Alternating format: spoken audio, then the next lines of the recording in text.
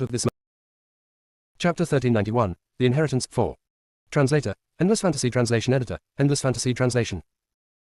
The three-headed hell dragon then shook his head at the thought of this and murmured to himself, that can't be right, the woman you love deeply shouldn't be her. I remember that this person is already dead. Besides, she did not have an older brother either. I heard that you had put yourself into a deep sleep for 10,000 years in order to avenge that person. Chanbei stared at the three-headed hell dragon in a cold and distant manner as an eerily cold aura rose from within his being. After sensing the aura from the man, the three-headed hell dragon's cruel eyes filled with shock.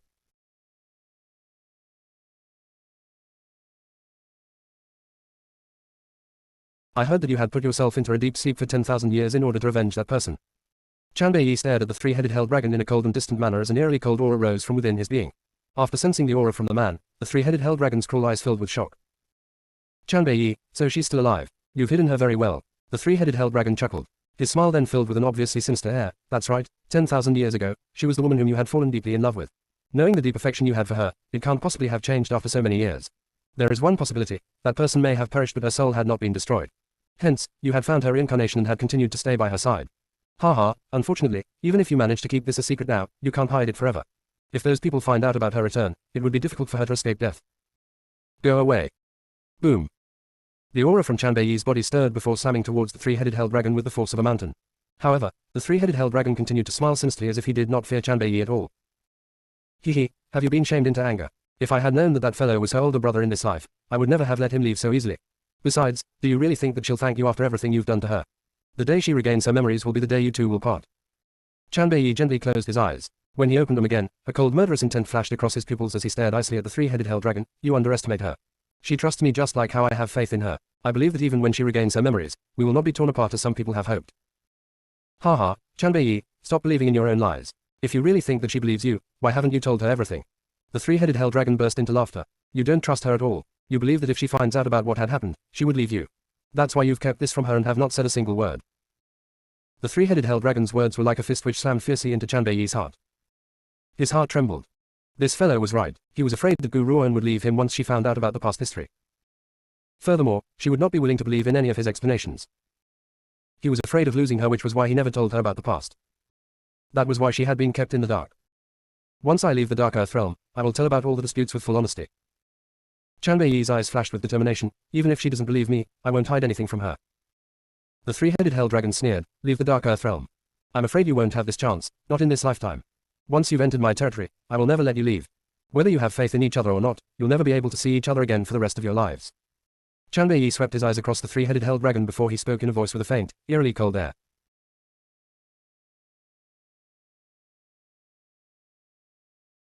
Chapter 1392, The Inheritance, 5. Translator, Endless Fantasy Translation Editor, Endless Fantasy Translation. This time, I'll stay behind willingly. If I really want to leave, I'm afraid you'll never be able to stop me. Haha. Hearing this, the three-headed hell dragon burst into laughter again. Since you have such great self-confidence, let's wait and see. Outside the Dark Earth realm, Gu Shangsha rose to his feet as he stared at the tightly shut door. He then balled his strong fists into a tight grip.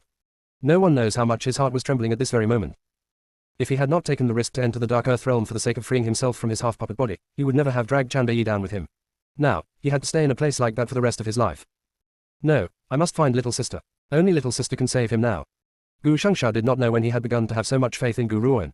In his point of view, there was nothing his little sister could not do. Therefore, Gu Ruoan has now become his greatest support. He believes that his little sister would certainly find a way to save Chanbei from the Dark Earth realm. As long as Chanbei could be saved, Gu Shangsha would have no regrets no matter what he needs to do. Gu Shangsha looked up at the faraway blood-red sky again as he thought about this. His grim eyes then filled with a sense of determination before he slowly turned around and disappeared in the opposite direction. His figure then vanished in the blink of an eye. At the 5th level of Training Pagoda, a stone dragon was hovering around some ruins as his fearsome eyes fixed unblinkingly at the sealed area. His gaze was filled with vigilance. There was a visible figure in white in the distance within the sealed area. The figure looked like an illusion yet was emitting a powerful energy. It has been 10,000 years. The man opened his eyes. His pupils were filled with arrogance and a demeanor which looked at the world disdainfully out of the corner of his eye. I never thought that time would pass by so quickly. It won't be long before I can leave this place and make the damn Chanbei pay. If Gu Ruoan were here, she would definitely recognize this man. The man before her was the same man who had addressed himself as this Holy One in the ruins. Besides, he was the one who had killed Zixi back then. Even though that man's entire body had been shrouded in darkness at the time, Gu Ruoan could never forget his voice. However, if Gu Ruoan could see that man's face, she would be extremely shocked. His peerless face was carved from the same mold as Chanbei. His silvery hair even gave him an air of refinement like a celestial being. While Chanbei's beauty was the type which could shock all living things with its magnificence, this man was like a sacrosanct god instead which no one would dare to approach. There can only be one ruler in this world. If I had not killed all of them at that time, I would never have been elevated into such a powerful state. The man stroked his face as his handsome features filled with a cold and distant air. Unfortunately, I had wasted my mental state in order to kill her that year. I had even used this face to successfully approach her body. After I had killed her, you took advantage of my weakness and imprisoned me here. However, you could not kill me. The man laughed icily. There is no one who can kill me in this world, so it doesn't matter if you've imprisoned me here. The day I leave this place will be the day you die. Besides, even if I'm shut away here, that doesn't mean that I have no way of hurting you. I'm sure you never would have expected that someone on my side is actually right next to that woman, Guruan.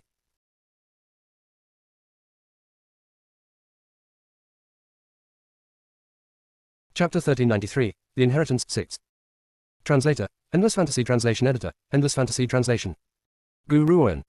Guruan was in the midst of cultivation in the Secret Order's disciples' chambers when someone called her name. Just as she opened her eyes, the door to the chambers was pushed open and she saw a green-robed Yunyan rushing in frantically.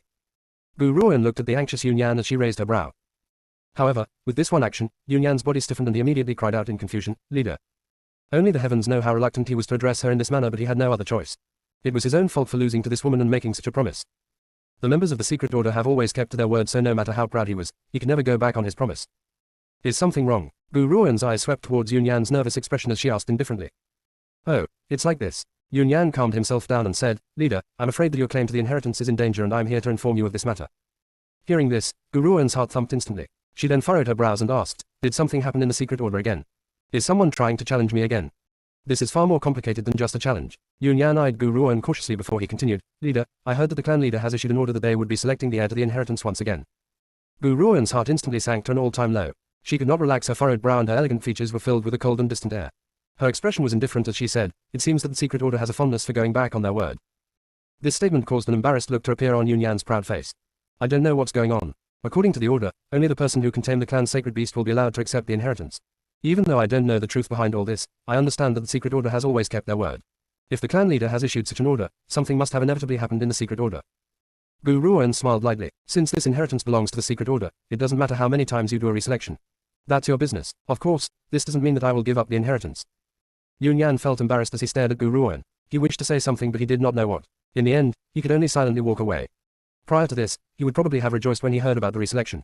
However, he had pledged his loyalty to Guruan with full sincerity after being defeated by her. Hence, he now felt a faint sense of dissatisfaction towards the Secret Order's decision. Still, he was only a disciple, so how could he determine the clan leader's decision?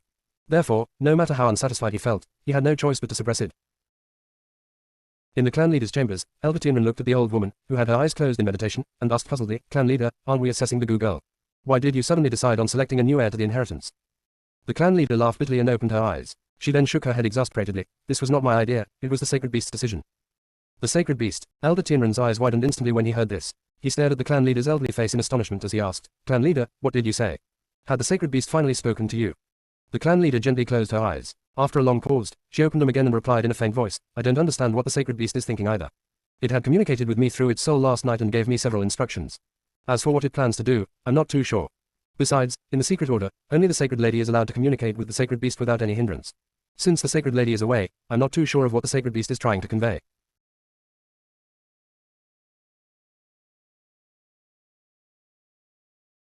Chapter 1394, The Inheritance 7. Translator, Endless Fantasy Translation Editor, Endless Fantasy Translation. Elder Tianren was shocked. If this was the clan leader's decision, perhaps he could have said something. However, he had not expected the Sacred Beast to be the one who actually made the decision. "Clan leader, why does the Lord Sacred Beast want to personally make an appearance before the eyes of the world? This simply defies all common sense. I can't help but feel that something has happened. Besides, ever since the Gu girl and the others have entered the Secret Order, the Lord Sacred Beast has become restless and impatient.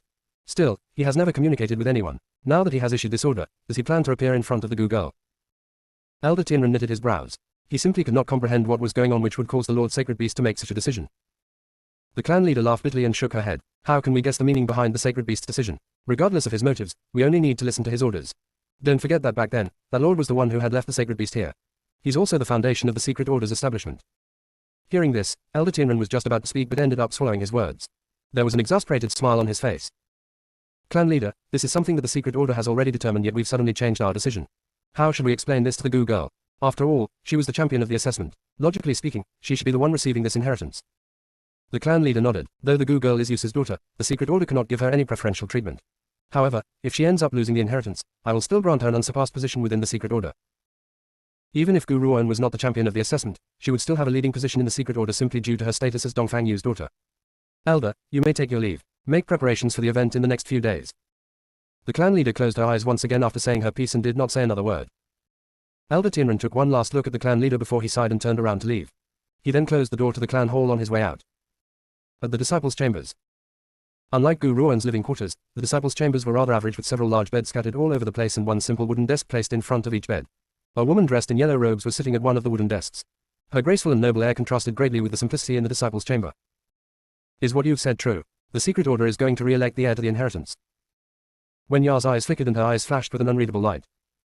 Eldest lady, my information is accurate. They said that the secret order's sacred beast had issued the order and only the person who manages to successfully communicate with the sacred beast will become the heir to the inheritance.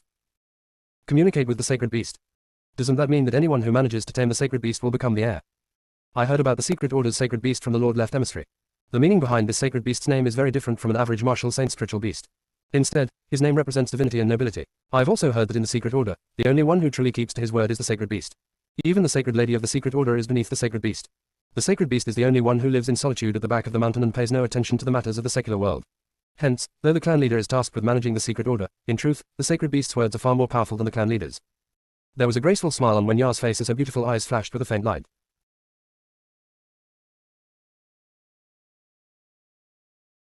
Chapter 1395, The Inheritance 8. Translator, Endless Fantasy Translation Editor, Endless Fantasy Translation. If I can tame the sacred beast, from that moment on, the members of the secret order must listen to my commands. That was right. In Wen Ya's opinion, the inheritance was no longer her goal. Her goal was now the entire secret order. The guard behind her was not at all shocked by Wen Ya's words. In the Wen family, eldest lady Wen Ya has always been the most ambitious. Besides, he believes that it was only a matter of time before the eldest lady becomes the most powerful cultivator on the mainland. I want you to continue to gather information. Wen Ya's eyes fixed into position as she commanded. I had lost to Gu Ruan during the last assessment. I won't lose again. She turned her gaze towards the blue sky outside her window as a cold smile appeared on her graceful and beautiful features. Gu Ruan, I had the misfortune to lose to you in the previous assessment. This time, I will not lose. Wen Ya turned away and concealed the cutting look in her eyes. Perhaps, based on power alone, she could not defeat Gu Ruan. However, when it comes to taming beasts, no one was better than the Wen family.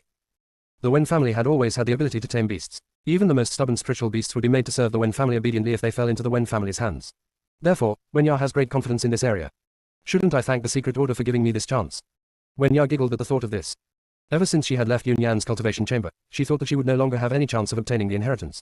Now, not only did she have the chance to recover the inheritance, even the secret order's sacred beast could belong to her too. From then on, who in this mainland would dare make an enemy of the Wen family? It was obvious that at this very moment, Wen Ya already considers the sacred beast and the inheritance as her possessions. Based on her point of view, the only people in the world who could tame the sacred beast was the Wen family. 3 days later. The plaza was crowded with people. Elder Tianren spotted Gu Ruan who arrived late behind the crow. He wanted to speak but he didn't know what to say and could only stare at her apologetically. You're here, Gu girl. Gu Ruan nodded her head indifferently. I'm very curious about the secret order's sacred beast. The only thing is, I don't know what kind of effort I'd have to go through this time in order to obtain the inheritance. This, Elder Tianren laughed in embarrassment. Gu girl, the secret order's sacred beast is not like any other spiritual beast. It's a little more difficult to communicate with him. Now, amongst the myriad of people in this world, only the sacred lady alone can communicate with the sacred beast. If you manage to communicate with the sacred beast, the inheritance is yours without a doubt. Gu Ruan smiled and did not say anything more. However, the dignity in her gaze was entangled with a sense of indifference as she drifted away in thought. Just as Elder Tianren was about to speak, a graceful voice suddenly rang out. It diverted his attention and made him furrow his brows. Elder Tianren, I wonder if you remember me. The left emissary had brought me to see you on the first day of my arrival in the secret order. Elder Tianren frowned as he turned to look at Wen Ya's beautiful face. After a long pause, he replied in sudden enlightenment, Oh, I remember you, you're the girl from the Wen family.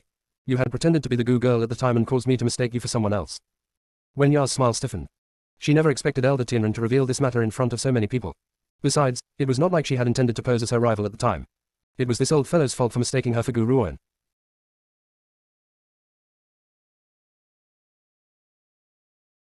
Chapter 1396, The Sacred Beast 1. Translator, Endless Fantasy Translation Editor, Endless Fantasy Translation. Wen Ya felt an agitated sense of nervousness on her face as if she could sense all the disdainful stares directed towards her. She immediately felt the strong urge to squeeze into a hole in the ground. Elder Tianren did not think too much of it. To him, he was only making casual conversation. He then returned his attention to Gu Ruan and was just about to speak when a dragon's roar shook the ground. The crowd lifted their heads and turned around. Their eyes immediately set upon a large white dragon hovering in the sky. It was so big that its gigantic body almost covered the vast expanse of the sky. This white dragon was twice the size of the dragon in Gu Ruan's possession. Of course, its power was no small matter either. Even standing beneath this great white dragon was enough to feel its powerful suppression. That's the sacred beast. Wen-Ya stared dazedly at the sacred beast in the sky, and a hint of greed flashed in her eyes. If this large dragon could serve her, who on this mainland would ever dare to threaten her again? This can't be right. Just then, Gu Ruan's voice rang out. That's not the sacred beast. Lady Gu, while I may admire your talent and power, your knowledge of things is still not all that great. Wen-Ya shook her head and laughed. Since such a spiritual beast has appeared right here, if that's not the sacred beast, then what is? Besides, this white dragon is extremely powerful. I believe that it has surpassed the refined state. Surpassed the refined state. That's the mythical ninth transformation state. That's one step away from the power of a god. The disciples of the secret order have never seen the legendary sacred beast before. After hearing Wen-Ya's explanation, they all nodded in agreement. Even Yun Yan, who was standing next to Gu Ruan, tugged on her sleeve and whispered softly, Leader, I remember that there is only one spiritual beast in the secret order. Therefore, this white dragon should be the sacred beast. Gu Ruan calmly swept her gaze towards Wen-Ya. She then turned her eyes towards the white dragon in the sky. Roar. The white dragon let out another roar which raised a great wave in the sky. It then made a move and charged downwards. The entire air was immediately filled with excitement. The crowd quickly withdrew and created space for the white dragon to land. Once the crowd had taken several steps back, its large landed on the ground with a crash. Dust flew into the air and covered the entire plaza. Welcome, Lord Sacred Beast. The disciples of the secret order knelt to the ground and welcomed the dragon with reverence. Wen-Ya, who was already drooling over the sacred beast, stared fixedly at the dust-filled space. Her eyes were filled with nervousness and anticipation. There was even a sense of determination for victory. A gust of wind rose and the dust which covered the white dragon's body dispersed. However, when everyone saw the white dragon again, they could not help but feel shocked. They saw a spiritual beast which was only the size of a palm sitting on the white dragon's enormous head. That spiritual beast's entire body was as white as snow and looked fluffy and cute. Its large, adorable eyes carried a bewildered light as it observed the people around it curiously. What is this? How is this spiritual beast so bold that it would dare sit on the sacred beast's head? Some were unable to return to their senses for the time being and scolded the little snow-white beast angrily. To them, the sacred beast was the secret order's treasure, yet a little beast had the audacity to climb onto the sacred beast's head. It was digging its own grave. However, what many people in the crowd could not understand was why the proud sacred beast would allow this little beast to occupy its head. Is it because the little beast was skilled in acting cute so the Lord Sacred Beast could not bear to chase it away?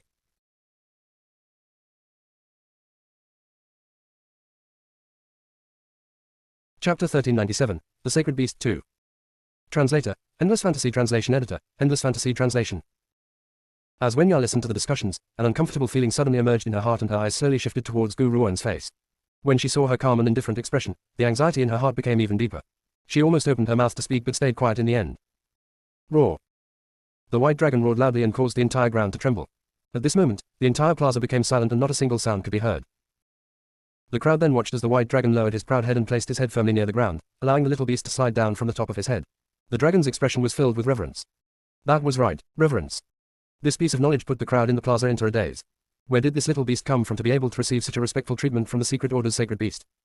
The little beast was clearly shocked by the situation before it. After a long pause, it returned to its senses. It pointed its small, white paw towards the people around it who were crying out in a hubbub of voices. It looked extremely furious. This spiritual beast can't talk. A sense of contemplation flashed in Gu Ruan's eyes. Some spiritual beasts could speak conceited nonsense upon reaching a certain state, yet this spiritual beast does not speak any human language.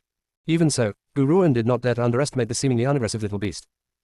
This spiritual beast's power should not be a small matter for it to be able to receive the title of the secret order's sacred beast, nor does it lack killing power as its exterior suggested. The clan leader has arrived. The crowd instantly created a small path when they heard this announcement. A white-haired old woman with a walking stick slowly walked towards them from a short distance away from the plaza. Her footsteps were light, quick and vigorous, very different from her old and wrinkled features. I, the secret order's clan leader, pay my respects to you, Lord Sacred Beast. The clan leader walked towards the furry little beast, joined her fists and spoke with a respectful look on her face. Boom. The clan leader's words were like a shocking bolt of lightning as it fell into the crowd. It also brought Wen-Ya's uncomfortable feeling into reality. Sacred Beast. This little beast is the sacred beast. No wonder it was allowed to sit on the white dragon's head and that the white dragon would treat it with such reverence. The real secret order's sacred beast was actually this unassuming little creature. Wen-Ya's face slowly drained of color and she looked at Gu Ruan and bit her lip. She then took a deep breath and calmed the turbulent emotions in her heart before returning once again to her usual graceful state. She must tame this sacred beast no matter what. Only then would she be able to surpass everyone else and become the heir to the inheritance. The little beast became instantly more enraged when it saw the clan leader.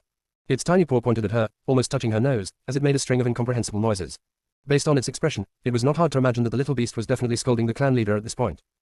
An embarrassed look appeared on the clan leader's face as she said, Lord Sacred Beast, I don't understand what you're saying. The little beast's eyes were now spitting fire as it glared fiercely at the clan leader. Didn't I send an order to this old fart to have the old fart bring the heir to the inheritance to see me?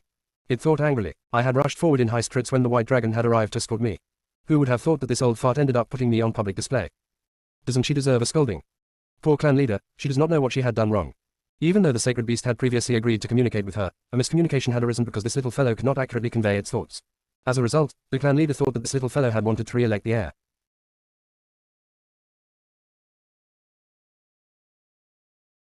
Chapter 1398, The Sacred Beast 3. Translator, Endless Fantasy Translation Editor, Endless Fantasy Translation. Lord Sacred Beast, I've obeyed your order and gathered everyone here so that you can make your choice. The person you choose can then head to the inheritance chamber and accept the inheritance. May I ask if you have any further orders, Lord Sacred Beast? The clan leader's entire face was full of respect as she slowly replied. The little fellow was completely confused. When have I ever given such an order? I had clearly informed her that I wanted to meet this round's heir to the inheritance. When did I ever say that I wanted a reselection? What on earth are these humans doing? The little fellow pointed at the crowd at the thought of this and cried out in an incomprehensible manner once again. It was asking the clan leader to get rid of the crowd. Unfortunately, the clan leader misunderstood its meaning again as she smiled and said, Lord Sacred Beast, don't worry, I have already made preparations. We can now begin your selection, Lord Sacred Beast. I will get them to step forward one by one after this. The person of your choice will become the heir to the inheritance one. After saying her piece, the clan leader turned to look at the young geniuses in the plaza and smiled calmly as she said, which one of you would like to try first? After all, this inheritance was an item coveted by everyone. Once someone has the good fortune of successfully obtaining this inheritance, the first city would pretty much belong to the heir of the inheritance from that moment on. Hence, as soon as the clan leader asked her question, many disciples immediately stepped forward, rubbing their fists in excitement. Senior brother Yun Yan, weren't you very interested in the inheritance? Why don't you lead the way? One of the disciples spoke up when he noticed that Yun Yan had not made any move. Yun Yan was mildly dazed. Honestly speaking, to say that he has no inclination towards the inheritance was a lie. After all, he had made many preparations throughout the years for the sake of this inheritance. However, he looked at Gu Ruoan and his hesitation did not diminish. Gu Ruoan seemed to sense his thoughts and swept her eyes indifferently towards his confused face. Those who are capable deserve the inheritance. If you have this power, why not give it a try? Hearing this, Yun Yan sighed in relief. Since that's the case, I'll give it a go. He then stepped forward and approached the little fellow in front of him. The little fellow glanced at Yun Yan who was approaching it. A bewildered look flashed across its eyes as if it did not understand what he was going to do. Its large eyes continued to stare blankly and adorably at him. Lord Sacred Beast, I'm a disciple of the secret order and there's a saying that one should keep good things to oneself. Why don't you cooperate with me? Even though this little fellow was the secret order's sacred beast, Yun Yan was unconsciously treating it like a cutesy, adorable little animal. At that moment, the white fur on its entire body was standing on end like a startled little cat as it stared vigilantly at Yun Yan who was approaching it. Don't worry, I'm a very gentle person. Yun Yan smiled warmly and raised his hand to touch the little fellow's head.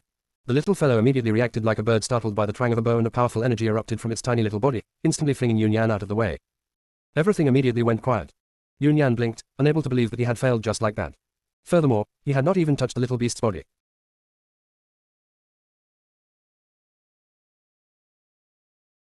Chapter 1399, The Sacred Beast 4. The clan leader shook her head as a sense of disappointment flashed in her eyes. The sacred beast had always been known to have a bad temper, yet Yun Yan had the audacity to tease it. The fact that it had not killed him was already saving the secret order some dignity. Without meaning to, the clan leader's gaze landed upon Gu Ruoan. She wondered if she would be the one to be able to tame the Lord's sacred beast smoothly. After that, several other secret order disciples slowly stepped up. However, they ended up just like Yun Yan and failed before they could even get close to the sacred beast. The initial bright spark on the youthful faces was now filled with an ashen sense of defeat. Who wants to try next? The clan leader's eyes scanned her surroundings as she spoke indifferently. I'd like to try. A soft and gentle voice slowly rang out from the crowd. The clan leader then noticed a woman who was dressed in light yellow robes appear before the eyes of the crowd with a graceful smile. It goes without saying that Wen-Ya was indeed very beautiful. Her graceful air of nobility instantly attracted every secret order disciple's eye in the plaza. Their eyes were all turned towards her as an obvious sense of mesmerization flashed in the gaze. Wen-Ya has experienced this type of attention from a very young age, so there was not even a hint of emotion on her face. The smile on her face continued to glimmer with a gentle light. Who is she? The clan leader furrowed her brows and asked in a low voice. Hearing this, Elder Tianren quickly explained, reporting to you, clan leader. This woman is the second place winner in the previous assessment. She's the eldest lady of the Wen family, Wen-Ya. She is also one level beneath the Gu girl. According to principle, she also has the right to join the Lord Sacred Beast's test. The clan leader nodded as her eyes turned to look at Wen-Ya's beautiful face. She then spoke blandly, since you've entered the secret order, you can be considered as a partial disciple in the secret order. As long as you manage to pass the test, I will keep to my word. Wen-Ya smiled and replied in a neutral voice, Lord Clan Leader, I've long held a fascination for the secret order's sacred beast. Hence, I only want to give it a try. Whether I fail or succeed, I will have no regrets. The clan leader could not help but admire Wen-Ya's words. Her face softened a great deal and she replied indifferently, you may start. Yes, Lord Clan Leader. Wen-Ya had a smile on her face the entire time and her beautiful eyes were full of confidence. As someone who has received the Wen family's training from a young age, she has absolute confidence that she would be able to tame the sacred beast. She turned her gaze away at the thought of this and walked towards the little fellow in front of her. When the little fellow noticed Wen-Ya's approach, it blinked and stared at her in confusion, clearly unsure of what this extremely pretty woman wanted with it.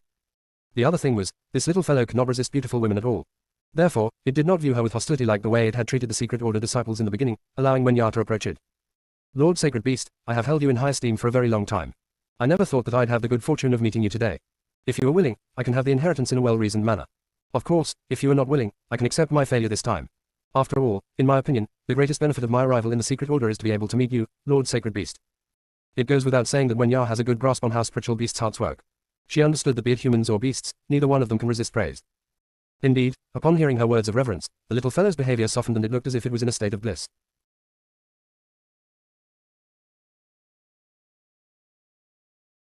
Chapter 1400, The Sacred Beast 5. Translator, Endless Fantasy Translation Editor, Endless Fantasy Translation. Lord Sacred Beast, perhaps my next course of action would be a little disrespectful to you, but I'm only giving it a try. Please forgive me, Lord Sacred Beast. As she spoke, Wen-Ya placed her hand on the little beast's head. Realizing that the little beast did not resist her touch, her heart filled with joy. I've done it. Wen-Ya's heart filled with excitement at this very moment. Only one last step and the Lord Sacred Beast is mine. This entire sacred order, including the legendary inheritance, will soon be as good as mine. It was obvious that Wen-Ya had misinterpreted the clan leader's meaning. The clan leader had only allowed the sacred beast to show up and choose the heir to the inheritance. She never said that she would hand the secret order to the person who receives the sacred beast's approval. That was an impossible situation. Yet, Wen-Ya had arrogantly concluded that obtaining the sacred beast was equivalent to obtaining the entire secret order. Master. Ziyun and Chu Luo's hearts clenched. If Wen-Ya receives the sacred beast's approval, the situation would become extremely dangerous for them. However, Gu Ruan did not react at all. She only stared calmly at Wen-Ya, who was in the midst of domesticating the little beast. It looks like the Lord Sacred Beast approves of Wen-Ya. Sigh, I never thought that the secret order's inheritance would still be given to an outsider in the end. However, I am rather satisfied with it going to Wen-Ya. She's the eldest lady of the Wen family after all, and she was born into a famous house of nobility. Furthermore, she is talented and beautiful and also conducts herself well. It would not hurt the secret order's reputation if she receives the inheritance. The crowd sighed and they spoke as if they had confirmed that Wen-Ya has received the sacred beast's approval. They had assumed she was successful because no one else had managed to get close to the sacred beast. Since she was the only one who has managed to touch the sacred beast, this does not mean that the sacred beast approves of her. Wen-Ya ignored the discussions as she gathered her spiritual into the palm of her hand and began to transfer it to the little beast's head. When Wen-Ya saw that the spiritual energy was about to reach the little beast's soul, a smile appeared in her eyes. Just a little more and I'll be successful. The little beast, which had been basking in Wen-Ya's flattery, suddenly opened its eyes. A ferocious light then flashed across its large, bright and intelligent eyes before. With a loud bang, a powerful energy erupted from its little body. It flowed through the thread of spiritual energy and into Wen-Ya's mind. She instantly screamed and her body was flung out of the way. Even though the little beast had hurt Yun Yan and the others before, it had acted out of impatience towards humans. However, at this moment, its body now emanated a thick murderous intent. What had Wen-Ya done which made the sacred beast want to kill her? The clan leader was shocked. She stared puzzledly at Wen-Ya before turning towards the little beast again. She then asked reverently, Lord Sacred Beast, what has caused you to become so angered?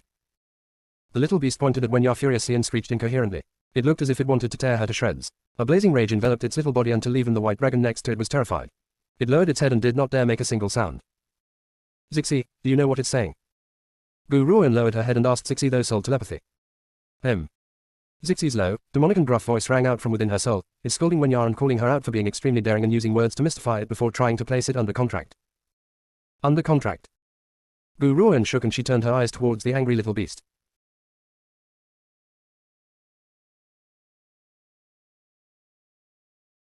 Chapter 1401, The Sacred Beast 6. Translator, Endless Fantasy Translation Editor, Endless Fantasy Translation. Gu Ruan never thought that Wen-Ya would be so stupid as to fantasize about successfully forming a contract with this little fellow in an instant.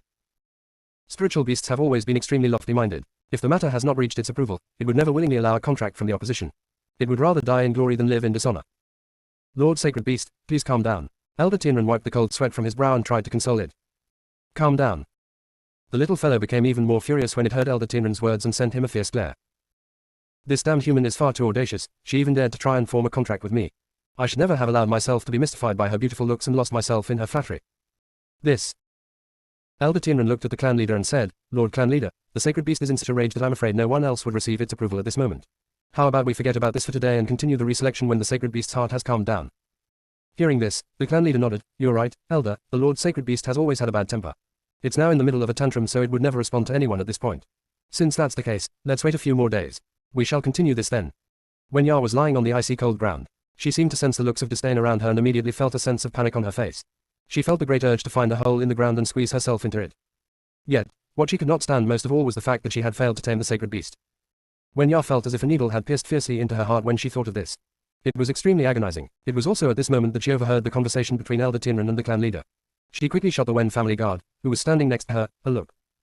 The guard understood it intuitively and walked in front of the crowd before joining his fists and saying, Lord Clan Leader, Elder Tinran, only Lady Gu alone has not taken the Sacred Beast's test. My young lady has always had a very amicable relationship with Lady Gu, so she is naturally aware of Lady Gu's abilities. Please grant Lady Gu this opportunity so that she may step forward and prove herself. I feel that out of everyone else here, only Lady Gu would be able to tame the Sacred Beast. Of course, as Wenya's trusted aide, the guard had purposely amplified Gu Ruoan's abilities. Only then would they be able to anger the Lord Sacred Beast even more. His young lady has lost her dignity in front of the public's eyes. Therefore, Gu Ruoan should not escape this attack either. Hence, the Wen family would never let her get away so easily no matter what. The Wen family members sure are sinister. Even the guard is no different. Chu Luo scoffed icily and stared disdainfully at the Wen family guard who had stepped out to give his suggestion. I don't understand, when had our master been on good terms with that SLT, Wenya? She had lost her dignity on her own, there's no need to drag anyone else down with her. Ziyun's face was filled with disdain as well. Unfortunately, both their situations aren't the same. Even if our master fails under these circumstances, she would not lose too much face. Unlike Wenya, who had acted so confidently only to fail in the end. In contrast with Chu Luo and Ziyun's anger, Gu Ruoan looked so calm that there was not even a single thread of emotion visible on her face. There were no signs of emotions in her clear and cold eyes as well as he stared intently at the Wenya's pale form. Of course, the Wen family guard's words not only angered the Sacred Beast even further, he had also offended a group of disciples. What big talk, to actually say that only this woman, out of all of us, could receive the Sacred Beast's approval. That's right, I do admit that she has great talent. She even defeated senior brother Yunyan, but I don't think that she would be able to receive the Sacred Beast's approval. Such brash and arrogant words, you're not afraid of having one's tongue chopped off. Lord Clan Leader, since she's so great, why not give her a try? I'd love to see what ability she's going to use to get the Sacred Beast's approval.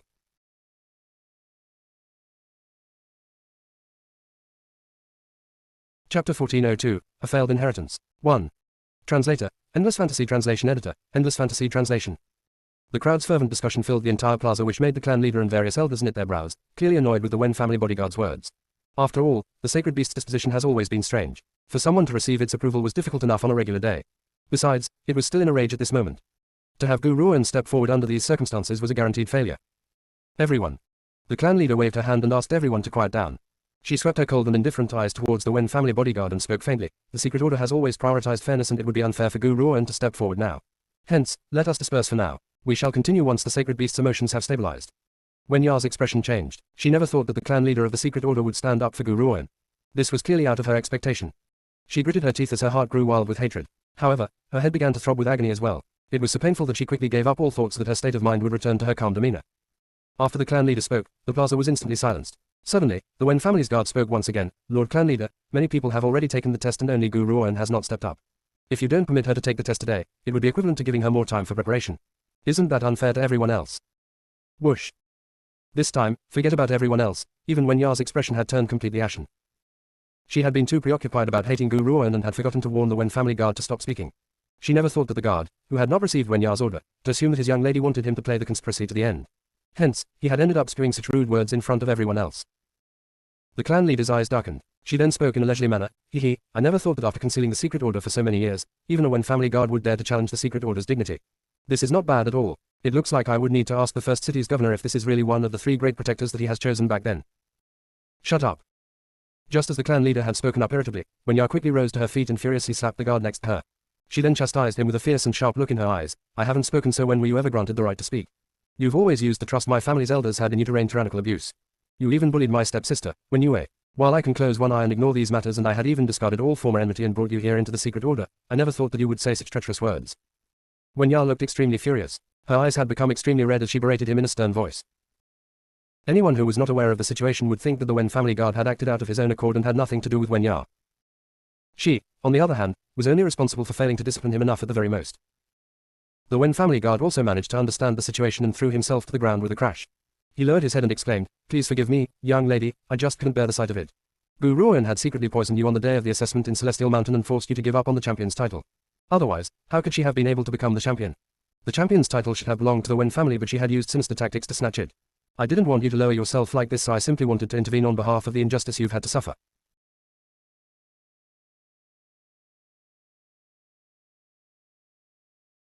Chapter 1403, A Failed Inheritance. 2. Translator, Endless Fantasy Translation Editor, Endless Fantasy Translation. His words implied that Wenya should have been the champion of the assessment and not Gu Ruoan. He also stated that Gu Ruoan had used inappropriate tactics and poisoned Wenya, forcing her to give up on champion's title and to purposely lose to Gu Ruoan in the competition. Gu Ruoan raised the corners of her lips indifferently. That was right, she had indeed poisoned Wenya, but it was not to force her to give up the champion's title. Instead, after Wen Ya had lost to her, she had used the poison to threaten Wen Ya so that she could never do anything to hurt her or her family members.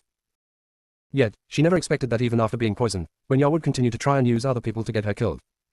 Russell. Just as the Wen family guard had spoken, the crowd instantly exploded.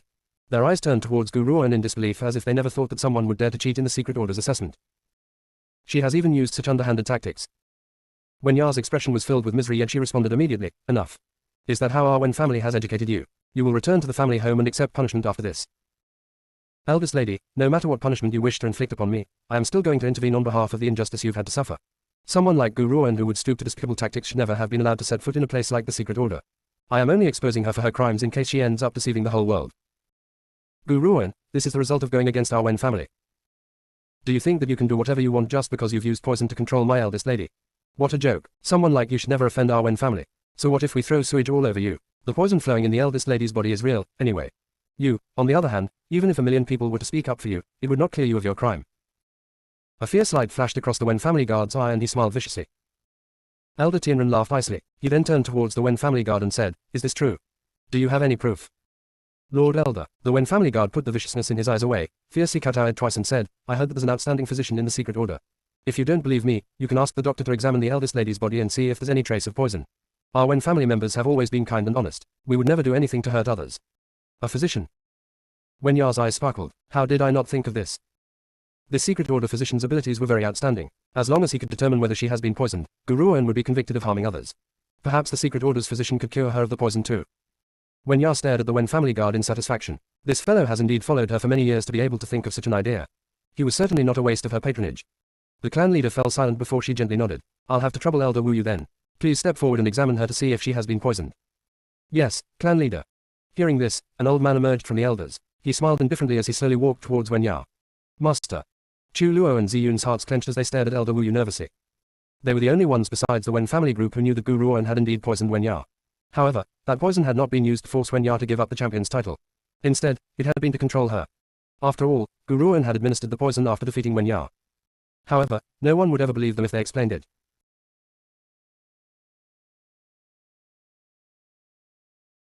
Chapter 1404, A Failed Inheritance. 3. The plaza beneath the light of the setting sun was quiet. Everyone fixed their gaze upon Elder Wu Yu as their breathing quickened. They could not bear to even blink. Shrouded in the afterglow of the setting sun, Gu Ruoan looked just as calm as ever.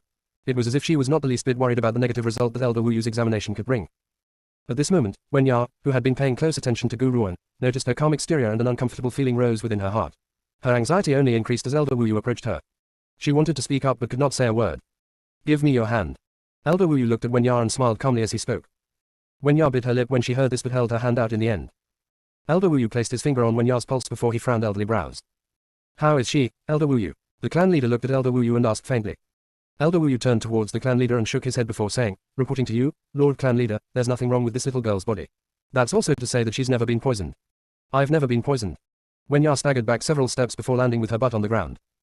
"There's no poison. How can this be? Gu Ruoan had really poisoned me at the time and I have a very vivid sense of that poison too.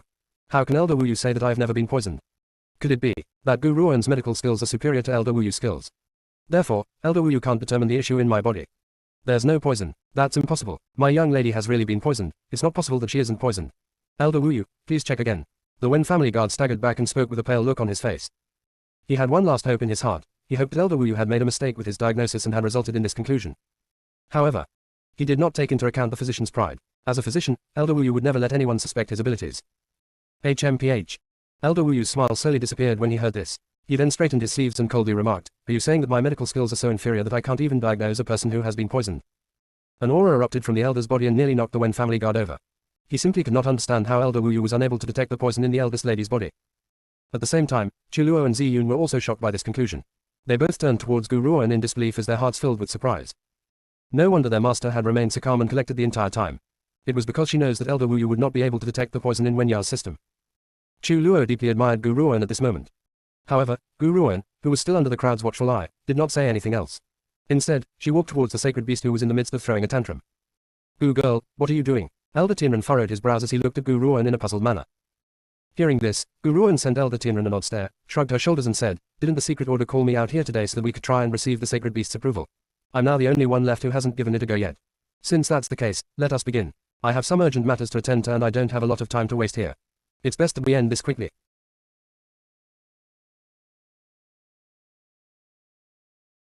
Chapter 1405, A Failed Inheritance. 4. Elder Tianren was totally shocked, as if he never thought that Gu Ruan would say such a thing. He knitted his brows and was just about to speak, but the green-robed woman had already arrived in front of the sacred beast. The sacred beast was clearly unhappy with Gu Ruan's approach. It chirped at her and tried to speak. Its large eyes were completely full of a fiery rage. There's nothing good about humans at all. To actually use such despicable tactics to lure me into putting down my defenses and to take advantage and place a contract on me. This cannot be forgiven. The more the little fellow thought about this, the angrier it felt. It glared at Gu Ruan fiercely. If this human also dares to approach me, I will never let her leave so easily. All was quiet in the plaza. Every eye was focused on Gu Ruan. The gaze was filled with shock and disdain. They really wanted to see what this little girl was planning to do.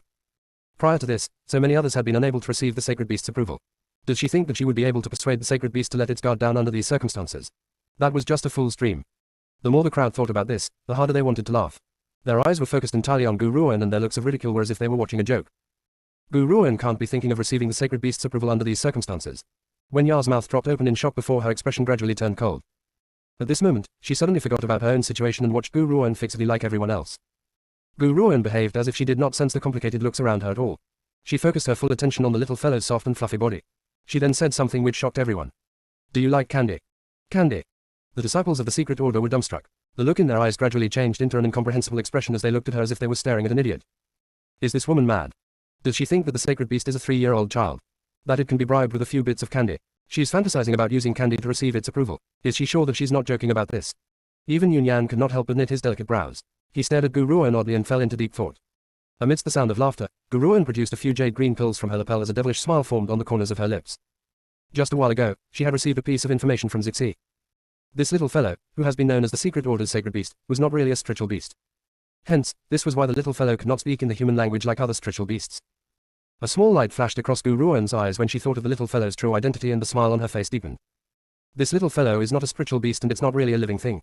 Instead, it was a natural product born from the excess spiritual energy during the initial stages of this world's creation. It had not been bestowed with any form of life but had gradually developed a mind of its own as time passed. However, because this little fellow was born from spiritual energy, it would have a profound interest in pills which contains powerful spiritual energy. This was the reason why Gu Ruan had the courage to speak. Gu Ruan lifted her gaze at the thought of this and fixed her eyes on the little fellow. Gu Ruan, I'd advise you to give it up. Just who do you think the sacred beast is? Why would it have any fondness for the candy in your hand? That's right, forget about these child-deceiving toys. The Secret Order's sacred beast is not that stupid to fall into your temptation.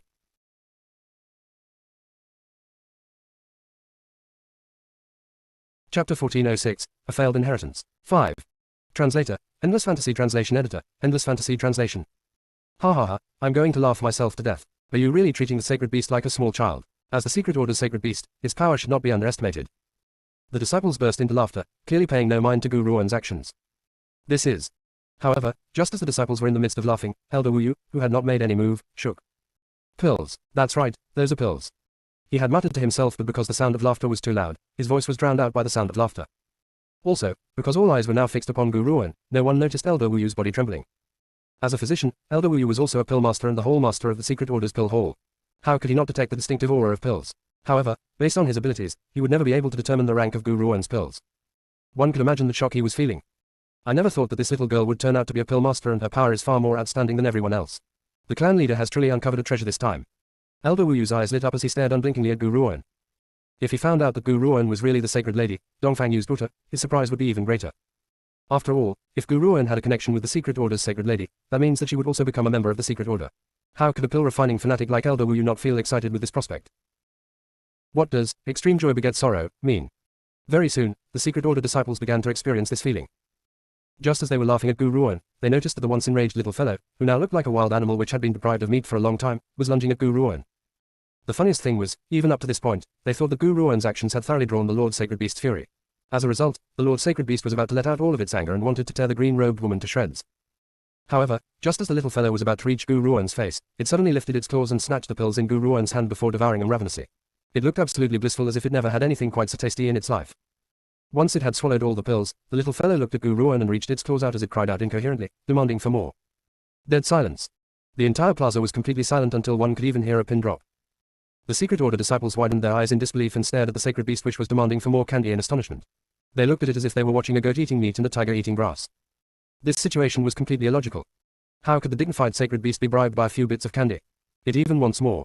FCK. Finally, one Secret Order disciple reacted and cursed out loud. If I had known that the sacred beast was so interested in food, I would have prepared some candy to bribe it. This way, I would have been able to flourish by coincidence and receive the sacred beast's approval. That was right. In their point of view, as long as they could give it candy, the sacred beast would have approved of them as well. That way, the secret order's inheritance would belong to them. However, they never thought that this opportunity would fall to an outsider like Gu Ruan. Who would have expected her to run into such luck? She was able to run into such good fortune and use candy to bribe the sacred beast. No matter what the crowd was thinking, they never expected that the dignified sacred beast would be such a glutton. It did not have the magnificence of a sacred beast at all. Of course, they would never know that Gu Ruan had not been using candy but pills instead. The little fellow was not only interested in pills either. Instead, any item which contains powerful spiritual energy would attract its attention.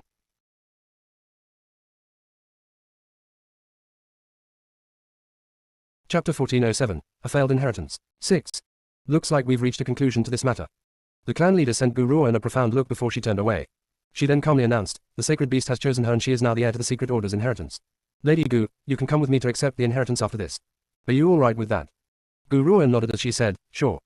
If that's the case, since there's nothing else to discuss, everyone may leave, ordered the clan leader with a wave of her hand in a light and airy voice. Suddenly, she seemed to remember something and turned towards Gu Ruan again.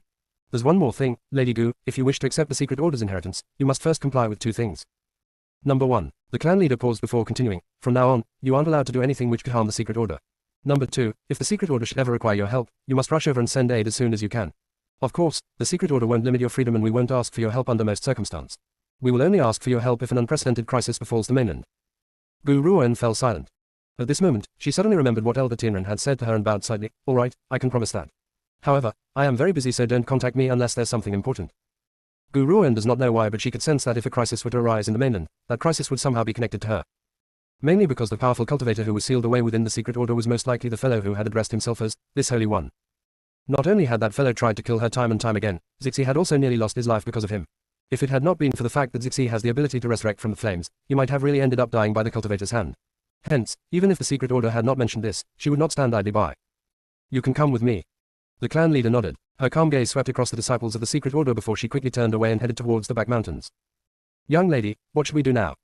The Wen family guard had walked quickly to Wen Ya's side and looked anxious as he asked. Gu Ruan is certainly vicious and merciless, she would never let us get away with this. Useless thing, Wen Ya's eyes darkened as she spat. If it had not been for this fellow who had acted on his own, she would never have fallen into such a situation.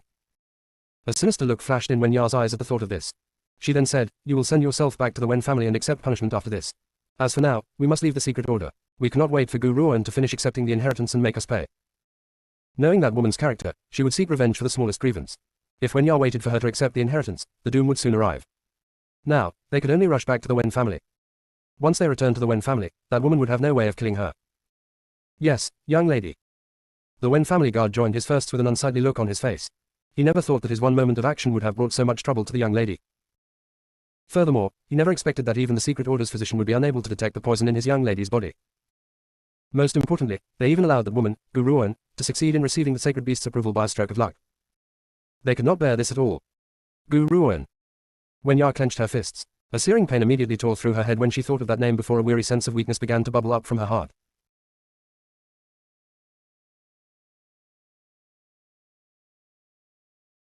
Chapter 1408, A Failed Inheritance. 7. She hated the woman with such madness but she could not do anything about it. In the inheritance chamber, there was a portrait hanging on the stone wall. The portrait depicted a woman. Her long hair cascaded like a waterfall while her eyes and brows were as pretty as a picture. Her expression was grim and decisive while a long sword stood erect in front of her. Gu Ruan had immediately recognized the sword at first glance. It was the 9 emperors that she now possesses. This woman holds the 9 emperors in her hand. This must be the woman that I have seen many times in my dreams. The only thing was, her face had been blurred out each time. This is the first time I've ever seen her likeness. I never thought that she would turn out to be such an unsurpassed beauty. However, when she remembered the relationship this woman had with Chanbei, Gu Ruan's heart sank. We seem to have been brought together by fate. You were the last master of the ancient divine pagoda and I am the second master. Besides, the divine weapon that I had accidentally obtained was also created by you. Therefore, in an unseen world, I've received your help once again. However, while I don't know what relationship you have with Xiao Yi, I trust him just as he trusts me. I also believe that the person who had pointed his sword at her can't possibly be him at all. At this moment, Gu Ruan remembered the vision she had seen in her dreams and a sense of determination flashed through her grim eyes. In the dream, she had witnessed Chanbei Yi stabbing a sword through the woman's chest, fully intending on snatching the ancient divine pagoda away. However, she did not know why but she was certain that the man was not him at all. Gu Ruan lifted her hand and gently stroked the portrait on the wall. From a faint distance, some sort of power was calling out to her, filling her heart with warmth. Don't worry, I will find the true murderer and avenge you. She will never forget how powerful the woman was in her dream. A powerful cultivator like that had been defeated by such a sinister plot. Hence, whether it was for the sake of the ancient divine pagoda or the divine weapon, the 9 emperors, she would avenge this woman. Boom. Suddenly, a powerful force erupted from the portrait on the wall. A white light dispersed throughout the inheritance chamber and enveloped Gu Ruan's body. A somber voice rang out from nowhere, entering her ears. "You've finally arrived. I've finally arrived." Gu Ruan was shaken. Had this woman been waiting for me? She began to search frantically all over the place at the thought of this, but she could not even find the woman's shadow. "I know that you must be looking for me. There's no need, I'm already dead. All that's left behind is a remnant of my thoughts. I don't know what dynasty it is now, nor do I know where the inheritance that I have created has been placed. All I know is that I had left this inheritance before I died to await your arrival. In order to lure you here, I've separated a part of my own power. As a result, anyone who gets near to this inheritance will receive a thread of power. They could even use this power for a breakthrough. I had hoped to use it to attract your attention to me."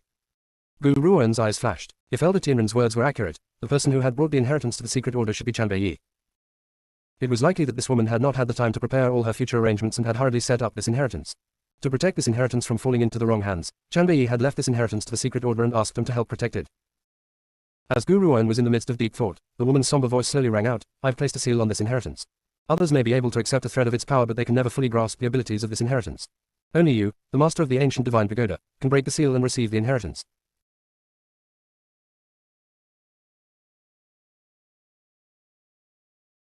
Chapter 1409, A Failed Inheritance, 8. Translator, Endless Fantasy Translation Editor, Endless Fantasy Translation. The real inheritance is not an inheritance of power. Instead, it comes from strong will. I won't give my power. Even though you can achieve breakthroughs very quickly if you receive my power, you won't be able to reach the rank of supremacy on this mainland. Big mouthfuls often choke. It's best to leave you to progress step by step in your cultivation journey. Gu Ruan's heart was overflowing with admiration for this ancient cultivator, especially after hearing these words. It caused a peculiar feeling to rise in her heart. This was a feeling that she had never felt before. Heir to my will, remember, no matter the difficulties in the road ahead, you must overcome all obstacles and walk through it all.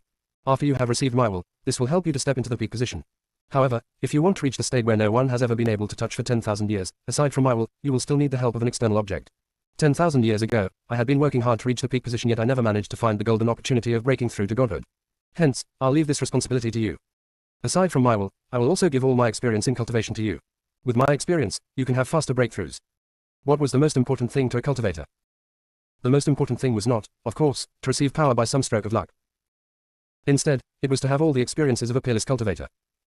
This was the most precious thing of all to a cultivator. Hence, after hearing what the peerless woman had said, Gu Ruan's heart throbbed involuntarily, filled with shock. She never expected to receive such great benefits during her visit to the secret order this time. This was even more exciting than having her powers promoted to another state. "There's something that I need to ask you." After relishing in her joy, Gu Ruan's eyes darkened. "What's your relationship with Xiao Yi?" She asked. "Who were you 10,000 years ago? Is that powerful cultivator who is locked in the secret order connected to you? Or is he your enemy?" After asking her questions, Gu Ruan suddenly came to her senses. This peerless woman had only left a remnant of her memory, not a remnant of her soul. Therefore, how could she possibly answer her question? Indeed, after saying her piece, the peerless woman's voice disappeared and no longer spoke again, nor did it answer any of her questions. All that was left was ripples of flowing energy like currents flowing into Gu Ruan's mind. Instantly, Gu Ruan's mind was filled with a lot of things that do not belong to her, and she knew that these were the experiences which had belonged to the peerless woman. With such precious experiences, her cultivation journey will become even smoother. Little girl. A figure dressed in long purple robes appeared in front of her from out of nowhere. The man's demonic eyes were turned towards the woman's elegant features as his lips curled into a gentle angle. "I know that you have many questions over the past few years, and you are also very curious about the connection between Chanbei Yi and my previous master. However, all will be revealed to you very soon. Now, you only need to continue your journey and you will know the answers one day. Believe me." Gu Ruan nodded solemnly as she stared at the man's handsome yet gentle features. "I will never give up no matter what. Even if there are difficulties on the road ahead, even if I have to cut my way through thistles and thorns, I will journey through this bloody road."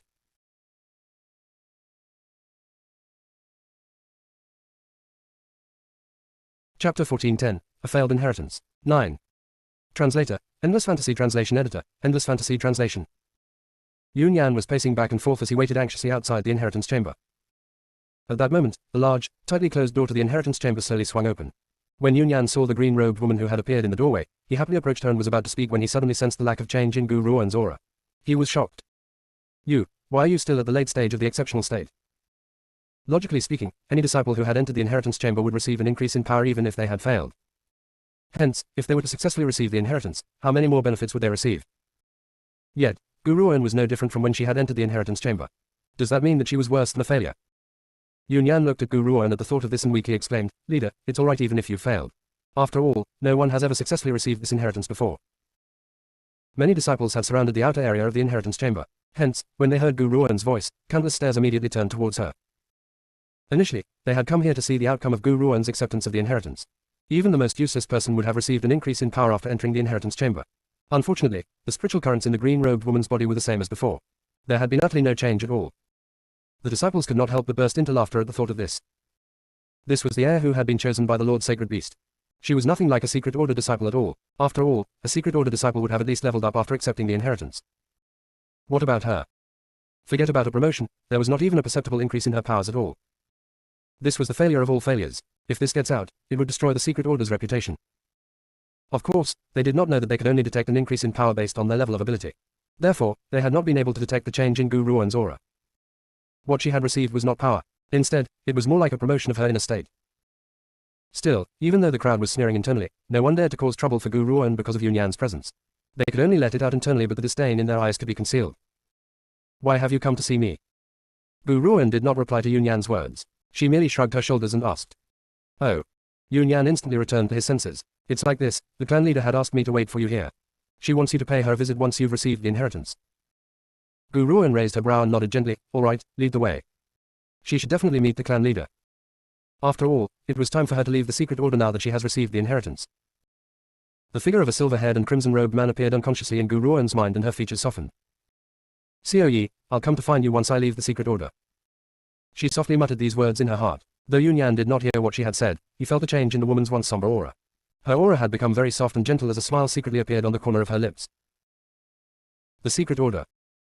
The two secret order disciples who had previously blocked Gu Ruoan and her group from entering the secret order were standing guard outside the mountain gates. However, at the very next moment, an agile and grim figure appeared like a black eagle out of thin air and landed in front of them. If the information I have received is correct, little sister should be in the secret order. The man in black's eyes sank as he turned his gaze towards the mountain gates in front of him and murmured, I must inform my little sister about Chanbei's situation no matter what. She's the only one who can help him now. Besides, Chanbei had ended up staying back in such a godforsaken place in order to save him.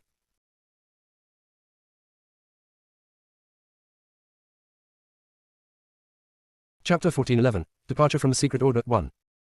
Translator, Endless Fantasy Translation Editor, Endless Fantasy Translation. Who are you? The two hapless secret order disciples saw the man in black approaching them and quickly looked at each other before pulling out their weapons and blocked his way outside the gate. I'm here to see Gu Ruoan. Gu Shangshao lifted his grim eyes and his silver mask concealed the icy look on his handsome face. The two secret order disciples were instantly shocked. If they had no idea who Gu Ruoan was in the beginning, they definitely knew who she was now.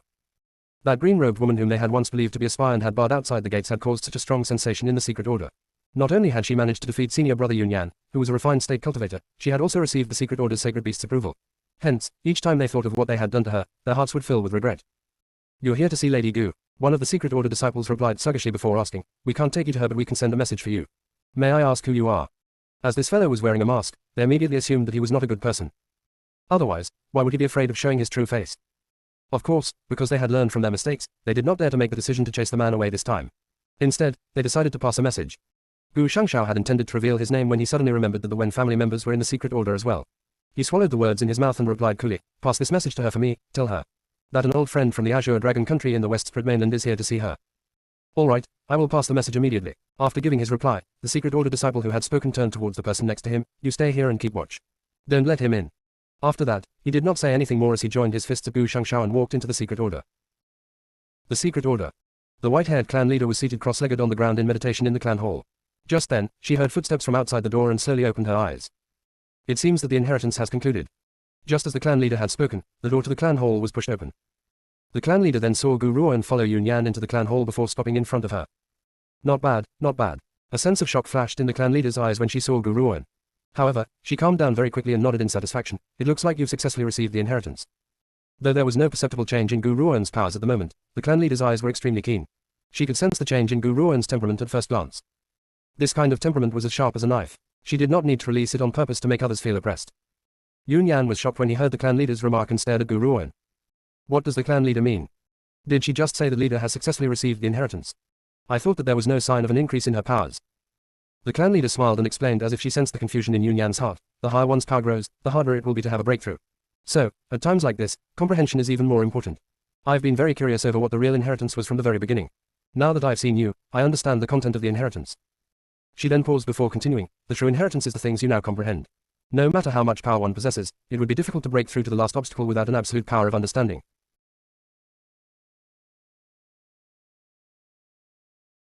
Chapter 14:12, Departure from the Secret Order 2. Translator, Endless Fantasy Translation Editor, Endless Fantasy Translation. Gu Ruan only smiled in a non-committal way.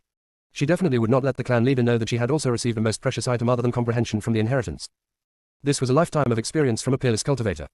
To her, this was the greatest of riches. Why have you summoned me here? Gu Ruan's eyes turned towards the clan leader's elderly features as she asked calmly.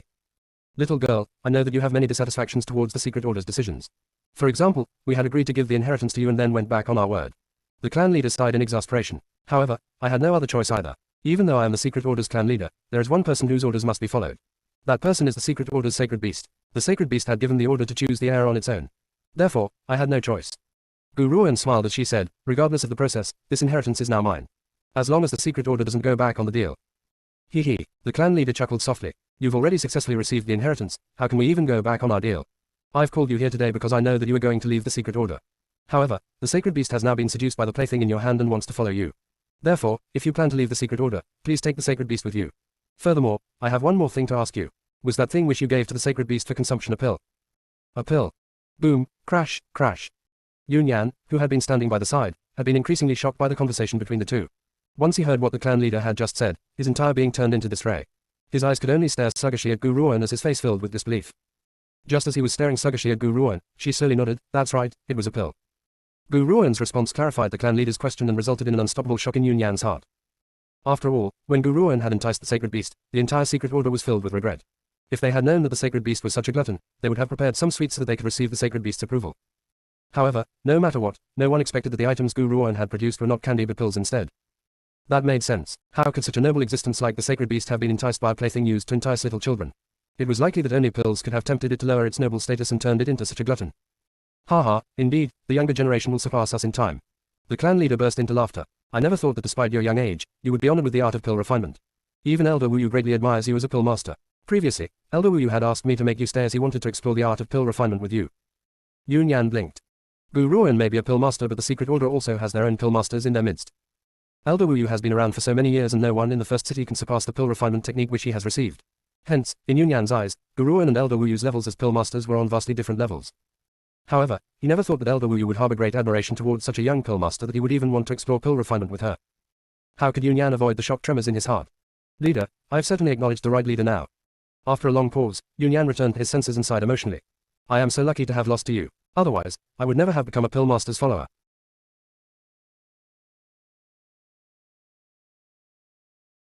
Chapter 14:13, Departure from the Secret Order 3. Translator, Endless Fantasy Translation Editor, Endless Fantasy Translation. Gu Ruan ignored Yun Yan's exclamation. Her eyes had remained on the clan leader as she slowly declared, if there's no other business, it's time for me to leave now. All right, the clan leader smiled. Once you're done with your matters outside, I'd like to trouble you to pay the Secret Order another visit. Gu Ruan nodded before she turned to walk out of the door, not saying another word. Leader, wait for me. Yun Yan, who was still in shock, and hurriedly chased after her and walked out of the door at the same time. The clan leader watched Gu Ruan as she left and sighed. While this little girl's features are far too similar to Yu's, her personality is entirely different. Yu'er is far gentler but she is cold and is not concerned with worldly matters. However, her daughter has certainly inherited one of Yu's traits. If anyone ever lays a hand on her loved ones, she will make them regret it for their entire life. The clan leader chuckled softly when she remembered the rumors surrounding Gu Ruan in the secular world. She then relaxed and a smile bloomed on her wrinkly face. Chirp. Just as Gu Ruan had stepped out of the clan hall, a snow-white figure descended from the sky and fell into her lap. The little fellow blinked its large, bright, and intelligent eyes. It then made chirping noises at Gu Ruan as if it wants to say something. Unfortunately, no one could understand what it was trying to say. You want to come with me? Gu Ruan shrugged her shoulders as she asked. The little fellow nodded vigorously, afraid that Gu Ruan would refuse to take it along with her. All right, I can let you come with me but if you wish to stay by my side, you must listen to my every command. Understand. Gu Ruan swept her eyes towards the little fellow and spoke casually. The little fellow nodded again. It had decided to sell itself out completely for the sake of more pills. Since you agree, I will allow you to tag along. Chirp. As soon as Gu Ruan had spoken, the little fellow leaped and forcefully burrowed itself into Gu Ruan's clothes until only its little head peeked out. It would be impossible to notice its presence without looking carefully. However, when the little fellow buried itself into her clothes, Gu Ruan's expression turned black. The little fellow had brushed against her bosom as it placed its claws on her chest. It even rubbed them several times enthusiastically. Ultimately, that was not satisfying enough, so it had placed its little head on her bosom like a pillow, looking utterly satisfied and at ease. Yun Yan was shocked. He quickly turned around and said, I didn't see anything. He never thought that not only was the Lord Sacred Beast a glutton, it was also very Perverted. I don't want anyone to find out about this little fellow tagging along with me. Gu Ruan turned towards Yun Yan and spoke very clearly. Do you understand? If I find out that word of this matter has leaked out, I'm afraid that your small life would not be guaranteed. The little fellow's identity was not like the others. If someone were to find out that she had this little fellow in her possession, it would draw trouble. Yun Yan was so frightened that his body shook uncontrollably. He then hurriedly made a solemn vow. Don't worry, leader. I'm very watchful with my words, so I will never reveal this carelessly. Otherwise, may I be struck by lightning and suffer a horrible death. Gu Ruan nodded and was just about to speak when an anxious voice rushed over in front of them. Lady Gu, there's a man outside the secret order gates and he's asking to see you.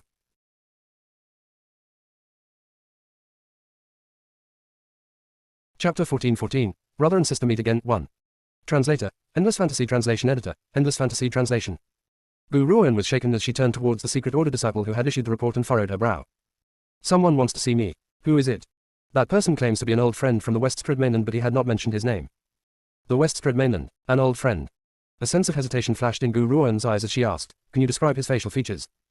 The secret order disciple joined his fists as he replied, the man was dressed in black robes and wore a silver mask, so I wasn't able to see his face. A man in black robes. Silver mask.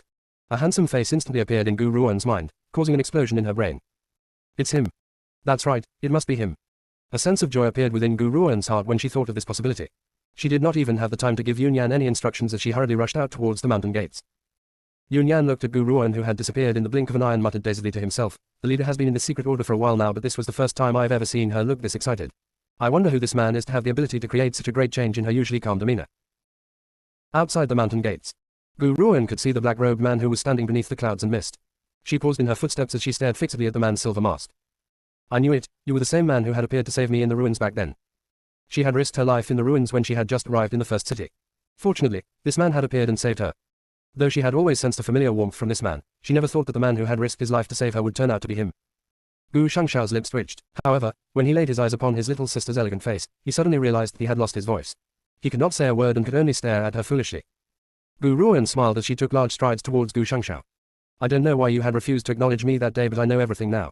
As long as you're back, it is good enough. I don't care whether you're a man or a puppet, you will always be my elder brother. No one can take you away from me and no one can hurt you. She would never allow the Wen family members to take Gu Shangshao away again. Forget about even refining him completely into a puppet. Little sister. Gu Shangshao's throat was a little dry, but he managed to cry out to her in the end. Big brother. Gu Ruan's smile was gentle. I found mother and father and we were reunited. You were the only one missing in our family. Now that you're back, our family is complete. Our family is complete. How wonderful it was to hear those words. However, each time Gu Shangshao remembered how Chanbei had entered the Dark Earth realm for his sake, a bitter taste would lurk within his heart. He really wanted to tell Gu Ruan all about it, but he did not know how. He was afraid that his little sister would not be able to accept such a terrible blow. By the way, Gu Ruan seemed to remember something and asked, Xiao Yi had mentioned that he was going to look for you. Did he not find you? Otherwise, why would Gu Shangshao be the only one here? I don't see any sign of that peerless, silver-haired and crimson-robed man.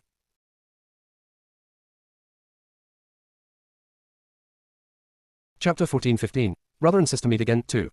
Translator. Endless Fantasy Translation Editor. Endless Fantasy Translation.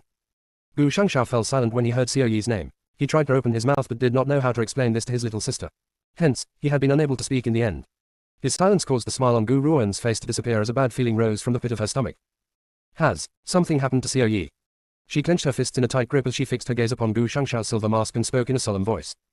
Little sister. Gu Shangshao's voice was hoarse and mixed with an apologetic tone. Chanbei Yi, he is now trapped in the Dark Earth realm because he had saved me. There was a powerful three-headed hell dragon in the Dark Earth realm, so I. The Dark Earth realm, where is this place? Gu Ruan furrowed her brows. She has lived through 2 lives, yet she has never heard of this place. The Dark Earth realm is commonly known as Hell. Gu Shangshao glanced at Gu Ruan and clearly spotted the great change in the woman's face when she heard his explanation.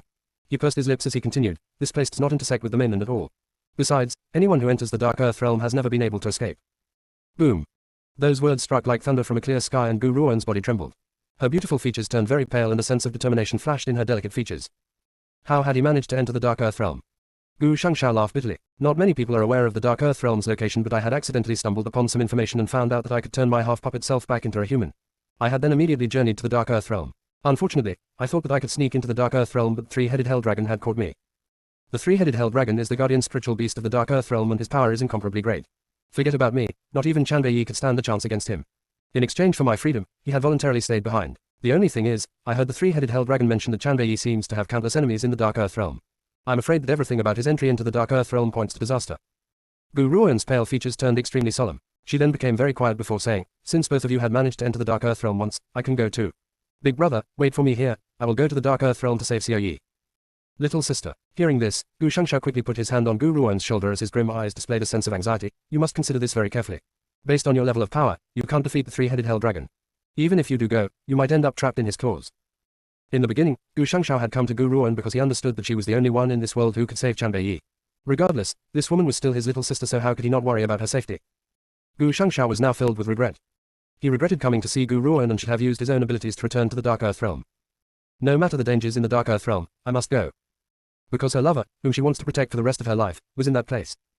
Gu Ruan's eyes were filled with an unprecedented determination, and Gu Shangshao slowly pulled his hand on her shoulder away. Little sister, since you want to make the trip to the Dark Earth realm, I'm coming with you. Gu Shangshao smiled and his handsome face behind the mask glowed with determination. Chanbei had fallen into the three-headed hell dragon's claws because of me, so I can't just ignore this. Besides, you are my only sister, I can't let you take this risk alone.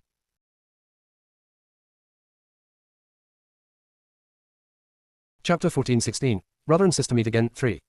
Translator, Endless Fantasy Translation Editor, Endless Fantasy Translation. Gu Ruan shook her head. No, there's something else that I need you to do.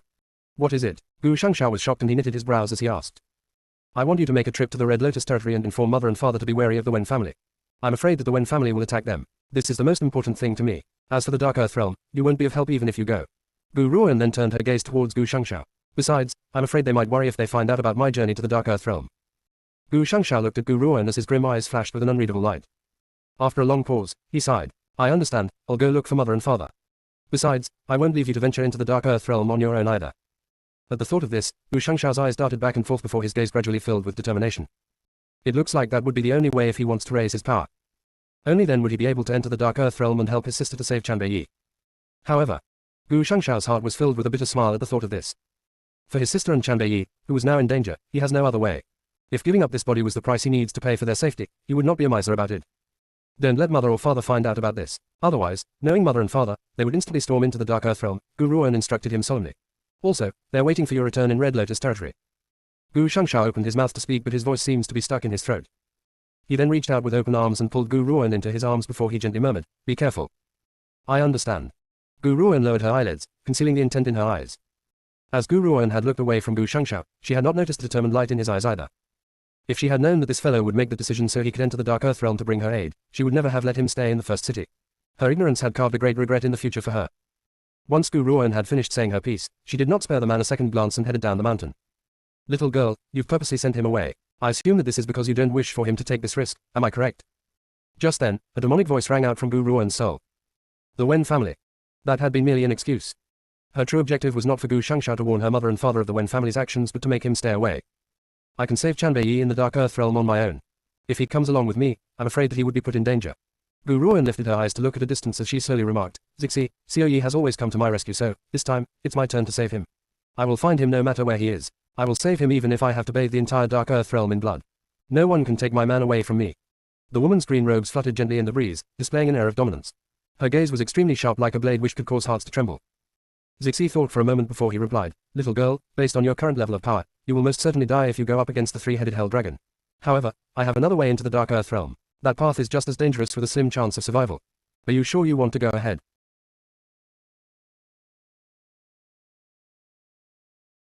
Chapter 14:17. Brother and Sister Meet Again, 4. Translator, Endless Fantasy Translation Editor, Endless Fantasy Translation. A slim chance for survival. Gu Ruan lifted the corners of her lips. A slim chance of survival is better than certain death. At least there's a chance for survival. Zixi, tell me where that path is. An exasperated voice rang out within her soul. Since you've made your decision, I will take you to the path I know so you have a chance at survival. However, you must be ready. This road is far more difficult than the trials and tribulations you've experienced in the past. If you fall, your soul will be destroyed. Her soul would be destroyed. This also means that if Gu Ruan falls, she would no longer exist in this world.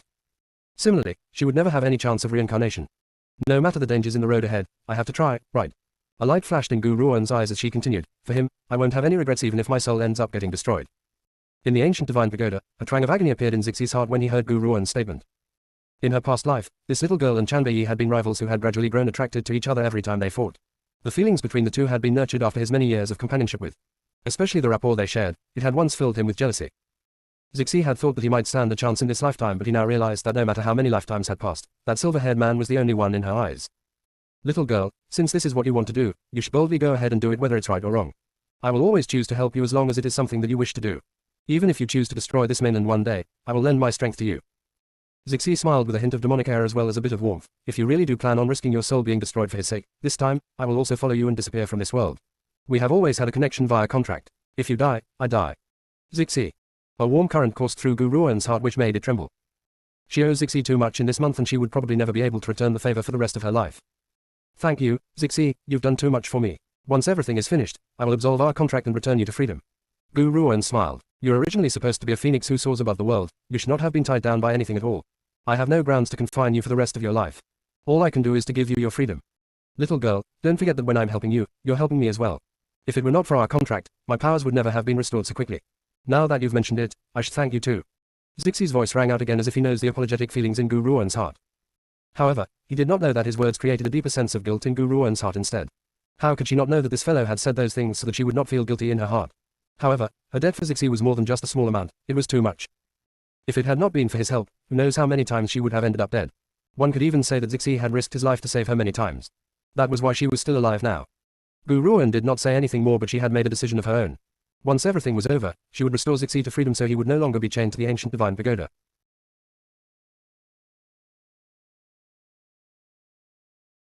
Chapter 1418, The Wen Family's Interception 1. Translator, Endless Fantasy Translation Editor, Endless Fantasy Translation. The sun was setting in the west and the light of the setting sun shone across the foot of the mountain. Gu Ruan, who had just ascended the mountain, seemed to sense something and halted her journey. She then gently curled her lips and calmly remarked, I'm sure you've been waiting for a long time. What do you want from me? Rustle. Just as she spoke, a large number of people suddenly appeared from thin air in the once empty foot of the mountain. A white-haired and bearded old man was standing at the frontmost of the group. His face was stern and cold while a murderous intent enveloped his entire body. A familiar face was standing next to the old man. He was a rather young-looking man who was dressed in a bodyguard's attire. He leveled his glare, full of hatred, at Gu Ruan as he gritted his teeth and said, Gu Ruan, did you think that the Wen family would spare you after poisoning our young lady? Though our young lady has no way of sending the order to kill you, I am still on our young lady's side. The man in front of her was clearly the guard who had tagged along with Wen Ya. As someone on Wen Ya's side, he would naturally have gone through rigorous training and instinctively understood his master's needs. Hence, when he left the secret order, he had immediately reported the matter to the Wen family and told them about everything which Gu Ruan had done. This was why the Wen family members were now standing in her way. Elder. The Wen family guard turned towards the elder next to him and spoke with reverence. This is the woman who had hurt the eldest lady. HMPH. The elder scoffed icily when he heard this and straightened his sleeves as he glared icily at Gu Ruan. Little girl, crossing the Wen family will be the biggest mistake of your life. It will also be the greatest regret of your life. Gu Ruan smiled calmly as she replied, Oh really? Gu Ruan, you had once used a spiritual weapon to defeat the early stage refined state Yun Yan, but so what? Our Lord Elder is now at the mid stage of the refined state. You're no match for him even if you have a high-class spiritual weapon. The Wen family bodyguard sneered at Gu Ruan as his heart filled with murderous intent. If it had not been for this woman, the eldest lady would not have raged at him. It was all her fault that he had lost the eldest lady's trust. That was right. At this moment, the Wen family guard had pushed his failure in framing Gu Ruan at the plaza all on Gu Ruan's head. In his point of view, this was all Gu Ruan's fault. If she had not been so sinister and cunning, he would never have had to endure the eldest lady's ire. Gu Ruan chuckled softly as her eyes filled with a somber light. Her green robes fluttered in the wind, tranquil and noble. The Wen family had separated my family and nearly turned my older brother into a puppet. I haven't collected this debt yet and now, you've actually come to me. What arrogance. The elder scoffed icily when he heard this and came face to face with Gu Ruan in a flash. His white robes were fluttering like the wind. His attack was as quick as lightning and his hand slammed towards Gu Ruan's head with the force of a mountain. Under the wild wind, there was a sharp, murderous intent in the elderly man's features. Damned girl, you've crossed the Wen family, so accept your death like a good girl. Boom.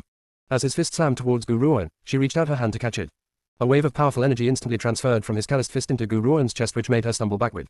However, her delicate face had carried a small smile the entire time. Ha ha ha, how was that, Gu Ruan? Isn't there a vast difference in power between a cultivator in the mid-stage refined state and the early stage? Don't you have a spiritual weapon? Take it out and use it. However, even if you do that, it's useless. Our Lord Elder would still be able to beat you to death.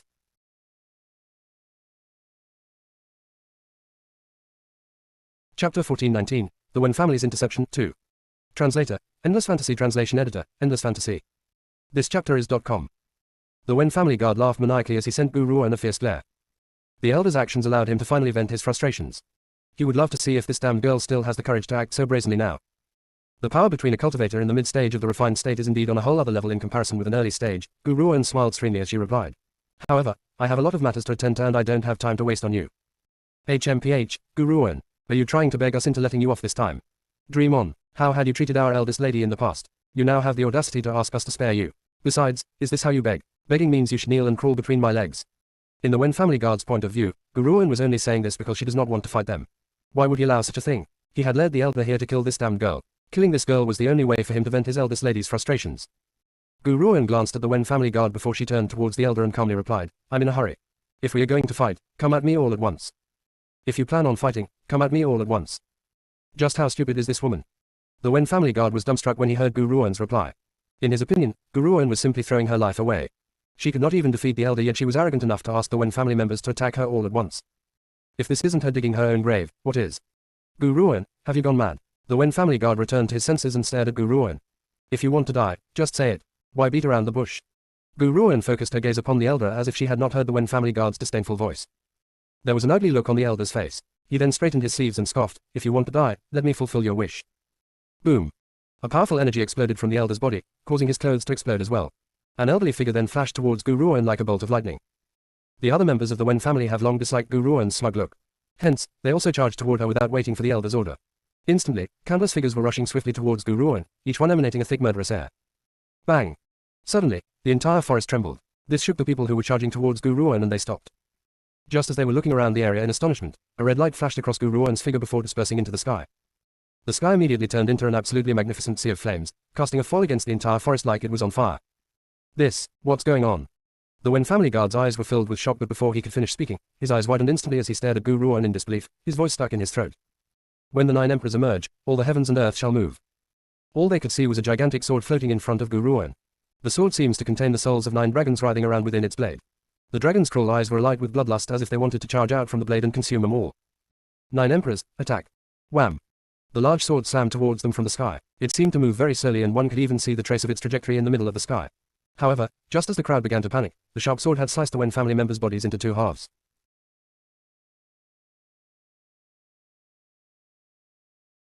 Chapter 1420, The Wen Family's Interception, 3. Translator, Endless Fantasy Translation Editor, Endless Fantasy Translation.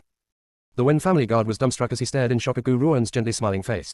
The disdainful look on his face changed into one of disbelief and his eyes widened immensely. He looked almost as if he had just seen a ghost. Impossible. How is this possible?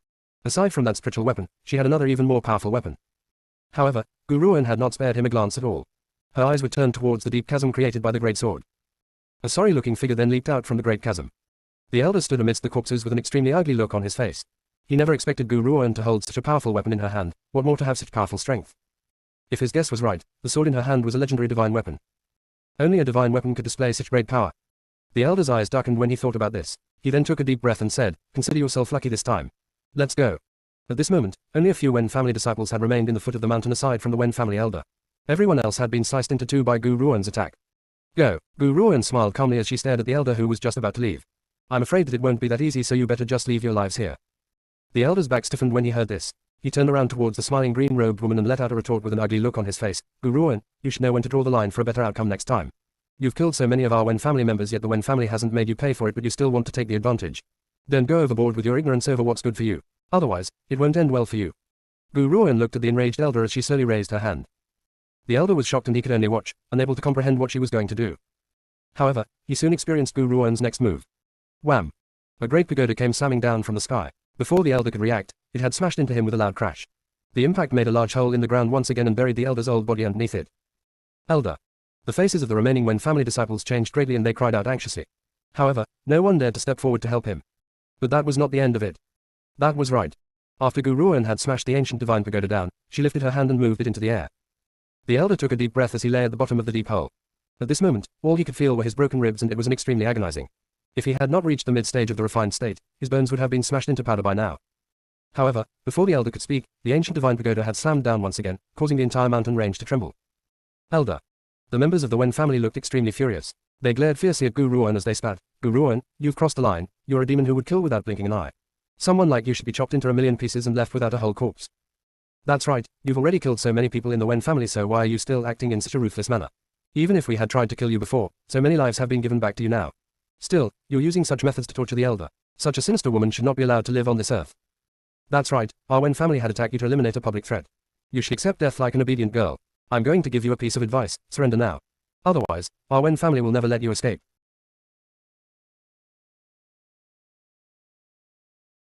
Chapter 1421, The Road to the Dark Earth Realm, 1. The Wen family members were insanely furious with Gu Ruan's actions and they began to speak incoherently. In their opinion, no one that the Wen family intends to kill had been able to stay alive for long. However, not only had this woman killed a lot of Wen family disciples, she was even torturing their elder now. Her actions were clearly a slap in the Wen family's face. Gu Ruoan smiled faintly as she spoke. If I were to gain the reputation as someone who has committed a heinous crime for the sake of avenging myself, then so what? The Wen family had torn my family apart in the first place and taken my big brother away to refine him into a puppet. Hence, based on these 2 points, even if your Wen family had not come to me, I would have gone to eradicate the entire Wen family eventually. Besides, she paused before she continued, not only have you seen the 9 emperors, you've also witnessed the ancient divine pagoda's existence. Therefore, how can I possibly let any of you out of here alive? Wham! As she spoke, Gu Ruoan raised the ancient divine pagoda once again and slammed it furiously onto the elder who was lying within the deep chasm. Aarrghh. At that moment, all the group could hear was the elder's heart-wrenching shrieks. After a long pause, his voice disappeared and the heavens and earth returned to peace and quiet. Whoosh! Gu Ruoan lifted her hand and put the ancient divine pagoda away. They then saw the elder who was lying in the hole. He had been smashed into a meat patty until even his face was unrecognizable. The sight of this made them shiver and they looked at Gu Ruoan as if they were looking at a demon while they stumbled backward. Run! The group looked at each other but before they could react, a sword had shot down from the sky. Did I give you permission to leave? Suddenly, a somber voice rang out from behind them. Before any of them could react, they felt a cold wind on their backs. They quickly turned around to see a blade shoot across the sky as it slashed towards the middle towards the group. No. The group stared angrily at her before they let out a piercing shriek. Unfortunately for them, Gu Ruoan did not stop. She had slashed the remaining Wen family disciples into 2 without hesitation. Blood was now drenched all over the foot of the mountain as the disciples fell, one by one. The guard who brought the Wen family group to revenge himself was dumbstruck. He then noticed that Gu Ruoan had turned her gaze towards him and threw himself to the ground with a thud. Lady Gu, I have failed to recognize your importance and offended you. Lady Gu, please spare my insignificant life. If you spare me, I am willing to do anything even if you turn me into a cow or a dog. The guard kowtowed fiercely and did not seem to notice that he was now bleeding from his own head from knocking it too hard on the ground. Gu Ruoan has thoroughly scared him witless and he no longer dared to say another word. As long as Gu Ruoan spared his life, he would do anything for her. Besides, once he has safely returned to the Wen family, he would inform the master of this matter. Hence, the next person to approach Gu Ruoan would be his master. No one can ever stay alive for long after offending the Wen family. A fierce glint flashed across the Wen family guard's eyes, but because he had kept his head lowered, he was confident that no one would be able to see through his intentions. Gu Ruoan glanced at the Wen family guard once before she continued down the mountain with her back turned against him. The Wen family guard thought that Gu Ruoan had spared him and his heart leaped. He was just about to rise to his feet when the woman's faint voice slowly rang out throughout the foot of the mountain.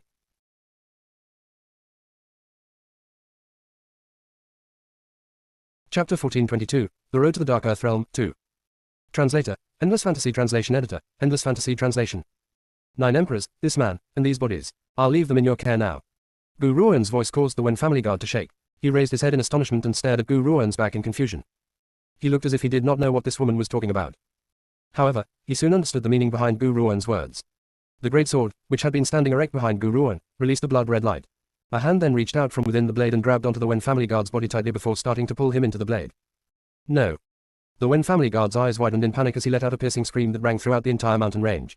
In the end, he was swallowed whole by the sword. If anyone had been here, they would be able to see 9 dragons spread slithering within the sword as they opened their large, bloodthirsty mouths and consumed the Wen family guard who had been dragged into the blade. Of course, the bodies on the ground were not spared either.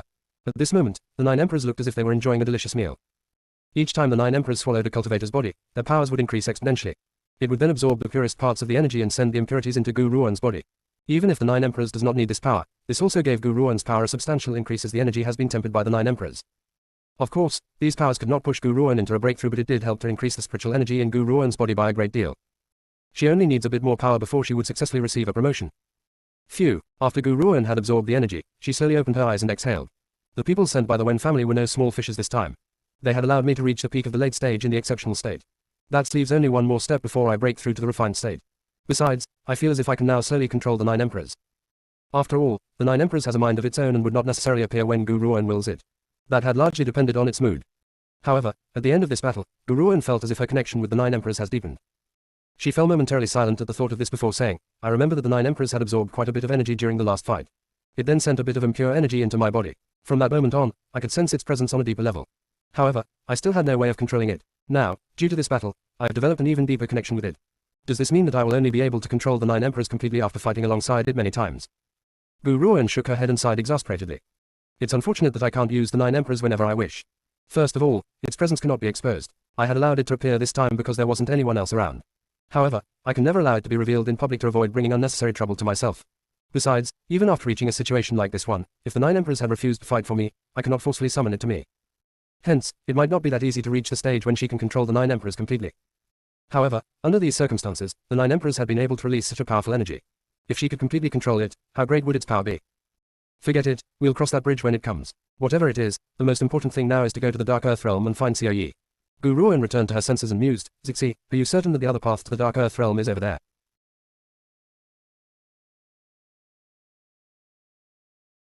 Chapter 1423, The Road to the Dark Earth Realm, 3.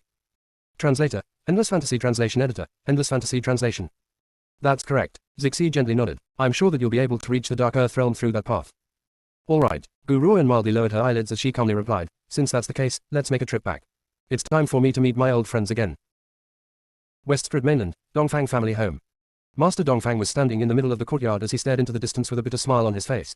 It's been several years now. That girl, Yunse, has been in the East Peak Mainland for so many years and still hasn't returned. I wonder if it's smooth sailing for her over there. Father, Dongfang Shao's appeared behind Master Dongfang and looked at the old fellow as he laughed exasperatedly. You must believe in Yunse's powers. Knowing her talent, she would certainly rise from the ranks on the East Peak Mainland. There's no need for us to worry too much. Besides, my uncle has just returned from the East Peak Mainland. We can ask him about the situation there. Master Dongfang laughed bitterly as his expression filled with worry. Yunse isn't the only one who isn't around. Even that boy, Shangxiao, is missing and we don't know where he's gone off to either. I've sent people to search every corner of the Westford Mainland but we can't find him at all. If Gu Shangxiao was not in the Westford Mainland, there could only be one possibility. He must have traveled to the East Peak Mainland. However, Gu Shangxiao's power was not strong enough, so why would he go there? Dongfang Shao's gripped the fan in his hand tightly as an unreadable light flashed within his handsome and gentle face. After a long pause, he continued, Father, Mother is meeting with Uncle now. We'll have some answers when Mother returns. If Gu Shangxiao has really left for the East Peak Mainland, I'd like to go there as well.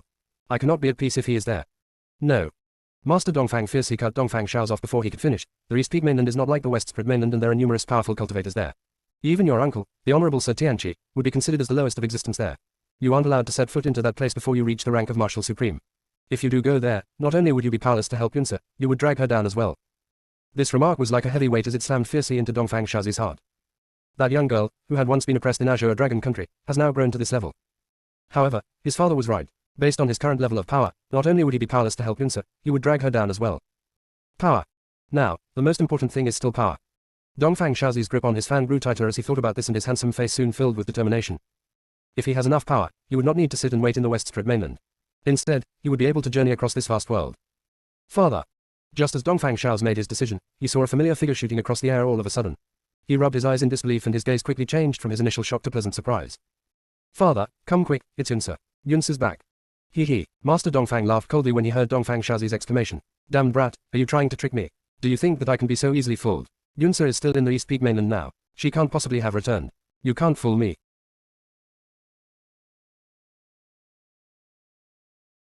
Chapter 1424, The Road to the Dark Earth Realm, 4. Translator, Endless Fantasy Translation Editor, Endless Fantasy Translation. Father, I'm not bluffing, it really is Yunse. Dongfang Shao's entire face was filled with glee as he quickly shook Master Dongfang. Unfortunately, Master Dongfang was not having any of it.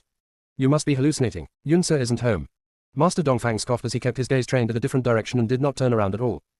Suddenly, a hand landed on his shoulder which made him furrow his brows impatiently. He lifted his hand to slap it away as he muttered, Damn kid, I've told you, I'm not going to fall for your tricks. Quit annoying me and get your butt back to cultivation. How are you going to be any match for Yunse and Shangxiao with your cultivation speed? Before Gu Ruoan and Gu Shangxiao were born, Dongfang Shao's was the top genius in the Dongfang family. Master Dongfang was terribly proud of him too. Unfortunately, in contrast with those two, Dongfang Shao's cultivation speed was not worth a second look now. As Master Dongfang was flying into a rage, a leisurely voice rang out behind him. What, are you losing your temper when I've just returned? I guess it would be better for me to leave. That voice was very familiar and caused his body to stiffen immediately. Master Dongfang turned around mechanically. His eyes, filled with disbelief, looked at the grinning woman. He then rubbed his eyes furiously and was so shocked that he could not even speak. You, Yunse, impossible, this must be an illusion, it's an illusion. Yunse is on the East Peak Mainland, how can she possibly be here? This is all an illusion. Looks like Master Dongfang does not welcome my return. I had come back with some good news for you but since I am not welcome, I'm going to leave now. Gu Ruoan turned around as she spoke.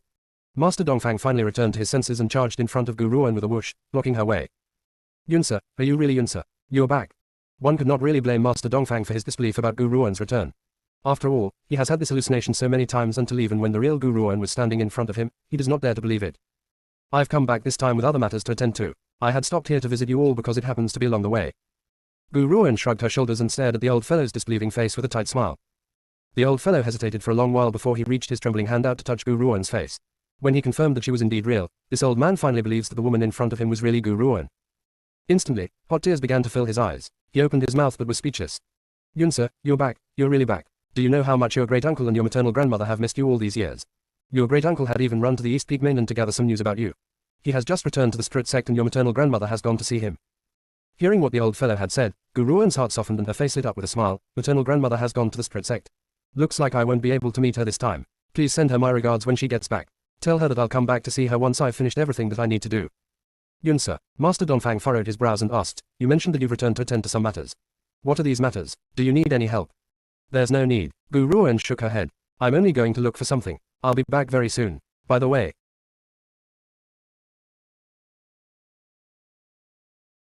Chapter 1425. The Road to the Dark Earth Realm, 5. Translator, Endless Fantasy Translation Editor, Endless Fantasy Translation. Guruan paused and said, my big brother has gone to the East Peak mainland and we've met up there so you don't need to worry too much. Gu Shangshao's disappearance must have caused great anxiety to their relatives in the West Spirit mainland. Hence, she had explained the situation but left out the matter concerning the Wen family so that they would not worry too much. So that kid Shangshao has gone off to look for you. Master Dongfang heaved a sigh of relief. Since you have both ran into each other, I can relax. Shangshao had disappeared several years ago and we had not been able to find him for years. I never thought that he would have gone off to the East Peak mainland without telling anyone. Gu Ruan smiled but did not say very much else. After all, Gu Shangshao had not run off on his own but had been whisked away by the Wen family from the first city. Also, I have one more thing to tell you. Gu Ruan turned her gaze on Master Dongfang as she said, my parents are still alive and our family has been reunited. What? Master Dongfang still smiling being froze entirely when he heard this. His elderly eyes could only stare dazedly at Gu Ruan as he asked in disbelief, what did you just say? I didn't manage to hear you very clearly, can you say it again? At the same time, Dongfang Shao's was in a daze as well. After all, Dongfang Yu's death back then was a stab in every Dongfang family member's heart. Now that he heard that the Gu couple was still alive, how could he not feel excited?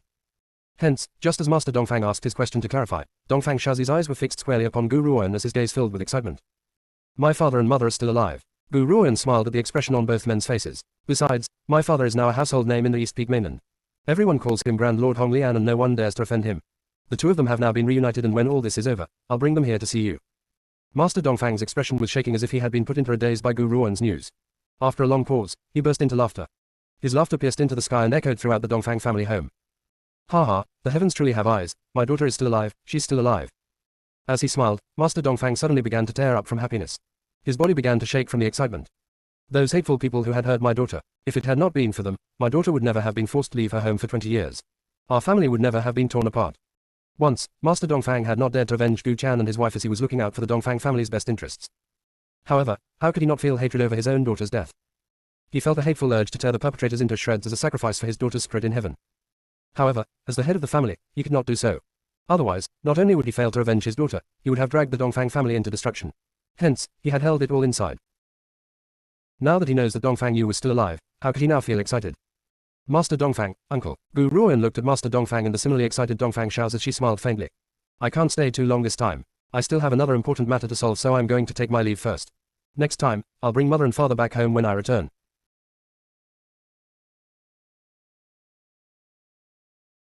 Chapter 1426, The Road to the Dark Earth Realm, 6. Master Dongfang gasped before he softly patted Gu Ruan's shoulder and spoke sincerely. Little girl, your maternal grandmother has missed you all these years. Once you've finished your matters, don't forget to come back. Gu Ruan gently nodded. She took one last look at Master Dongfang and Dongfang Shao's before turning around and walked out of the courtyard. Very soon, the green-robed figure disappeared before their eyes.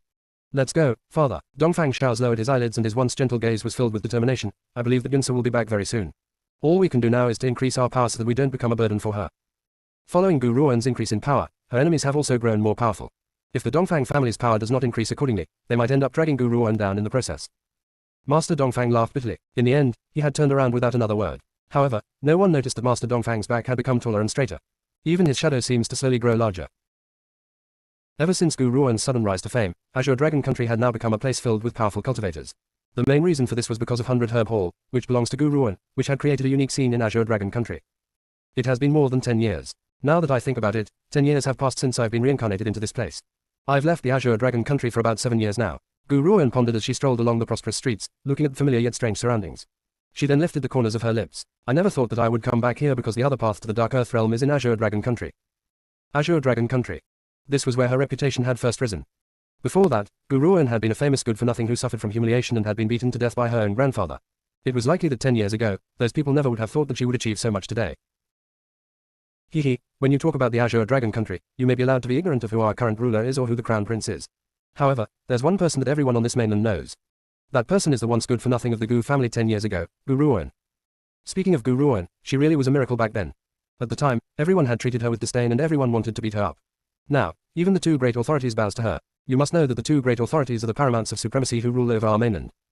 Initially, there had been three great authorities. However, the Immortal Realm, who used to be one of the three great authorities, was destroyed by Gu Ruan's own hands.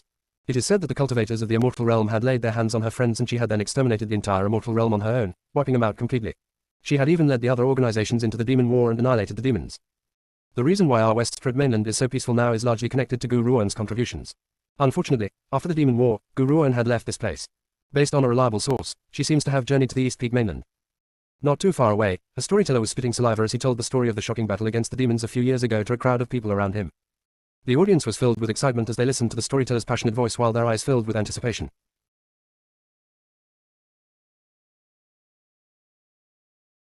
Chapter 1427, The Road to the Dark Earth Realm, 7. She had used to be a good-for-nothing but in the end, she had managed to achieve so much mainly due to her hard work. Sigh, it's unfortunate that I was very weak back then so I did not have the right to join the demon war and I did not have the luck to meet the peerless talent. Now, my goal is to work hard in my cultivation with the hope that, one day in the future, I'll be able to get her attention. A young man from within the crowd spoke up yearningly. Haha, stop dreaming, didn't you hear what the storyteller just said? Gu Ruan has made her way to the East Peak mainland. Why should she stay at a place like this? Only mainlands with supremacy above all are fit for powerful cultivators like her. As for us, we'd better work hard and cultivate. The crowd burst into laughter. Based on their point of view, those who have journeyed to the East Peak mainland will never return to this place so why should Gu Ruan show her face here? To them, they would only be able to set foot on another mainland by working hard in their cultivation. Only then would they have a chance to get to know her. Let's go. Gu Ruan shook her head as she gently stroked the little fellow in her arms and calmly remarked. The little fellow purred and buried its head into Gu Ruan's bosom, looking absolutely blissful. Just as Gu Ruan was about to leave, a voice suddenly cried out to her, "Hey, are you looking down on my dream? Do you all think that I'll never have the chance to meet the peerless genius in this lifetime?" The young man's entire face had turned red. He glared angrily at the people around him before he turned to face Gu Ruan, filled with rage. The young man was clearly the same one who had mentioned that he wants to receive Gu Ruan's attention. However, he could not take the crowd's sneering and disdain. When he saw the careless look on Gu Ruan's face, he thought that she looked down on his dream and stopped her out of anger born from his shame. At that moment, everyone's eyes followed the young man and turned towards Gu Ruan. Let me tell you this, I've worked very hard so that I can receive her tutelage. Yet, you've dared to look down on me, every single one of you. The young man was extremely enraged. He has identified Gu Ruan as someone who looked down on him as well. If I had been born several years earlier, I dare to guarantee that I would have been a part of the demon war that year. Now, those of you who look down on me must apologize. Don't even think of leaving before you apologize. The young man had blocked Gu Ruan unreasonably and his eyes were spitting fire. Why had he worked so hard throughout all these years? His dream was so great, what right do they have to look down on him? Li Ji, forget it. She's only a little maiden, why bother her? Besides, you're already more than 20 years old so how many more years earlier would you have needed to be born? Even if you had been born a few years earlier, you would never have been able to join the demon war. You've better go back and forget all about that dream. The man called Li Ji was so angry that his entire being was spitting fire. However, he did not have the courage to bicker with the others and instead, let all his anger out on Gu Ruan. In his opinion, Gu Ruan was only a young little maiden and a pushover. Why did you shake your head? Were you looking down on me? I want you to apologize to me. Otherwise, you can forget about leaving. Because Gu Ruan had received such great attention upon her arrival, the expression she displayed when the storyteller was telling his tale shone into Li Ji's eyes, especially since this woman had shaken her head and tried to leave after he had declared his grand objective. If she had not been looking down on him, what was she doing instead? However, Li Ji was overthinking things. Gu Ruan had only stumbled across this place by accident and decided to leave after listening to the storyteller. This had absolutely nothing to do with Li Ji's dream. Facebook, Twitter, Google plus them.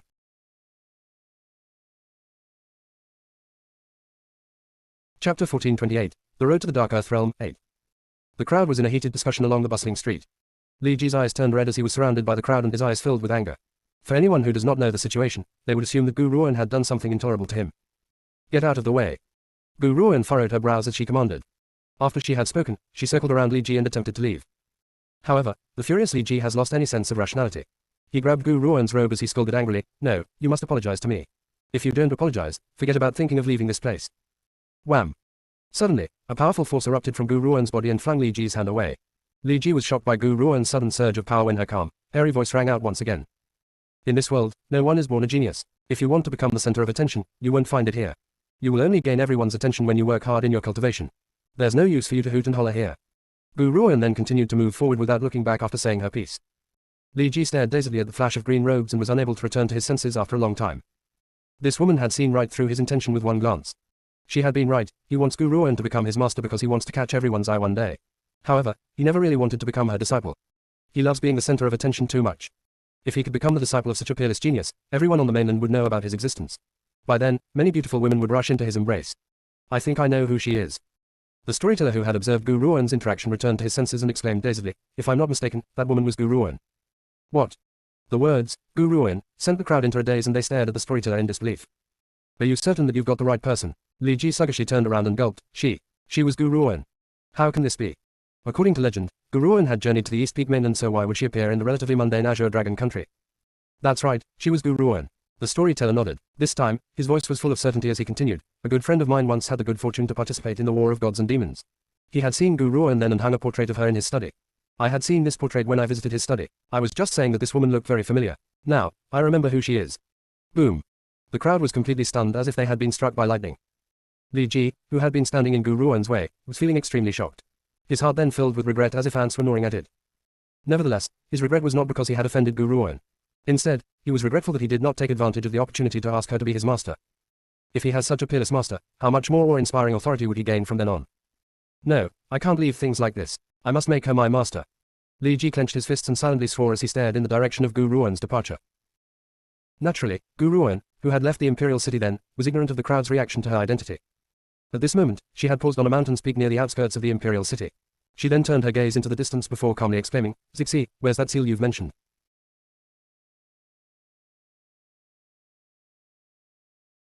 Chapter 1429, The Road to the Dark Earth Realm, 9. Translator, Endless Fantasy Translation Editor, Endless Fantasy Translation. There was another entrance to the Dark Earth Realm aside from the Great Door which was guarded by the three-headed Hell Dragon. The second entrance was at the peak of Azure Dragon Mountain in Azure Dragon Country. Gu Ruan never expected that the place of her reincarnation would be so close to the Dark Earth Realm. However, this entrance had been sealed. The seal has to be broken first before one could enter the Dark Earth Realm. Gu Ruan was silent when a figure dressed in dark purple appeared next to her. There was a slight smile in the man's gaze while his purple eyes flashed with a demonic light.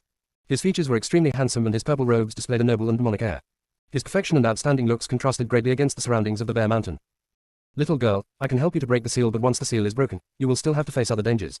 I must enter a deep slumber for me to help you break the seal, so you must face the dangers ahead alone. Have you thought this through? As she looked into the man's eyes, Gu Ruan nodded with certainty. For Xiao Yi, I must enter the Dark Earth Realm no matter what.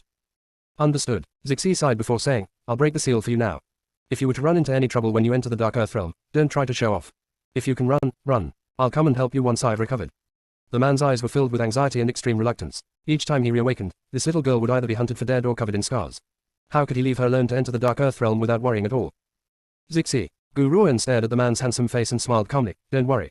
When you awaken, you will find me completely unscathed. Little girl, if you really do run into a crisis, you must awaken me. Understand? Zixi placed his hands on Gu Ruan's shoulders as he urged her worriedly.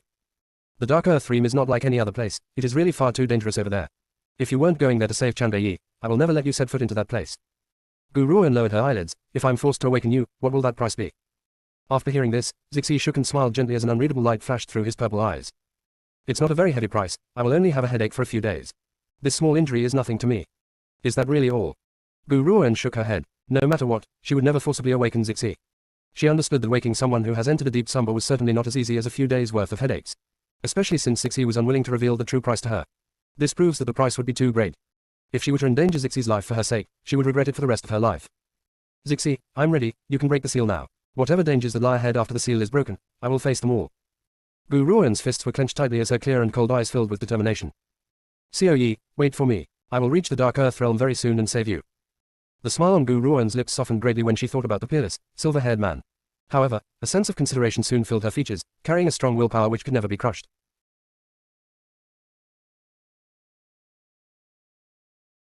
Chapter 1430, A Surging Tide of Spiritual Beasts, 1. Translator, Endless Fantasy Translation Editor, Endless Fantasy Translation. Bang! A wave of purple light suddenly exploded, enveloping the entire mountain range. A great door suddenly loomed in front of Gu Ruan. Something in the door attracted her and she could not help but walk into it. Blood. When Gu Ruan returned to her senses, she saw a blood-covered land with a dark sky which was the color of blood. She felt as if she had been placed into a pool of blood. Even the smell of blood was wafting through the air. Is this the Dark Earth Realm? Gu Ruan observed the movements around her and furrowed her brows. That can't be right. Based on what Zixi said, after we break the seal, I still have to take a great risk in order to enter the Dark Earth Realm, so I can't possibly have passed it all so quickly. Gu Ruan's entire being was on guard and she was maintaining an absolute vigilance the entire time. Thump. Thump, thump, thump. Just as Gu Ruan raised her guard, she heard the sound of hooves from up ahead, followed by an outburst from all types of creatures.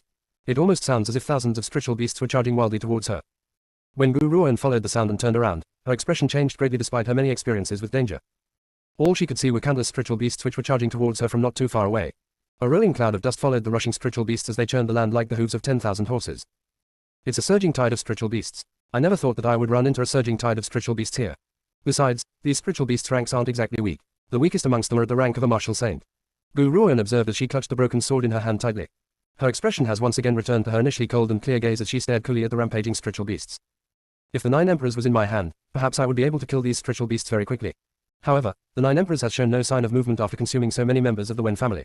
Based on my current abilities, I can't control it fully yet. I can only use my own ability in this battle and I cannot rely on the 9 emperors. Even the ancient divine pagoda was temporarily out of commission in this battle due to the fact that Zixi was now in a deep slumber. Also, she does not know why, but she had been unable to contact the spiritual beasts in her soul at all after entering this bloody land. It was as if the contract between their souls had been forcibly severed. This feeling made Gu Ruoan feel very uneasy. However, she understood that she needs to rely on her own power in the battle this time and could not use any other external means in the fight. If this is the test that I need to face in the Dark Earth realm, I will defeat them. The person I want to be with is in the Dark Earth realm, so nothing can stop me from entering it. Gu Ruoan's eyes filled with determination. She then charged towards the spiritual beasts without another word. Roar. The spiritual beasts clearly never thought that Gu Ruoan would have had the guts to make the first move and instantly let out an angry roar. They continued to charge towards her as if they did not value their lives at all. Their sharp claws slashed through the air and sparks appeared. Slice. Gu Ruoan killed the spiritual beast in front of her and stumbled backward. She then quickly blocked another spiritual beast's attack. No, this can't go on. After killing one spiritual beast, another 10,000 spiritual beasts will charge over. Based on this pace, I reckon that the number of spiritual beasts here would reach a few 100,000. I must think of another way or I'll die here.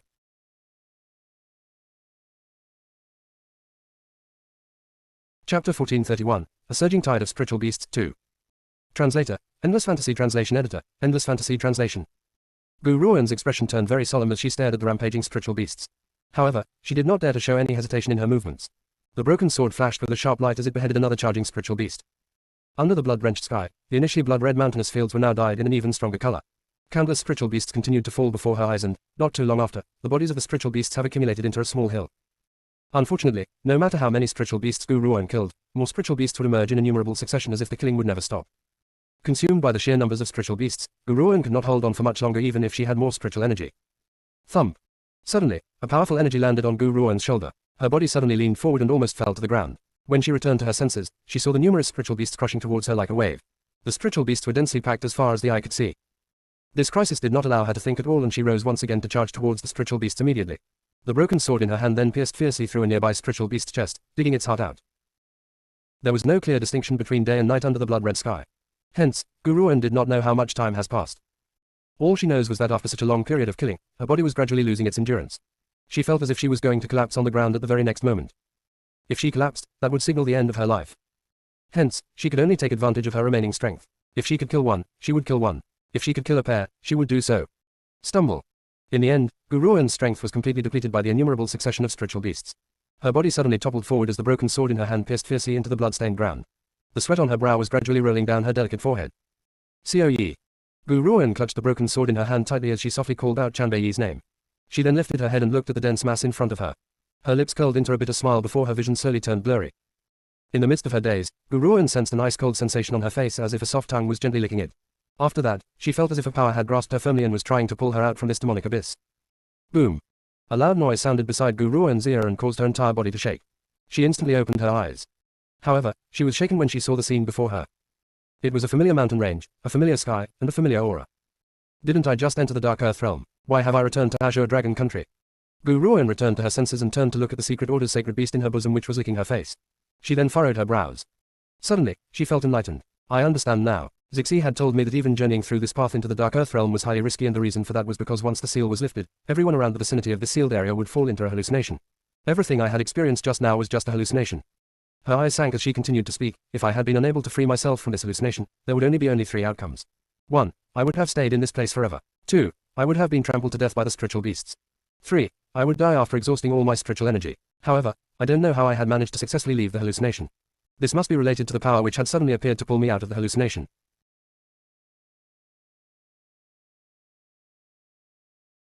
Chapter 1432, Meeting Zhao Shangchen again, 1.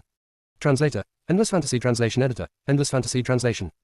If it had not been for that sudden wave of energy, she would have met the fate of dying by the claws of that endless tide of spiritual beasts. Gu Ruoan glanced at the little fellow in her arms as she thought of this, and an unreadable light flashed in her eyes. However, the little fellow only looked innocent the entire time, as if it did not know what had happened. It blinked, looking utterly bewildered. I know that my rescue is somewhat related to you. Gu Ruan lifted the little fellow up as the space between her brows displayed a puzzling emotion. Looks like it really wasn't a waste of time for me to go to the secret order. Not only had I managed to receive the inheritance, but I've also managed to obtain a treasure like you. By the way, what is your name? The little fellow replied incoherently as it danced and gesticulated happily. However, no one could decipher what it was actually saying. How about this, since you're so cute, let's call you Meng Meng One, alright. Hearing this, the little fellow cried out in protest but to no avail. No matter how much he protested, it was useless. Come on now, I'm the secret order's sacred beast. Yet, this girl has granted me such an awful name. The little fellow was very unhappy and his large eyes filled with grief. Anyone who was ignorant of the situation would have thought that Gu Ruan had bullied it. Let's go, we've passed the hallucination test. We should be able to enter the Dark Earth realm now. Gu Ruan placed the little fellow on her shoulder as she lifted her head to look at the bloody-looking door before she walked in. As she entered the blood-red door, it immediately disappeared, taking her along with it as her figure vanished from the mountain range. In the secret order. Within the training pagoda. The silver-haired man opened his eyes within the damaged seal. His peerless features, which looked just like Chanbei, carried a sinister smile. His body was also shrouded in a layer of murderous intent. I never thought that the woman named Gu Ruan would have grown to such a level over the past few years. She is indeed that person's reincarnation. Unfortunately, she has dug her own grave and entered the Dark Earth realm. Hee, looks like I won't need to take any action against Chanbei and her. Someone else will kill them for me. However, to ensure success, I'd better send someone into the Dark Earth realm.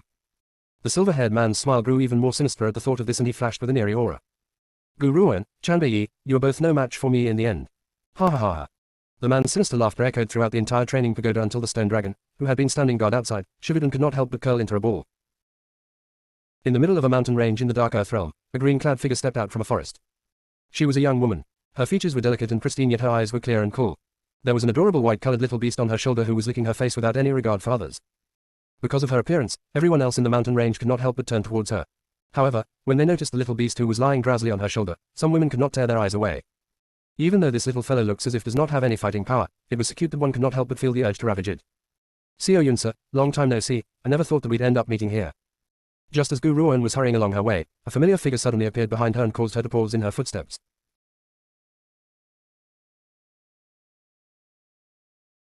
Chapter 1433, Meeting Zhao Shangchen again, 2. Translator, Endless Fantasy Translation Editor, Endless Fantasy Translation. A luxurious and imposing sedan chair, surrounded by a gaggle of beautiful handmaidens, descended from the sky before landing on the ground with a thump. A man was seated on the sedan chair. He waved his fan lazily and seductively while his enticing peach blossom-shaped eyes were filled with smiles. One could not help but drown in them, unable to leave. Zhao Shangchen. When Gu Ruan turned around and saw the devastatingly beautiful face, she was shocked. What are you doing here? My master had sent me here on business but I never thought that I'd see you here as well. After all, it's no easy feat to get here. There was a small smile on Zhao Shangchen's lips. His peerless smile made the women around him feel inferior but his eyes remained fixed on Gu Ruan as he teased. Seo Yunsa, ever since we had parted ways at the medicine sect, we haven't seen each other for so many years. Come, give me a hug, I've missed you to death. Gu Ruan's expression turned dark.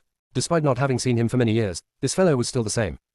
However, Gu Ruan's eyes flickered as she stared solemnly at the man's seductive face. There were only two ways to enter the Dark Earth realm. One way was to defeat the three-headed hell dragon but this was clearly impossible. The second way was to break the seal and go through the hallucination test. Only then would one be able to enter the Dark Earth realm. However, she had needed to borrow Zixie's power to break the seal and she had then passed the hallucination test through Meng Meng's help. Therefore, what had Zhao Shangchen used to enter the Dark Earth realm? He had even managed to bring his peerless handmaidens along with him. Brother Chen, who's this woman? Suddenly, a lovely voice chimed in. Gu Ruan turned around and saw a woman who was dressed in long pink robes walking towards Zhao Shangchen. She stared cautiously at Gu Ruan as if Gu Ruan was a love rival who would snatch her man away. The seductive smile on Zhao Shangchen's face disappeared instantly when he heard the woman's voice and his knitted brows displayed a sense of annoyance. However, he did not say anything at all as he jumped up from the sedan chair and landed in front of Gu Ruan. Seo Yunsa, I've been keeping something from you. Zhao Shangchen let out an exasperated and bitter laugh. I had kept this matter from you because I didn't want you to worry but I can't keep it from you any longer. Shangshao, he, is missing. Gu Ruan raised her brow as she stared puzzledly at Zhao Shangchen. Shangshao had been whisked away from the West Spread mainland. I've been investigating for several years now and I've finally found out that he had been kidnapped by the Wen family. However, by the time I rushed to the Wen family, I found out that he had already escaped. After searching for a while, I found the Dark Earth realm and I've also confirmed that he was at the Dark Earth realm. Gu Shangshao had indeed visited the Dark Earth realm, the only thing was, Chanbei had exchanged his own freedom for him. There's no need for you to look here. Gu Ruan shook her head as she calmly replied, he's no longer in the Dark Earth realm. Zhao Shangchen was shocked before he frowned, how do you know? I've met him. Gu Ruan lifted her head and looked at the man's seductive smile in front of her as she said, I had met my big brother not too long ago so I know that he's no longer in the Dark Earth realm. Hearing this, Zhao Shangchen, who had been living in a state of anxiety for the past few days, finally relaxed and sighed with relief.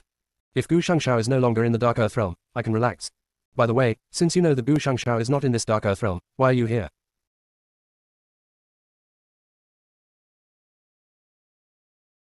Chapter 1434, Meeting Zhao Shangchen again, 3. Translator, Endless Fantasy Translation Editor, Endless Fantasy Translation. The man's seductive voice caused Gu Ruoan's heart to slowly sink. She then turned to look into the distance as she calmly replied, Xiao Yi had ended up trapped in the Dark Earth realm in order to save my big brother. I've come here to find and rescue him. Zhao Shangchen's speech blossom eyes flickered when he heard this and he flashed a devastatingly beautiful smile on his seductive face. Xiao Yun sir, if you need any help, just say the word. I'm certainly duty-bound to help you. A warm current rushed across Gu Ruoan's heart when she heard his determined voice. She then turned to him and smiled, thank you. I'll ask if I need help. Now that it has been mentioned, she has known Zhao Shangchen for a very long time. This man had helped her time and again when she was still very weak in the past. Even if he had helped her for Gu Shangxiao sake, she would remember this friendship forever. Brother Zhao. The pink-robed woman, who had tagged along with Zhao Shangchen, clearly did not want Gu Ruoan and Zhao Shangchen to get too close. She stuck herself between the two and blocked Gu Ruoan's view of the man as her large eyes filled with anger. How are you acquainted with such a lowly commoner? The pink-robed woman sized Gu Ruoan up as she asked. When she saw the broken sword in Gu Ruoan's hand, a disdainful look appeared in her eyes. She doesn't even have a decent weapon. She's actually that poor. Men, give her 100 gold pieces so she will stay away from Brother Zhao. The pink-robed woman lifted her snow-white chin and stared dominantly down at Gu Ruoan as she spoke. Yes, eldest lady. A guard, who had followed the pink-robed woman, took a bag containing 100 gold pieces from his lapel when he heard her command and threw it in front of Gu Ruoan. He then ordered haughtily, this has been bestowed upon you by our eldest lady so you can leave now. You're only a poor commoner yet you dare to fight with our eldest lady over a man. At that moment, the pink-robed woman and her bodyguard had not sensed the drop in temperature around them. Zhao Shangchen's seductive face has turned very cold. His eyes displayed an absolute murderous intent as he turned towards the pink-robed woman. However, he did not do anything but his enticing lips were curled into a contemptuous angle. He then turned his peach blossom eyes towards Gu Ruoan. He would love to see what Xiao Yunsa was going to do to punish this woman who has an exaggerated opinion of her own abilities. That was right. This woman had indeed tagged along with Zhao Shangchen to this place, but that does not mean that he liked her. If it had not been for his master's orders, her remarks would have caused her to die 1,000 times. Gu Ruoan stared at the bag of money indifferently before she bent down to pick it up. She weighed the amount in the purse as her lips curled into an angle, 100 gold pieces. If you can produce 10 million gold pieces, I would consider your offer. You, the pink-robed woman was trembling with rage. She then glared fiercely at Gu Ruoan, have you gone mad from poverty? 10 million gold pieces, are you trying to rob me? Let me give you some advice, Brother Zhao is mine. If you dare have any intentions towards him, I will send you to a tragic end. Gu Ruoan's mouth fell open in shock as if she had just heard some shocking news. She then turned around towards Zhao Shangchen who had an ugly look on his face and blinked as she asked, Sister-in-law, when did you belong to someone else? Don't you want my big brother anymore?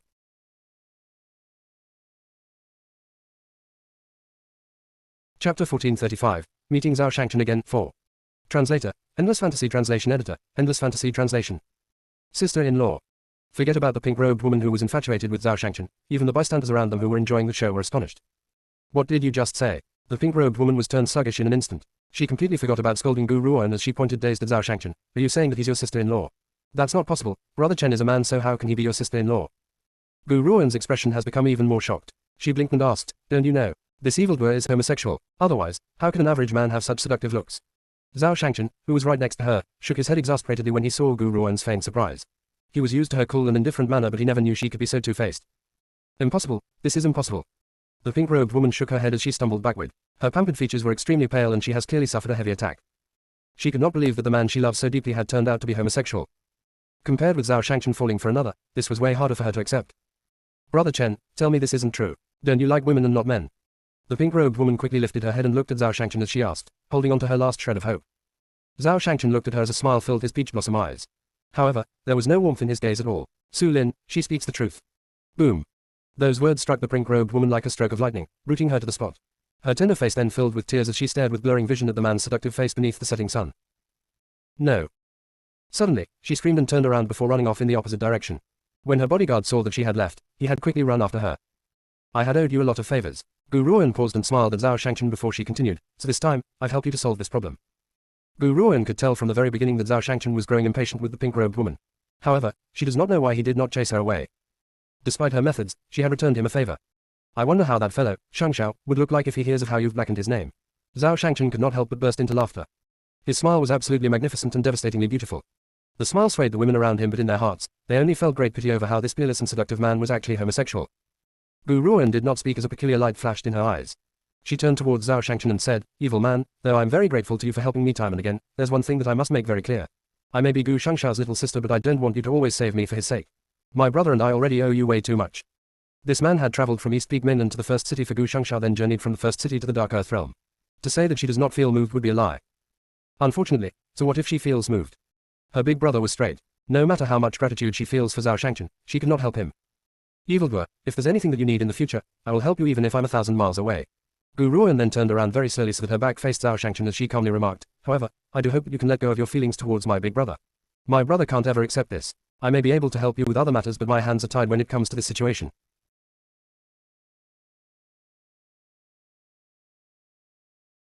Chapter 1436, Meeting Zhao Shangchen Again, 5. Translator, Endless Fantasy Translation Editor, Endless Fantasy Translation. The smile on Zhao Shangchen's face slowly faded as an indiscernible flash of pain passed through his peach blossom eyes. This fellow knows everything. It made sense. How could someone as smart as this woman fail to notice the hidden feelings he has for Gu Shangshao? He chuckled as he replied, Xiao Yun sir, Shangshao and I are friends to the end. Helping you is expected. You are overthinking things. I had agreed with what you said because I wanted Su Lin to give up. I have no other intentions. Gu Ruoan raised her brow as she turned back towards Zhao Shangchen and asked with a forced smile, are you certain? I'm sure. Zhao Shangchen's eyes flashed as he replied with conviction. This time, it was Gu Ruoan who felt puzzled. Was I mistaken in that Zhao Shangchen was not secretly in love with my big brother? I hope that's the case. Gu Ruoan sighed. If her big brother was also attracted to men, she would have wished them both the best. Unfortunately, her big brother was straight and would never accept his love. By the way, tell me this, who is Su Lin? Suddenly, Gu Ruoan seemed to remember something and asked. Zhao Shangchen could not help but furrow his brows when he heard this. Su Lin is the eldest lady from the regional king's mansion. She is also his most beloved daughter. My master is friends with the regional king, so while my main objective to the Dark Earth realm was indeed to look for Gu Shangshao, the other objective was to do something for my master. Regional king. The regional king is the Marquis of the Heavenly Moon country in the Dark Earth realm and his power overflows across the skies. His might is unfathomable. If you want to find Chanbei Yi, perhaps the regional king can help you. Knowing his camaraderie with my master, he would certainly help us. Gu Ruoan fell silent. After a long pause, she asked, Zhao Shangchen, we've known each other for a long time now but I have never met your master. I don't know what kind of person your master is.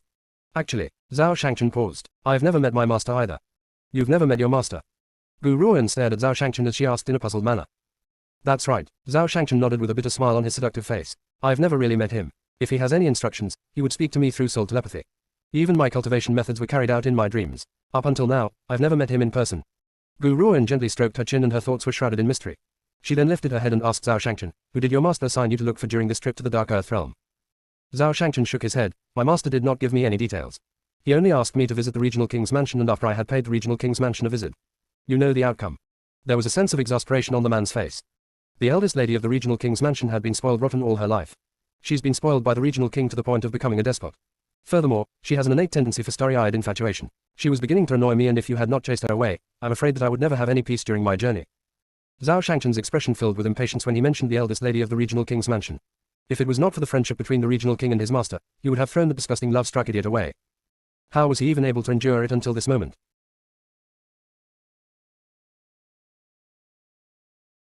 Chapter 1437, The Three Great Forces, 1. Fourth Prince, can you tell me how the Dark Earth realm is organized? Gu Ruoan thought for a moment as her eyes turned towards Zhao Shangchen. Her gaze was filled with a somber air. The Dark Earth realm holds one of the most secretive existence in the world. Gu Ruoan, who was here for the first time, would not be aware of the division of power of the Dark Earth realm. However, she could tell that the mysterious Dark Earth realm's power structure should not be very different from the mainland. Zhao Shangchen flashed a devastatingly beautiful smile while his peach blossom eyes looked at the woman in green in front of him. The Dark Earth realm's power structure is similar to the mainland's and is made up of many intertwined forces. Amongst these forces are unpopular organizations, third-rate organizations, second-rate organizations, and first-rate organizations. Zhao Shangchen paused before he continued to speak. Each organization's division has one standard. For example, organizations that consist of martial saints were considered as unpopular organizations. Gu Ruoan raised her brows. A single martial saint could send shockwaves in the East Peak mainland and only the first city had cultivators above the martial saint rank. Though martial saints do not hold a very high position in the first city, they would not be considered unpopular either. If you want to reach the rank of a third-rate organization, you must have one person who has broken through to the exceptional state. Zhao Shangchen's heart turned heavy and his voice no longer carried his usual indolent and seductive air. Similarly, a second-rate organization must have a refined state cultivator as a commander. As for first-rate organizations, it was said that the leaders of first-rate organizations must have already broken through to the rank of the early stage, 9th transformation state. 9th transformation. That was the current peak amongst humans, so one could imagine how powerful those first-rate organizations were. Zhao Shangchen, how many first-rate organizations are there in the Dark Earth realm? Gu Ruoan had fallen silent for a moment before she lifted her head and asked. Zhao Shangchen smiled. There are 3 great first-rate organizations and they're divided into the Heavenly Moon Empire, Spiritual Military Academy, and the Underworld. That woman that you had just angered and chased away is the eldest lady of Heavenly Moon Empire's regional king mansion. Within these 3 great forces, the Spiritual Military Academy has the lowest rank. Even though the leader of the 3 great forces is a cultivator in the 9th transformation state, the Spiritual Military Academy nurtures talents for other organizations, so its collective power is not on par with the other 2 organizations. As for the Underworld, Zhao Shangchen's eyes slowly sank. They are the most mysterious amongst the three great forces. My information on the underworld is limited, so I'm not too certain of the underworld's existence. Besides, I don't even know where the underworld's headquarters is located. Zhao Shangchen's Dark Yin Palace was widely involved in many things, including gathering information. Whether it was the West Strid mainland or the First City, no organization could hide their secrets from the Dark Yin Palace. However, he was unable to find out anything about the underworld. From this, one could tell how mysterious the underworld really was. However, Zhao Shangchen seemed to remember something and continued, I heard that the underworld's master was the man who had created the Dark Earth Realm. Gu Ruoyan paused for a moment as a sense of shock appeared in her eyes. The Dark Earth Realm had been created by the underworld's master. How powerful was this mysterious person? Gu Ruoyan suddenly thought of the mysterious woman who had created the ancient divine pagoda and who was also Zixi's previous master. If there was anyone in this world who could be compared to the underworld's master, it would be her.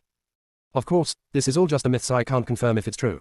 A peculiar light flashed in Zhao Shangchen's eyes as he slowly spoke. It is said that this Dark Earth Realm was a place where the underworld's master used to imprison his enemies, and he had even placed a three-headed hell dragon to stand guard. Hence, this was why no one has dared to leave this place and no one dares to enter it either. Unfortunately, 10,000 years ago, the underworld's master had vanished and the underworld had plunged from its initial peak existence of power to a first-rate organization of the same level as the Heavenly Moon Empire.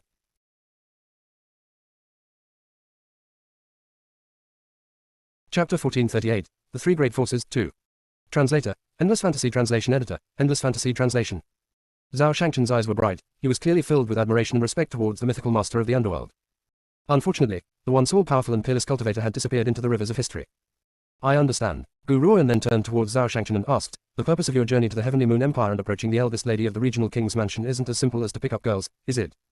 Zhao Shangchen's face turned dark and he glared at Gu Ruoyan furiously. This damned woman, she's accusing me of coming to the regional king's mansion to pick up girls.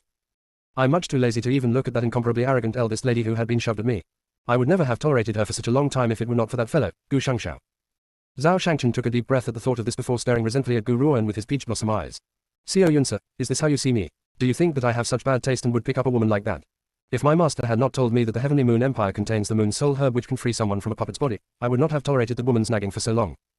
Since Zhao Shangchen knows that Gu Shangxiao had been captured by the Wen family, he understood Gu Shangxiao's current predicament. It was a good thing that the fellow was not a full puppet and was only considered to be a half puppet. Hence, if Zhao Shangchen could obtain the Moon Soul Herb, he could help to solve this problem. However, if Gu Shangxiao was turned into a full puppet, no one would be able to help him then, not even the King of Heaven himself. Hence, when Gu Ruoyan heard what Zhao Shangchen had said, a sense of joy flashed in her eyes. Is this true? Is the Moon Soul Herb in the Heavenly Moon Empire? Zhao Shangchen nodded. I know that Gu Shangxiao had previously journeyed to the Dark Earth Realm in search of the Moon Soul Herb, so I came here as well. Initially, I had intended to find his whereabouts first before thinking of a way to obtain the Moon Soul Herb. I never thought that he would have left so soon. Since that's the case, I can relax and put all of my attention to look for the Moon Soul Herb. Gu Ruoyan's lips twitched as she looked at the determined look on that man's seductive face. She wanted to say something but kept quiet in the end. This evildoer has done so much for the sake of my big brother. He had even risked his life and entered the Dark Earth Realm. All for the sake of this Moon Soul Herb. Thank you. All her feelings were contained within those two words. She would remember Zhao Shangchen's kindness. In the future, if he was in any danger, she would rush over immediately to save him even if she was 1,000 miles away. Xiao Yunsa, since this is your first time in the Dark Earth Realm, why don't you come with me to the Heavenly Moon Empire? Zhao Shangchen smiled as he spoke. Even though Su Lin is arrogant and overbearing, her father is an upright man. Besides, he would accept your presence on account of my master. Gu Ruoyan thought for a moment before she nodded, all right. Since the Moon Soul Herb is in the Heavenly Moon Empire, she has to make a trip there no matter what. If she obtains the Moon Soul Herb, her big brother could live the life of a normal human just like he used to. He would not need to worry about being controlled by others at any moment. Fourth Prince, what do you know about the Moon Soul Herb? Gu Ruoyan lifted her head towards Zhao Shangchen as she asked. The Moon Soul Herb lies within the Heavenly Moon Empire's Imperial Palace. Zhao Shangchen looked at Gu Ruoyan as he spoke. Besides, I heard that they will be holding a competition sometime soon. I'm not too sure of the details concerning the competition, but I heard that the winner of the competition would gain the Moon Soul Herb. Aside from the ability to free a man from his puppet state, the Moon Soul Herb was also a very precious treasure.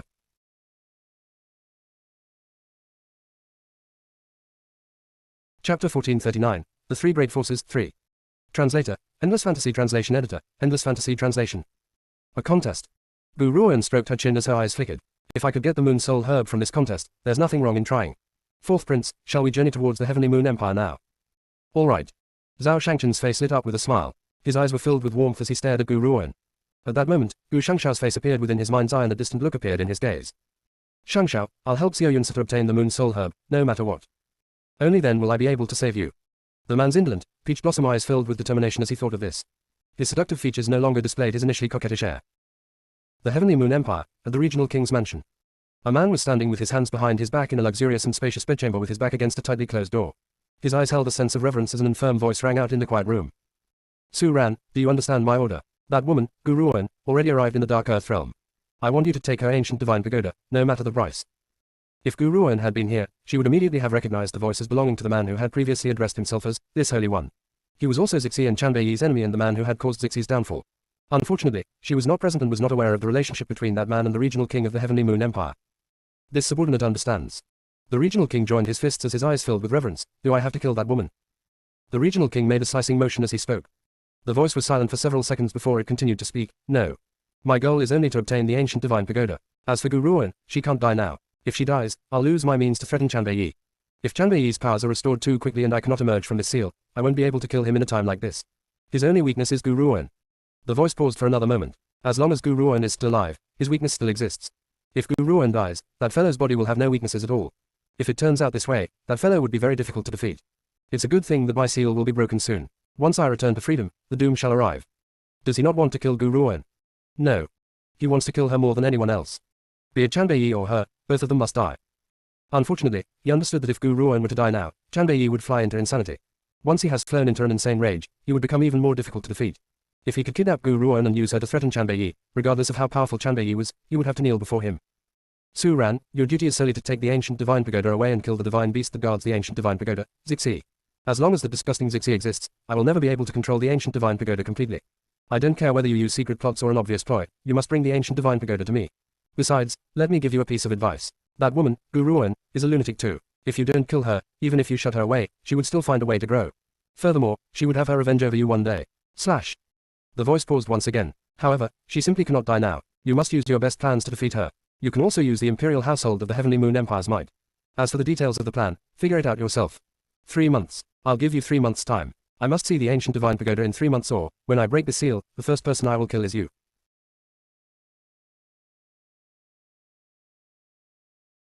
Chapter 1440. The Three Great Forces, 4. Translator, Endless Fantasy Translation Editor, Endless Fantasy Translation. The man's voice was filled with a sinister air which made the regional king tremble as his handsome face turned ashen. Don't worry, master, I won't fail you. After receiving the regional king's determined answer, the man replied in satisfaction, remember your promise. Otherwise, you know my methods. I absolutely must have the ancient divine pagoda. No one knows how much he lusts for the ancient divine pagoda. If he could have the ancient divine pagoda, he would be one step away from reaching the full circle state. The full circle state was the peak of martial skill. It was also commonly known as godhood. In order to reach the full circle, he must have the ancient divine pagoda. Understood. The regional king joined his fists respectfully. He believes that he knows what to do. If anyone from the regional king's mansion were here and witnessed the regional king bending and scraping at thin air, they would certainly believe that he had gone mad. The fact was, he had been alone in this room the entire time. Hence, in the eyes of the ignorant, they would think that he was talking to himself. Of course, under the strict rules of the regional king's mansion, no stranger would dare to come barging in. However, these rules did not apply to the eldest lady of the regional king's mansion, Su Lin. Hence, when the regional king lifted his head, the room's door burst open with a bang. He was just about to turn around in anger when his handsome face froze in place at the sight of the woman who had burst into the room. He gently furrowed his brows. Lin sir, what's going on? Had you not left with Zhao Shangchen to solve some matters? Why are you back so soon? Where is Zhao Shangchen? At this moment, Su Lin was weeping. Her tender face was full of sorrow which made the regional king's heart throb with pain.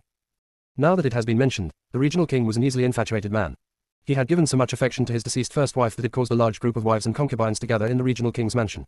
However, this was also the reason why he only had Su Lin, his only daughter, in the end. Not because the rest of his concubines were never impregnated but to the regional king, though he could favor other women, those women were not fit to carry his heir. Hence, only the late regional king's wife had given birth to Su Lin. Update by Su Lin, who has been doted on in many ways all her life, has never suffered grief. Forget about anyone else having the courage to give her grief. Now, at the sight of Su Lin's pitiful little face, the regional king's heart throbbed painfully. Father. Su Lin bit her lip as her eyes filled with tears. She looked absolutely pitiful. Brother Chen, he doesn't like me. Sob, sob. The regional king was in a daze. He never thought that Su Lin would shed tears of sadness over a man. After all, in the Heavenly Moon Empire, there were many handsome men who had pursued Su Lin, yet she was haughty and arrogant, so no one could match up to her standards. However, after Zhao Shangchen had arrived, her pride disappeared. He was the only one who could hold her heart. Lin sir, it really is time for an attitude adjustment. Men prefer soft and gentle women who are fair and considerate. You have such an explosive temper. No wonder Zhao Shangchen doesn't like you. The regional king sighed as he gently stroked Su Lin's head and replied soothingly, I believe that as long as you can change, Zhao Shangchen will notice your good qualities. It would have been better if he had stayed quiet, for after the regional king had spoken, Su Lin began to cry even more profusely. Father, you don't even know this, but Brother Chen doesn't like women, he likes men. So what if I become any gentler? As a woman, I'll never receive his love.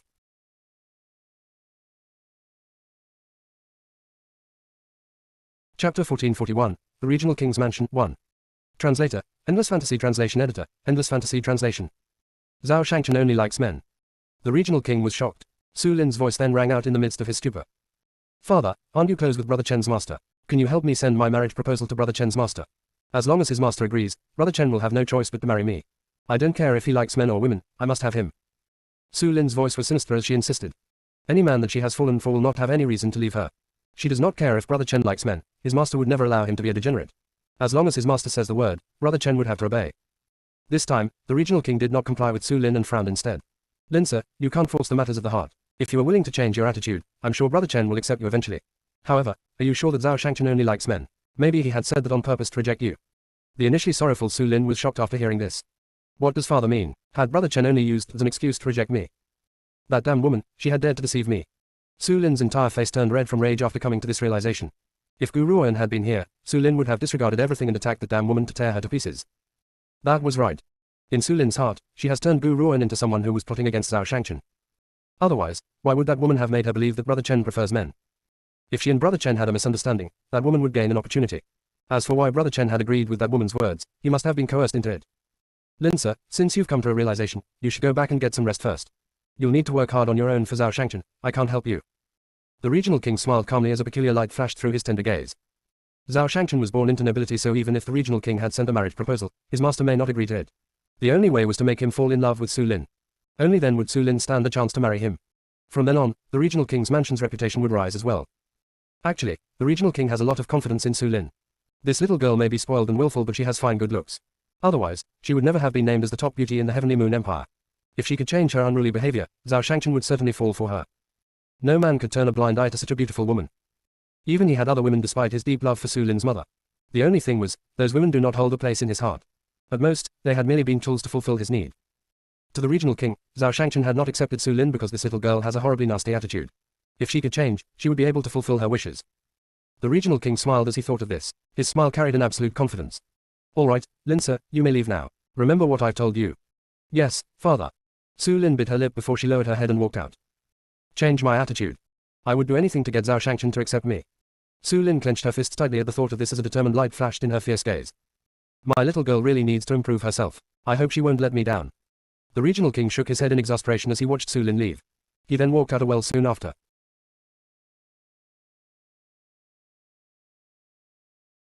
Chapter 1442, The Regional King's Mansion, 2. Translator, Endless Fantasy Translation Editor, Endless Fantasy Translation. Seo Yunsa, we're here, this is the Regional King's Mansion. A peerless evildoer who was dressed in peach blossom-colored robes paused in his footsteps outside the Regional King's Mansion. He then turned his eyes towards the woman in green by his side and raised the corners of his lips. His phoenix-like eyes carried a smile as he said, the Regional King is one of my master's acquaintances. If we can get his help, it would be much easier for you to find Chan Beiyi. Gu Ruoan fell silent before she followed Zhao Shangchen inside. As they had stepped into the Regional King's Mansion, a tender voice called out in front of them. A feminine figure then fluttered towards them like a butterfly. The woman's dainty features were filled with a magnificent smile. Brother Chen, you're back. The woman glanced at Gu Ruoan as she spoke and a malicious light flashed deep in her eyes. However, because of what the Regional King had said, she did not allow it to show. Zhao Shangchen was somewhat shocked. Knowing Su Lin's spoiled nature, he had assumed that she would have attacked Gu Ruoan after seeing her, so Zhao Shangchen had made preparations before his arrival. He never expected Su Lin to act as if nothing had happened at all. In reality, even though Su Lin had been spoiled and willful from a young age, no one dared to say anything to her due to the Regional King's Mansion's influence. However, she was the eldest lady of the Regional King's Mansion after all, so she would know how to draw a man's attention. Initially, she had thought that no matter how unruly she was, Zhao Shangchen would have accepted her on account of her father's friendship with his master. She had been wrong. Since she had been mistaken, there was still time if she changed her tactics now. However, it was impossible for her to let go of her enmity towards Gu Ruoan. She had only put on an amicable face in front of Zhao Shangchen. Gu Ruoan gently curled her lips as her eyes filled with amusement. The malice in Su Lin's eyes may have disappeared in a flash, but she had noticed it. Looks like her time in the Regional King's Mansion would not be a peaceful one. Ha, Sir Chen, you've returned. A clear and bright voice rang out from the hall. They then saw a middle-aged man in embroidered robes walking over towards them with quick steps. The man's features bore a resemblance to Su Lin and was quite handsome as well. Gu Ruoan managed to figure out the man's identity instantly. He must be the Regional King of Heavenly Moon Empire, Su Ran. He was also a cultivator in the late stage of the refined state. He was second only to the current Emperor of Heavenly Moon Empire. May I ask who this young lady is? The Regional King's eyes flashed as he looked at Gu Ruoan, who was standing next to Zhao Shangchen. Zhao Shangchen paused, but the smile on his face only increased. She's my friend, Gu Ruoan. She has come here to participate in the Heavenly Moon Empire's competition. As she doesn't have a place to stay, I've brought her with me and would need to trouble you to put her up for 2 days. Ha ha ha, the Regional King burst into laughter as he concealed the strange light in his eyes. He then replied in a bright and clear voice, Zhao Shangchen is my old friend's disciple. You are his friend as well, so you can rest assured and stay in the Regional King's Mansion. If there's anything that you need, let us know. Lin sir, since this young woman is Brother Chen's friend, you must take good care of her. Yes, father. Su Lin slowly turned around and bowed at the regional king. No one had noticed the malice in her eyes when she turned around. Gu Ruan. You've dared to fight with me over Brother Chen, so I will make you understand the price you'll have to pay for trying to snatch my man away. Su Lin took a deep breath at the thought of this to calm the growing murderous intent in her heart.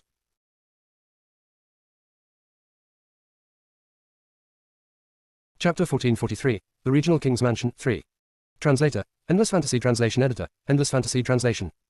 Nevertheless, Gu Ruan still managed to sense the anger and rage in Su Lin's heart. The corners of her lips curled into an indifferent angle, but she stayed silent.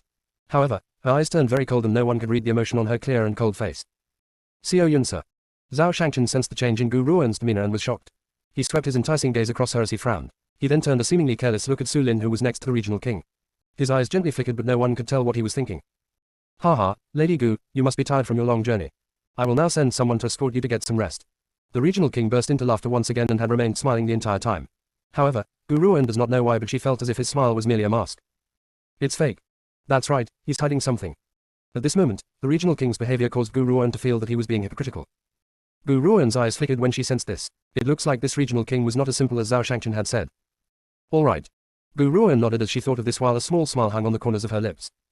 Hearing this, the regional king immediately gave the order and asked his servants to prepare the guest room for Gu Ruan. Whether it was intentional or not, he had arranged for Gu Ruan to stay in a room next to his own. Zhao Shangchen felt that it was a little bit inappropriate and frowned. Regional king, let Xiao Yun stay in the wing next to mine. There's no need to trouble yourself. The regional king was shocked.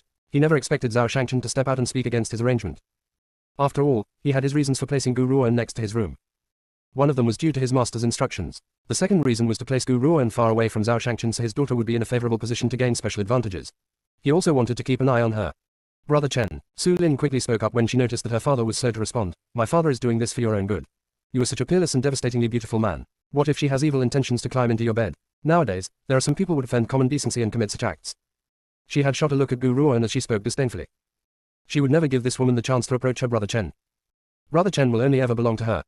However, she did not realize that Zhao Shangchen had been offended by her use of the phrase, peerless and devastatingly beautiful man, about him.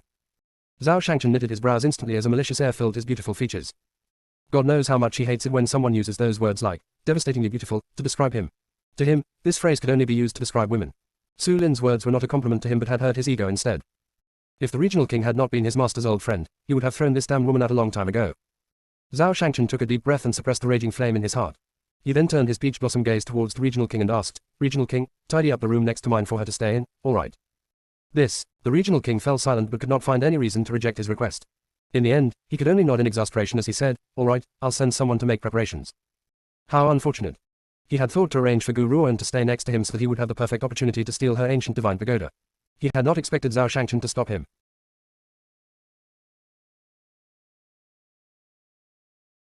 Chapter 1444, The Regional King's Mansion, 4. Translator, Endless Fantasy Translation Editor, Endless Fantasy Translation. Was it possible that he had noticed something? No. That's absolutely impossible. This fellow can't possibly have known about my bad intentions towards Gu Ruan. Otherwise, he would not have brought her to the Regional King's mansion. The Regional King's guess was not very far off from the truth. Zhao Shangchen certainly was unaware of his true intentions, or he would never have brought Gu Ruan to this place. He had only felt that the Regional King had too many concubine chambers in his rear courtyard. That fact was enough to prove that the Regional King was a pervert, so how could Zhao Shangchen rest assured when the Regional King had planned to place Gu Ruan in a room next to his? What if this fellow had molested her? How would he explain this to Gu Shangshao? It would be safer if Xiao Yunsa was by his side. At least this fellow would not do anything out of character on account of his master. Once the Regional King had made the arrangements, Gu Ruan followed the Regional King's servant girls and walked into the rear courtyard. After tidying her belongings, she crossed her legs as she sat on her bed and began her silent meditation. Unfortunately, her meditation would not last very long. Soon after she had entered into a meditative state, a luxurious lily-white hand pushed the door open with a creak. Gu Ruan looked up as the pink-robed Su Lin walked into the room. At this moment, Su Lin's entire face was filled with rage. Her eyes carried a ferocious air as she glared at Gu Ruan fiercely. She was no longer feigning a tender and lovable air like the way she had acted in front of Zhao Shangchen just now. Speak, what can I do to make you leave Brother Chen? Su Lin gnashed her teeth viciously as she asked. Her eyes were filled with venom as she stared at Gu Ruan. As long as you leave Brother Chen, I will grant you endless glory, splendor, wealth, and rank. Furthermore, I can even gift you with a low-class spiritual weapon. Based on the Heavenly Moon Empire's position in the Dark Earth realm, to own a low-class spiritual weapon was nothing strange at all. Especially since Su Lin's father was the second most powerful cultivator in the Heavenly Moon Empire. However, Su Lin's ability to casually gift a low-class spiritual weapon to someone else was enough to prove the Dark Earth realm's long heritage and history. After all, on the mainland, even the first city's 3 grade protectors would never gift someone a low-class spiritual weapon so casually. However, a low-class spiritual weapon meant almost next to nothing to Gu Ruoan. There was also something else that she had mistakenly assumed. Even as the eldest lady of the regional king's mansion, Su Lin has yet to reach the level where she could casually give a spiritual weapon away. She only has 2 low-class spiritual weapons in her hands, but she had grudgingly gifted one to Gu Ruoan because she loves Zhao Shangchen so much. As long as this woman was willing to leave Zhao Shangchen, forget about giving away one low-class spiritual weapon. Even if she had been asked to hand over both spiritual weapons, she would do it. No, not only do I want you to leave Brother Chen, I want you to get into bed with another man and have Brother Chen walk in and witness this scene. This way, he will certainly give up on you. Su Lin seemed to think of something more and continued to speak. You shouldn't think of getting into bed with another man as a loss to you. It would be advantageous to you if you can obtain a low-class spiritual weapon by using your own body. After all, someone like you would never have the ability to gain a low-class spiritual weapon in this lifetime. Su Lin had raised her head arrogantly as she looked at Gu Ruoan. It was as if she expected this woman to quickly express her thanks to her profusely. Besides, I can see that you're only sticking to Brother Chen because of the powerful force behind him. I'm the only one who loves Brother Chen wholeheartedly, but Brother Chen's heart has been fooled by you and is mistaking fish eyes for pearls. He is missing out on his chance to have someone who truly deserves his love. In reality, Su Lin had never intended to bribe Gu Ruoan. She had wanted to kill her, but she knows that Brother Chen's heart would still be fixated on this woman even if she was dead. Therefore, the only way to make Brother Chen give up on Gu Ruoan was to make her betray him.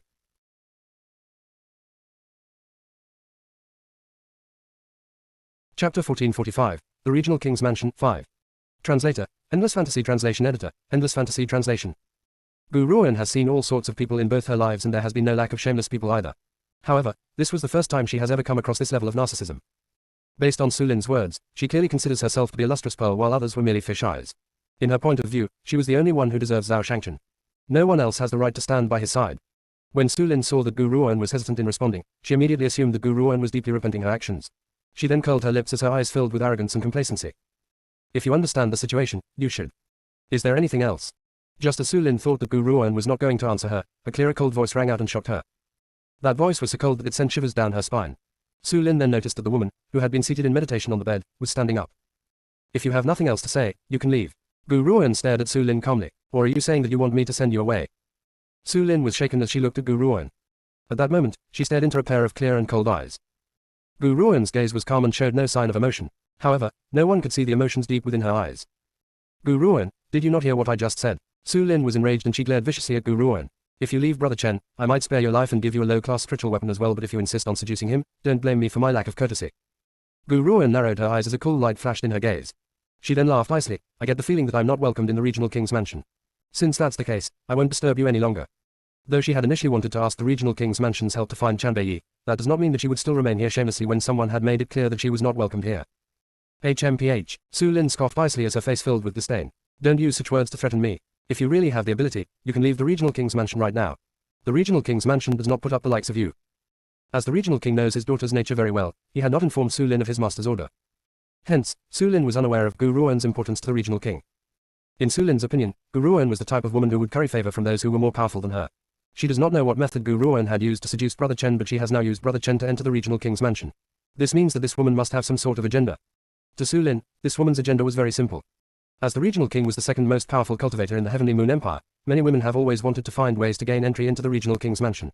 It could even be said that the regional king was closest in power to Zhao Shangchen's master. In reality, Su Lin was not aware of the power behind Zhao Shangchen. She had assumed that the regional king's mansion was powerful enough and only the Heavenly Moon Empire's imperial family and the other 2 first-rate organizations could surpass them. Don't think that don't know about your agenda. Not only do you plan on fooling around with Brother Chen, but you also won't spare my father from your schemes. Perhaps my father is your true objective. Su Lin stared hatefully at Gu Ruoan as she spoke in a despicable manner. Regardless of Brother Chen's noble background, he's only a young master. The true decision-maker of the Dark Yin Palace is his master and my father is the commander of the regional king's mansion. Perhaps you've only approached Brother Chen so that you could use him as a means to enter the regional king's mansion to seduce my father.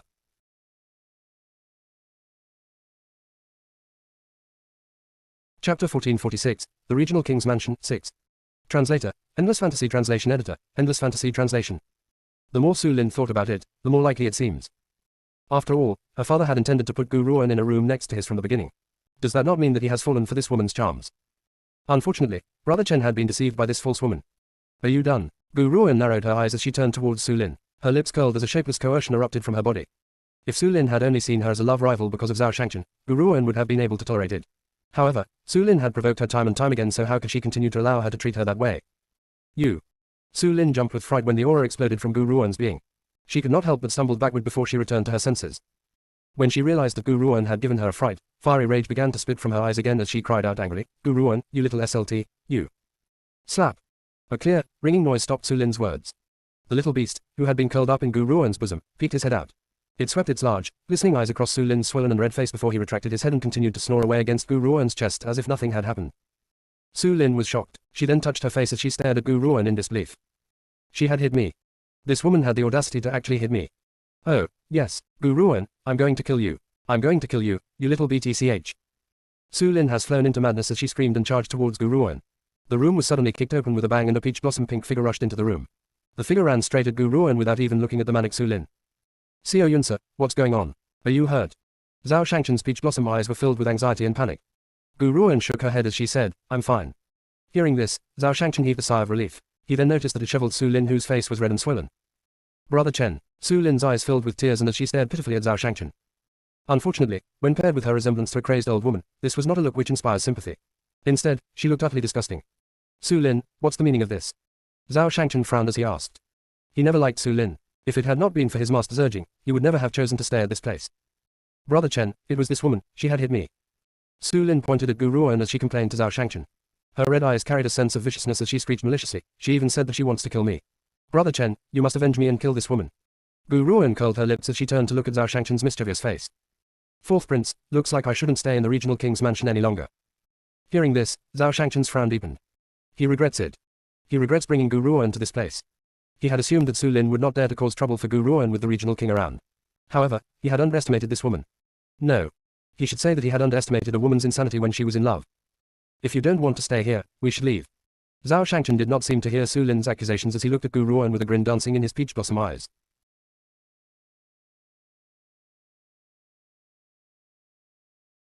Chapter 1447, The Regional King's Mansion, 7.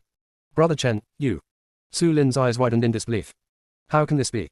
I was clearly the one who had been attacked, but why is Brother Chen acting as if he hadn't seen a thing and intends on leaving with this woman?" "No, you can't leave." Suddenly, she returned to her senses and charged towards Zhao Shangchen like a maniac. Zhao Shangchen merely furrowed his brows and moved aside. As a result, Su Lin ended up charging into thin air and nearly fell to the ground. This action had hurt Su Lin even more. She felt as if her heart was riddled with gaping wounds and could not hold her tears back. "Brother Chen, don't you trust me? This woman doesn't really love you, she's only using you to get to my father. She doesn't have any good intentions at all." Zhao Shangchen laughed icily. "You say that she's using me to get to the regional king. I really don't know why Xiao Yunsa would like to get to know the regional king." Su Lin's heart leaped with glee when Zhao Shangchen answered her question. She forgot about her agony and quickly continued, "Because she wants to seduce my father. Brother Chen, she has evil plans. You mustn't be deceived." Zhao Shangchen laughed. His laugh was absolutely magnificent and was enough to send all living things into a frenzy. Su Lin was dumbstruck as she stared foolishly at Zhao Shangchen. If she could marry such a peerless man, she would have no regrets in this lifetime. At the end of the day, the regional king is only the second most powerful cultivator in the Heavenly Moon Empire. Zhao Shangchen raised his brow as he spoke. His smile was absolutely evil and devastatingly beautiful. "I don't think that Xiao Yunsa would have such bad taste and refuse such an outstanding man like me to pursue an old bull like the regional king, am I right, Xiao Yunsa?" Zhao Shangchen had turned his gaze to Gu Ruan and looked at her with a forced smile. Gu Ruan rolled her eyes at him and did not say a word. After all, this evildoer was helping her, so she should not undermine him either. "Su Lin." Zhao Shangchen's expression gradually sank when he noticed that Su Lin was about to speak. "I had tried to be amicable for my master's sake, but if you insist on bullying Xiao Yunsa, I won't mind making you my enemy. Are you accusing Xiao Yunsa of wanting to seduce your father? Do you really think that your father is that powerful that she would waste her energy to seduce him?" Su Lin's face changed from green to white and back again as she bit her lip and stared at the evildoer with a sorrowful and hopeless look on her face. "Brother Chen, my father has spoken to your master that he wants to matchmake me with you. Are you going to oppose your master's order?" Su Lin was only trying to scare Zhao Shangchen. She was also reminding him that even if he wants to be with Gu Ruan, his master would never approve of it. However, Zhao Shangchen only laughed disdainfully at her and snapped his fan open. His peerless, peach blossom-like features were filled with smiles as his eyes swept across Su Lin's face disdainfully. "I don't need anyone's permission when it comes to my personal matter. Especially the issue of my own wedding. I don't need anyone else to make the decision for me, even if that person is my master. He does not have the right to make me marry you either." The contempt in his eyes thickened as he spoke. "However, are you unable to marry? Is that why you're sticking to me so much? If you lack the company of men, why not visit a brothel? There are many men there ready to wait on you." Gu Ruan gently curled her lips. She never thought that this fellow, Zhao Shangchen, would have such a venomously lovely side.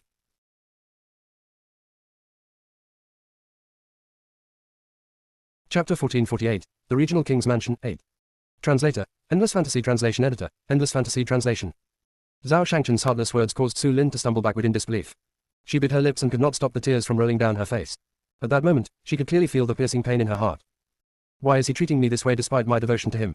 He even fiercely trampled my heart to the ground. How could Su Lin, who has always been full of pride, endure this? Just as Su Lin's entire body began to tremble, a cold and grim voice rang out from behind her. That voice was devoid of any emotion as it asked, "What's going on here?" "Lin sir, what are you doing here?" The regional king walked in from outside the bedroom door. His cold gaze swept across the teary-eyed Su Lin's face before looking towards Gu Ruoan and Zhao Shangchen. Before Su Lin could speak, Zhao Shangchen laughed icily. "Regional king, your eldest lady does not welcome Xiao Yunce's presence in your home. Since that's the case, I'm taking Xiao Yunce with me and leaving this place. We won't disturb you anymore." He then turned to look at Gu Ruoan and smiled as he said, "Xiao Yunce, let's go.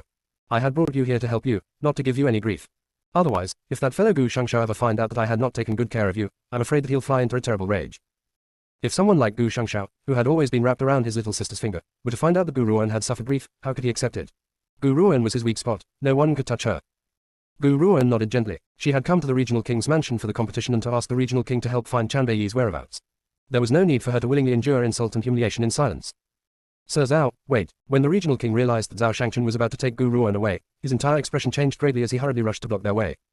He then turned around, raised his hand and slapped Su Lin fiercely right across her face. The entire room returned to silence after the sound of the slap. Su Lin stroked her face as she stared at the regional king with a dazed look. Her wide eyes were filled with disbelief. Her father had treasured her deeply since she was very young. Forget about hitting her, he could not even bear to touch her at all. Now, he has actually hit her because of this woman, Gu Ruoan. Su Lin clenched her fists tightly as she sent a glare filled with poisonous daggers at Gu Ruoan. Her gaze was filled completely with hatred. "It's all because of this woman.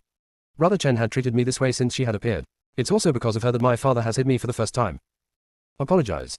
The regional king glared at Su Lin frostily as he tried his best to conceal his agonized heart with a cold aura. "Apologize to Lady Gu immediately." "Father." Su Lin slowly turned her gaze to the regional king as she pointed at Gu Ruoan. "You want me to apologize to this woman? What wrong have I committed to cause you to treat me this way? I was clearly the victim here. It's fine if Brother Chen does not help me, but even you are treating me this way. What has this seductive fox done to you? Why have you become mystified as well? Have you forgotten all about my late mother?" The regional king turned away. He did not have the courage to look into Su Lin's eyes, which were full of hatred. He took a deep breath and forced the reluctance in his heart out before he spoke again. "An unruly and willful daughter like you does not belong in the regional king's mansion. Apologize to Lady Gu immediately. As our guest, she should have been treated with respect, yet you had treated her rudely. If you don't apologize, you will be stripped of your position as the regional king's mansion's eldest lady."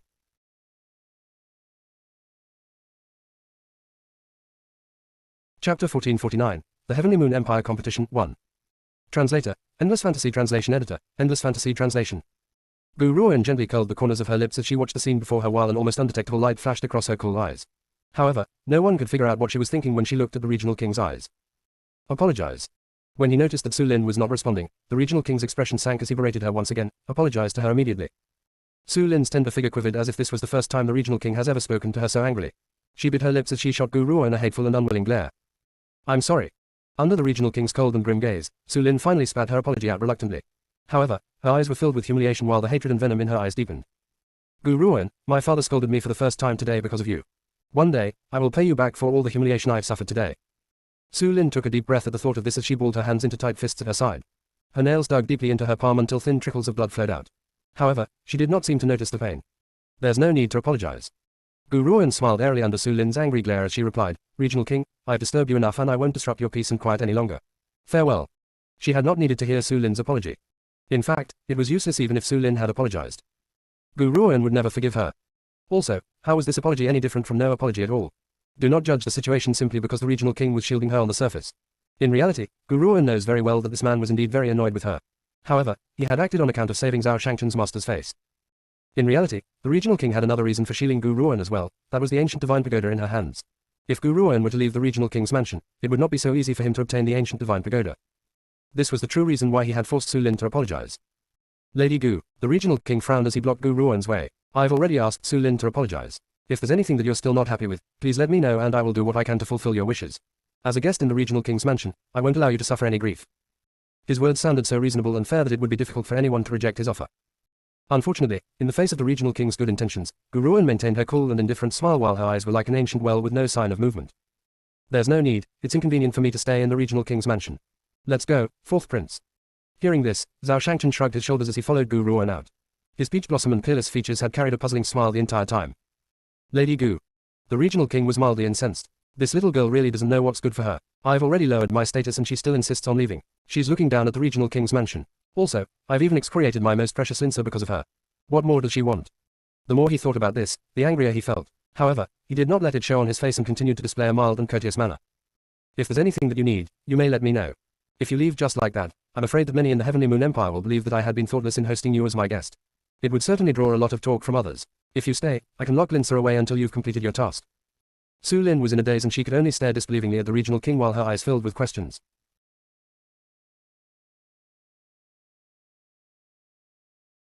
Chapter 1450, The Heavenly Moon Empire Competition, 2. Translator, Endless Fantasy Translation Editor, Endless Fantasy Translation. She simply could not understand it. Why was her father isolating her for the sake of a woman he had only met for the first time? The regional king sensed Su Lin's stare but he turned away and did not spare her another look, afraid that he would not be able to bear this. Lady Gu, will this please you now? As he spoke, the regional king accidentally lost control of his intonation and raised his voice a little. He had done this because he really wanted Gu Ruan to stay, which would make it easier for him to act. However, he never thought that he would unexpectedly raise Gu Ruan's level of suspicion instead. I've already insisted on leaving. Gu Ruan shook her head as she replied loftily, I'm very sorry for disturbing all of you. After saying her piece, she left no chance for anyone else to detain her as she turned around and left the regional king's mansion. Thump. When Gu Ruan and Zhao Shangchen have disappeared, the regional king slammed his palm on the table and instantly split it into two. A vein throbbed on his forehead as a murderous intent flashed across his cold eyes.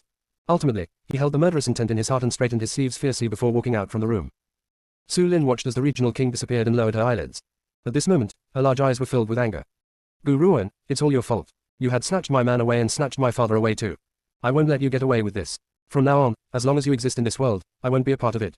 If I exist in this world, I won't allow you to remain in existence either. The regional king had been extremely enraged because Gu Ruan had insisted on leaving. However, in Su Lin's heart, she believed that the regional king had been venting his anger at her. Hence, the hatred she feels for Gu Ruan has even grown deeper. Gu Ruan paused in her footsteps outside the regional king's mansion. She then raised her head as her eyes filled with a clear and cool air. I'm sorry, evildoer, I've wasted your efforts. I think it's best for me to find Chanbei's whereabouts on my own. Zhao Shangchen frowned as he sighed gently. There was a bitter smile on his peerless face as he said, Xiao Yunsa, the regional king had offered to lock Su Lin up temporarily. There's nothing wrong for us to stay there a while longer. He simply could not understand why Xiao Yunsa had insisted on leaving despite the fact that the regional king had already conceded. Gu Ruan turned around and looked at Zhao Shangchen with a serious gaze. Evildoer, how well do you know the regional king? Zhao Shangchen was in a daze. He thought for a moment before he shook his head. All I know is that my master had asked me to see him. As for the kind of person he is, I'm not too certain. Hearing this, Gu Ruan laughed. Do you really think that the regional king would place Su Lin under house arrest without any good cause, just for me? Zhao Shangchen fell silent. Even though he does not know the regional king very well, based on Su Lin's unruly and headstrong behavior, he could guess that the regional king was certainly someone who would cover up his shortcomings. Otherwise, how could Su Lin have been spoiled to the extent where she has turned out to be so undisciplined and uncontrollable? Therefore, why should someone like the regional king punish Su Lin so severely for Gu Ruan's sake? Dated by.com. He simply could not figure this out. I can guess that the regional king had wanted me to stay in the regional king's mansion wasn't simply because of you. If he does not have any other motive, he wouldn't have made such painstaking efforts to make me stay. Besides, he had actually made a small mistake. Gu Ruan took a deep breath before she continued. He may have been disciplining Su Lin, but I could see a reluctance and agony in his eyes. Of course, this may not prove anything, but I could feel that he had been too desperate in hoping for me to stay. If he does not have an agenda, why would he have done that?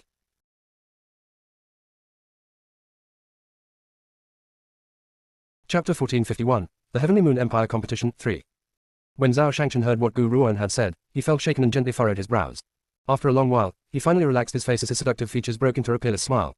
Xiao Yunsa, since you don't like the regional king's mansion, we shall avoid that place. However, knowing Su Lin's character, she will never let you off so easily. I believe that she will certainly cause trouble for you before the competition. If you can't deal with her, let me settle it for you, all right. He winked at her as he spoke with affection in his eyes. Gu Ruan rolled her eyes at him. Isn't the regional king your master's old friend? If you attack his daughter, wouldn't your master cause trouble for you? Xiao Yunsa, you can rest assured, my master is not an unreasonable person. Zhao Shangchen smiled gently as he replied, if I help you to deal with Su Lin, how will you thank me? How about a hug? Gu Ruan shrugged her shoulders. There's no need, I can definitely solve these issues on my own. I won't be needing your help. Hearing this, Zhao Shangchen did not say anything else, but the smile in his eyes deepened. He glanced at the little beast who was snuggled tight in Gu Ruan's bosom while his thoughts remained a mystery. In the magnificent and mighty palace of the Heavenly Moon Empire, numerous talented and handsome youths were fighting and competing against each other. Within the group, aside from the sons and daughters of courtiers, there were countless geniuses from other organizations and a few idol cultivators as well. Their objective for being here was very simple. It was for the sake of the competition held by the Heavenly Moon Empire. However, the Heavenly Moon Empire has a rule for their competitors. Their powers must be at the exceptional state and they had to be below the age of 30. This rule limited many who had wanted to join the competition. Gu Ruan, I never thought that you would have the audacity to come to this place. A shrill voice suddenly cried out and drew everyone's attention towards her. Su Lin's eyes were extremely red as she glared angrily at Gu Ruan. Her fists were clenched in a tight grip as her venomous eyes, like a poisonous snake, slithered around her neck. Su Lin, do you know this young lady? A woman in palace attire approached Su Lin's side. She gently raised her willowy brows as she swept a puzzled gaze over Gu Ruan before returning her attention to Su Lin.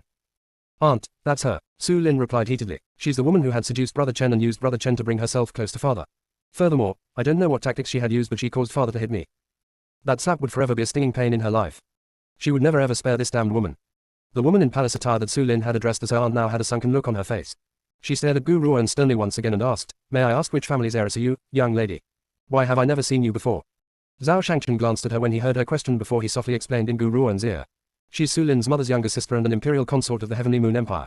If you don't like her, I can help you to deal with her privately. If you were to deal with her openly now, I'm afraid that you would lose your chance to join the next competition and you would be unable to save Shangshao. Zhao Shangchen believes that it would not be difficult for Gu Ruan to deal with this woman. After all, she has way too many trump cards in her hands, be it the little beast in her embrace or that man named Zixi.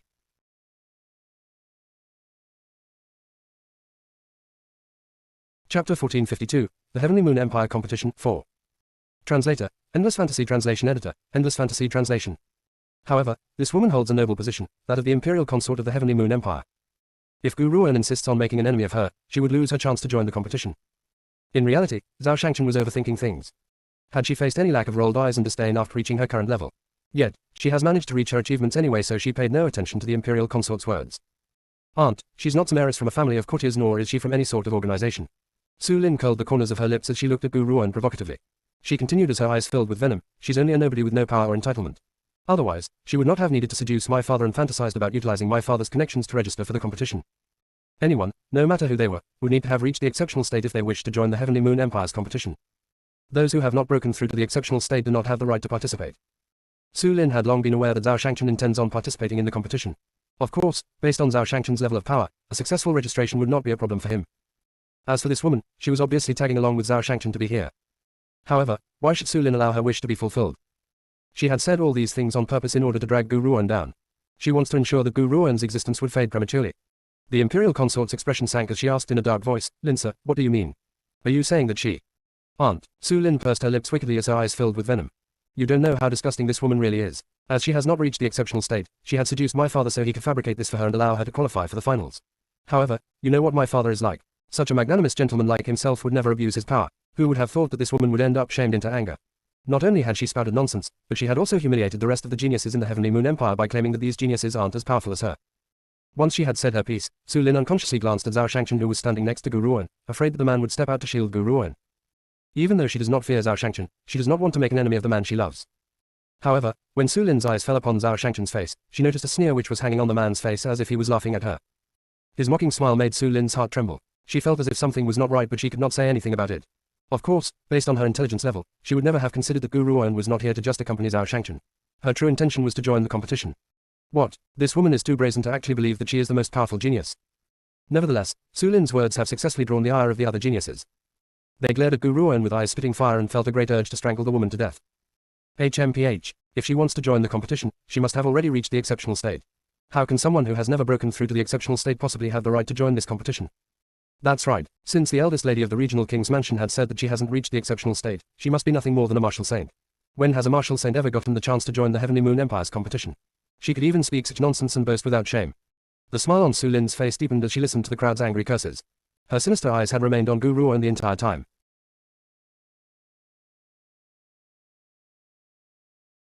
Chapter 1453, The Heavenly Moon Empire Competition, 5. Translator, Endless Fantasy Translation Editor, Endless Fantasy Translation. The thing was, Su Lin was ignorant about the extent of Gu Ruan's power. To her, the woman's power was barely discernible, so it was difficult for her to detect. For someone to have this type of aura, they must either be exceptionally powerful or extremely weak. Su Lin, who hates Gu Ruan so much, would never want her to be powerful, so she had subconsciously considered her as a weakling.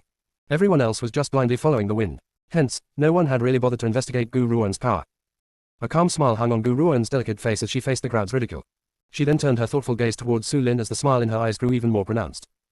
Su Lin, looks like you haven't learned your lesson yet.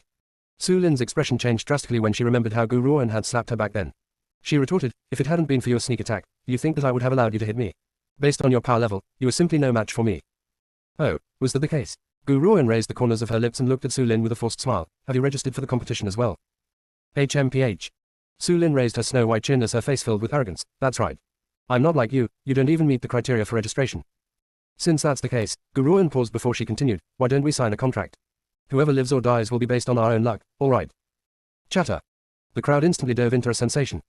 Regardless of where the competition was taking place, one should take care not to overdo things. There may be some special cases who will sign a life or death contract before the competition. This means that whether they live or die would have nothing to do with anyone else. Even the referees would not have the right to stop them. However, the crowd did not expect Gu Ruan to be the first one to raise the life or death contract. Su Lin's face has turned entirely ashen as she stared at Gu Ruan hatefully. She looked as if she wanted to carve a hole into Gu Ruan's body. You want to sign a life or death contract with me? That was right, Gu Ruan's meaning was clear. She wants to establish a life and death contract with Su Lin. However, what Su Lin could not understand was how this woman had found the courage to raise this type of a condition. Was she not afraid of dying by Su Lin's hand? Are you afraid? Gu Ruan looked at Su Lin and smiled indifferently as she spoke. Afraid? Hee. Gu Ruan, you're overestimating yourself. I, Su Lin, have never been afraid of anyone. I will sign the life and death contract, but you must also have the ability to join the competition first. Su Lin laughed icily. One must be at the exceptional state to be able to register for the competition. She simply could not figure out how Gu Ruan could say these words in such a serious manner. Could it be that she has already broken through to the exceptional state? How could this be? Su Lin shook her head at the thought of this. Gu Ruan was so young and she has no background or support. She could not possibly have broken through so quickly. Lin, sir. The Imperial Consort was about to stop Su Lin, but to no avail. Su Lin had already agreed to the deal. At that moment, her expression has turned particularly unsightly. She knitted her brows tightly and turned towards Gu Ruan as she spoke. Young lady, I hope you can take back what you've just said. It's best for you to avoid casually signing a life or death contract. Otherwise, I'm worried that people might say that Lin sir is abusing others. The Imperial Consort had looked down on Gu Ruan from the very beginning. However, when Gu Ruan mentioned the life or death contract, she felt that something was not right. If Gu Ruan does not have an absolute guarantee, why would she be so certain that her registration would be a success? Hence, the Imperial Consort wants to make the woman retract the life or death contract before she has thoroughly investigated the latter's identity. As for why she would not allow Su Lin to go back on the deal, the reason was very simple. If Su Lin had gone back on the deal, the Regional King's Mansion would lose their reputation. How could she allow the Regional King's Mansion's reputation to fall? Between the two of them, Gu Ruan should be the one to lose her reputation. Hence, the Imperial Consort wanted to threaten Gu Ruan to give up on signing the life or death contract.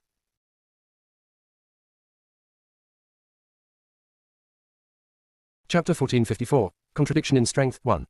Translator, Endless Fantasy Translation Editor, Endless Fantasy Translation.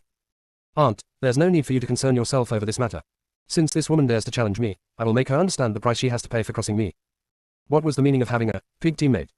Perhaps no one understands this better than the Imperial Consort herself.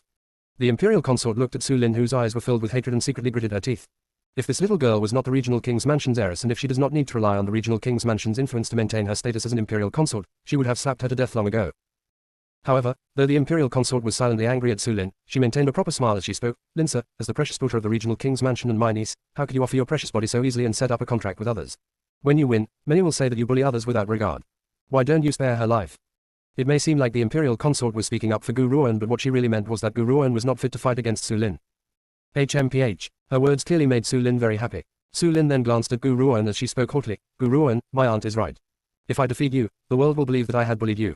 If you kneel, kowtow before me, and stop seeing Brother Chen forever, I am willing to spare your life. Hearing this, the Imperial Consort finally heaved a sigh of relief. She then turned her long and narrow eyes towards Gu Ruan and smiled gracefully. As a commoner in the Heavenly Moon Empire, to kowtow and apologize to the Regional King's heiress is not a humiliating act. After all, you'll also manage to ensure your survival. I can be the one to guarantee justice for you. If you admit to your mistakes, Lin sir won't cause any more trouble for you. As she spoke, the Imperial Consort gritted her teeth through the words, Regional King's heiress, on purpose, as her eyes displayed a threatening air. The fact that this woman had the audacity to throw out a life or death contract so easily shows that she must not be as simple as Su Lin said she was. Unfortunately, Su Lin had been spoiled rotten by the Regional King so much that she had grown to have big boobs but no brains. She does not even have any common sense. If she really does end up signing the life or death contract with this woman, no one would be able to stop that social contract from happening. Of course, based on the Imperial Consort's point of view, if this woman knows what was good for her, she should know what benefits her best. If she continues to be rash and willful, the Regional King's Mansion would never let her get away with it. At this moment, the entire courtyard has become completely silent. The crowd believes that Gu Ruan would give up on the life or death contract after being threatened by the Imperial Consort. Some could not help but shake their heads and sigh. The Heavenly Moon Empire has great power. How could anyone have the courage to go against such a force? As long as that person was not a fool, they would know the right thing to do. However, under the crowd's pitying and disdainful glances, Gu Ruan only turned her eyes calmly towards the eunuch who was responsible for registrations and asked, Can I register now? She had ignored the Imperial Consort and Su Lin. Gu Ruan. Su Lin was thoroughly enraged. As the Regional King's Mansion's heiress, she simply could not comprehend how this woman had found the courage to oppose her time and time again. Could it be that this woman believes that she could do whatever she wanted because she had her father's support? Since you don't know what's good for you, we will continue with our previous agreement. Either you die or I live. I will make you understand the price you have to pay for your egotistical nature. Lin sir. The Imperial Consort's expression changed drastically and she hurriedly cried out. However, Su Lin no longer wanted to listen to what she had to say. Instead, she felt a little irritable towards the Imperial Consort. Aunt, why are you speaking up for this woman as well? She wanted to sign the life or death contract on her own, so what if I do as she says? Since she's so eager to die, I'll escort her on her way. Perhaps she might even thank me.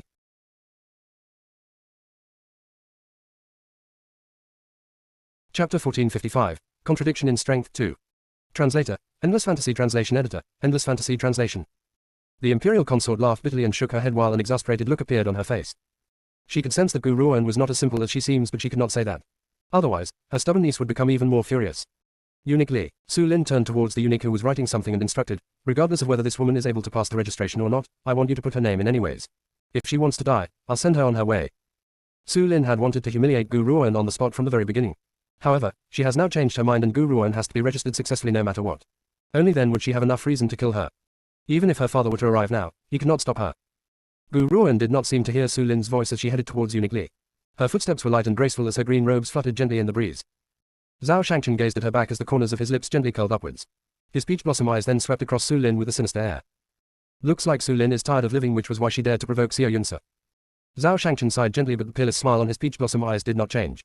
He was as beautiful as a seductress and could send all living things into a frenzy. I remember how Xiao Yunsa had made many enemies along her travels. However, those enemies have all died her hand. If Su Lin could have let it pass after that lesson, her life could have been spared. Unfortunately.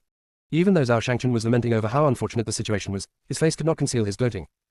Obviously, he could not stand the sight of Su Lin since a long time ago, yet he had been hindered by the fact that she was the daughter of his master's old friend. That was why he had not taken any action back then. However, if Gu Ruan were to act instead, it has nothing to do with him. His master could not blame him either. The crowd's eyes were gathered upon Gu Ruan's figure in the rear courtyard as if they wanted to know if she was a good-for-nothing like Su Lin had claimed. The crowd watched as Gu Ruan approached Eunuch Li and said, I'm here to register for the competition. May I ask what the registration process is? Eunuch Li was shaken and unconsciously glanced at the Imperial Consort. The Imperial Consort nodded at him and he turned away to reply in a hoarse, traitorous voice, this is a spirit stone used specifically by the Imperial Palace to test someone's power level.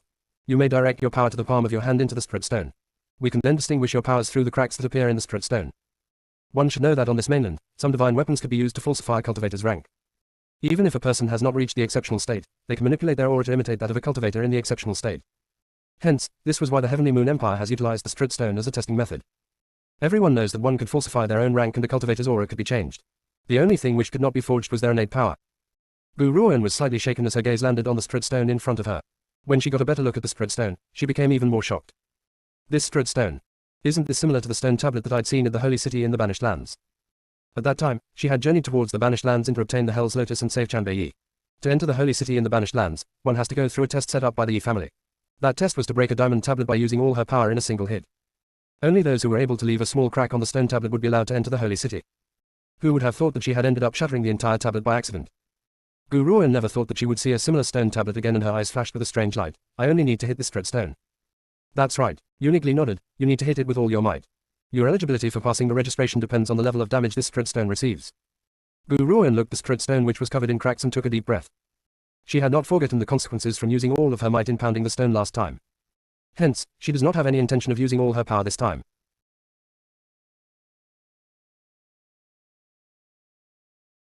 Chapter 1456, Contradiction in Strength 3. Translator, Endless Fantasy Translation Editor, Endless Fantasy Translation. The crowd traced her steps as Gu Ruan slowly made her way to the spirit stone. She gathered a slight amount of spiritual energy into her palm before slowly enveloping her entire fist. Bang! Her fist, wrapped in a layer of powerful energy, slammed against the spirit stone with a loud noise. The entire spirit stone trembled instantly before everything returned to silence once again. The spirit stone remained still before the eyes of the crowd. Ha ha ha. Su Lin could not help but burst into laughter at the sight of this and laughed so hard that she began to tear up. She then exclaimed in a disdainful voice, Gu Ruan, looks like I've overestimated you. I thought that though you haven't reached the exceptional state, you would be a martial saint at least. I never thought that your power would turn out to be so little. Let me guess your rank, are you a martial general? Martial king? Everyone else's eyes filled with disdain as well as they stared disapprovingly at Gu Ruan who was standing in front of the spirit stone. Crack. However, before Su Lin's laughter could die down, a clear sound rang out in her ear. She could not help but turn around again to look. At first glance, her entire being was shaken and her laughter, which she had no time to hold back, had turned her very red in the face. However, she had no time to care about that now. Her large eyes could only widen in terror as she stared at the scene before her in disbelief. Crack. Crack. Cracks began to appear increasingly on the stone tablet until it broke apart with a bang and turned into a pile of rubble. Gu Ruan was shocked and looked at her hand before furrowing her brows. I had clearly held back on my powers, so how could this have happened? In the midst of her confusion, the white tiger, Yunyao, replied from within her soul. Master, this spirit stone uses different methods but produces similar results to the diamond tablet which you had seen in the Banished Lands. The only difference was that the diamond tablet had been used to test one's talent. This spirit stone only measures power, but regardless of which tablet it was, they share one characteristic: they would turn to dust whenever they are touched by the flames of nirvana. Due to your contract with Zixi, your power also contains the flames of Nirvana. Therefore, no matter how much power you've used to hit it, the spirit stone will crumble as well. Gu Ruoan's frown deepened even more when she heard this explanation. At this rate, everything would become even more troublesome. Uniquely, is something wrong with this spirit stone? How could it have crumbled just like that? Just as Gu Ruoan was deep in thought, a graceful voice rang out from the side. That's right. As soon as the Imperial Consort had spoken, the dumbstruck Su Lin also returned to her senses.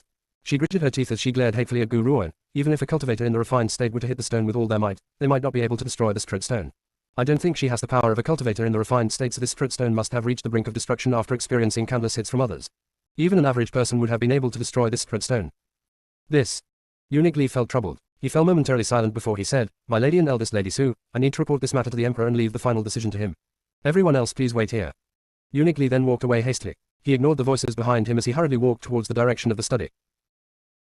A man dressed in dragon robes was sitting in front of a desk in the Imperial study. His sharp brows reached his temples and he was unusually handsome. His entire body was filled with dominance as if he was a heavenly being that rules over the heavens and earth. This man was the supreme ruler of the Heavenly Moon Empire. However, one should not be mistaken just because he looks young. In reality, he was an old monster who has been alive for several hundred years.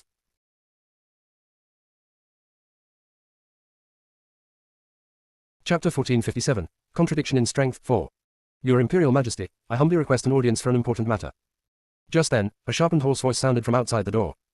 The Heavenly Moon Emperor furrowed his sharp brows as the brush in his hand finished its last heavy stroke on an official memorial. He then calmly replied as he closed the memorial, "Enter." The dusty-looking Eunuch Li hurriedly walked into the room as soon as he heard that command. "Eunuch Li, did we not send you to settle the registrations? What, has it finished so soon?" The Heavenly Moon Emperor lifted his head to look at the sweaty Eunuch Li as he asked in a cold and distant voice. "Reporting to you, Your Imperial Majesty. Something has happened during the registration," Eunuch Li carefully replied. The spirit stone may have been worn out over the years and a woman had turned it into rubble after one blow.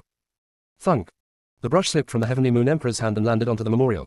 His handsome brow furrowed even more as a nearly undetectable light flashed in his eyes. "Is this true?" "Your Imperial Majesty, this is absolutely true. The spirit stone has been destroyed." Hearing this, the Heavenly Moon Emperor was deep in thought for a moment before he replied, "The registrations shall end here. As for that woman who had destroyed the spirit stone with a single blow, permit her to enter the competition arena." "At Your Imperial Majesty's command." Eunuch Li bowed his head and slowly withdrew. The spirit stone has been destroyed. The Heavenly Moon Emperor watched as Eunuch Li's figure disappeared. His brow quirked into an angle but his voice was just as cold and distant as ever. "We have now broken through to the 9th transformation state, but even we have not been able to destroy the spirit stone. That woman is not as simple as she seems. We'd love to meet this woman." In the rear courtyard, Su Lin spotted Eunuch Li who was rushing over at first glance. She could not help but send Gu Ruoan a complacent look before turning to speak to Eunuch Li. "Eunuch Li, what did His Imperial Majesty say?"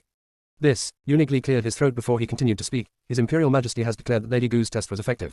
Congratulations, Lady Gu, you have successfully completed the registration." "What?" Su Lin's expression changed dramatically as she screeched. She doesn't even have that level of power. Why had His Imperial Majesty declared that the test was effective? Something must be wrong with that spirit stone and that's how she had managed to turn it into rubble with one blow so easily. Though Su Lin had indeed wanted Gu Ruoan's registration to be a success, that does not mean that she was willing to watch this woman pass the test through her own power. She had planned to humiliate Gu Ruoan first before stepping out to speak up for her so she would be allowed to join the competition. After all, if Gu Ruoan was not allowed to join the competition, Su Lin would have no way of taking her life. Who would have thought that this woman had managed to pass the test through her own strength? Nevertheless, she was still adamant that Gu Ruoan was not powerful enough to succeed in the registration. "Eldest Lady Su, this was His Imperial Majesty's decision. If you have any objections, you may bring it up with His Imperial Majesty." In the face of Su Lin's accusations, Eunuch Li merely smiled as he explained. However, his words were like a heavy slap in Su Lin's face and caused her to feel an agonized pain in her head. HMPH. Su Lin definitely does not have the courage to question the Emperor of the Heavenly Moon Empire. Hence, she directed her attack towards Gu Ruoan as she gritted her teeth and said, "Gu Ruoan, you've passed the registration this time. I don't know if it is your luck or your sorrow. You could have lived out an ignoble existence in this world but you insist on digging your grave by offending me. This time, I will make you understand the price you have to pay for crossing those you should not have offended." Su Lin then looked at Zhao Shangchen and changed her vicious air. Her eyes immediately filled with a thick sense of warm camaraderie. "Brother Chen, I'll make you see who has most right to stand by your side. Only an outstanding woman would be suitable for someone as outstanding as you."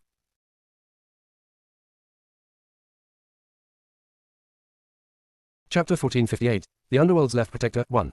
Translator, Endless Fantasy Translation Editor, Endless Fantasy Translation.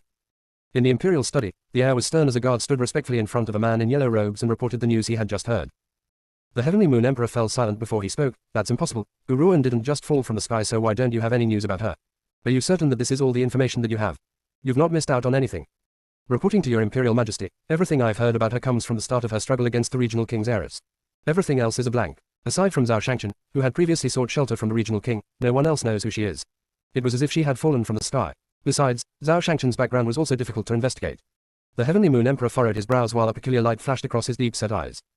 No one's life could be a blank. Can it be that these two have backgrounds that are far too powerful and another powerful cultivator is blocking all the sources of information? Only someone from the underworld could do such a thing. The Heavenly Moon Emperor relaxed his brows at this point and said, "You can leave now. Since someone is preventing you from finding her true background, we have no choice but to give up. Otherwise, if you end up offending the cultivator behind her, destruction might fall upon the Heavenly Moon Empire. At your Imperial Majesty's command." The guard joined his fists before he turned around and withdrew from the study. If the information is correct, the Heavenly Moon Empire is using the Moon Soul Herb as a prize for this competition. At this moment, countless figures were paused in midair outside Heavenly Moon Empire. The leader of the group was a woman dressed in white robes. Her countenance was fine and elegant while her features were exquisite. There was a chilly air in the space between her brows, but when compared with Gu Ruan, who was born with a chilly aura, her aloof air seemed to be an act and carried a hint of artificiality. "Protector, it's just an insignificant Moon Soul Herb. Why do we have to travel to such a faraway place?" A woman dressed in green robes behind her asked, puzzled. When she heard this, the white-robed woman who had been addressed as Protector glanced at the green-robed woman indifferently before replying in a cold voice, "The young master has been searching for the Moon Soul Herb over these past few days. He wants to use it to save someone. If I can obtain the Moon Soul Herb, I will certainly be able to bring great joy to the young master. That alone would be worth the trip." Ever since the young master had arrived in the underworld, he sent many subordinates out to find more information about the Moon Soul Herb in secret. Even though the Moon Soul Herb was not very useful to them at the current stage of cultivation, it could restore a man who has been turned into a puppet to his original self. Hence, it was very obvious that someone on the young master's side has been refined into a puppet and would need the help of a Moon Soul Herb as a cure. "Let's go." The white-robed woman's resolution in snatching the Moon Soul Herb away deepened at the thought of this. She then steadied her emotions before she led the people around her towards the Heavenly Moon Empire's Imperial Palace. They moved so quickly that they resembled shooting stars in the sky. Several guards were standing guard outside the Imperial Palace's gates. They noticed the uninvited guests who had shot across the sky and quickly cried out, "Stop, who are you? How dare you trespass into the Imperial Palace?" As soon as the guard had spoken, a voice rang out from thin air. A powerful force pushed through their eardrums and shook the air so much that it caused them to lose their hearing temporarily. "Tell the Emperor that the Left Protector of the Underworld requests an audience."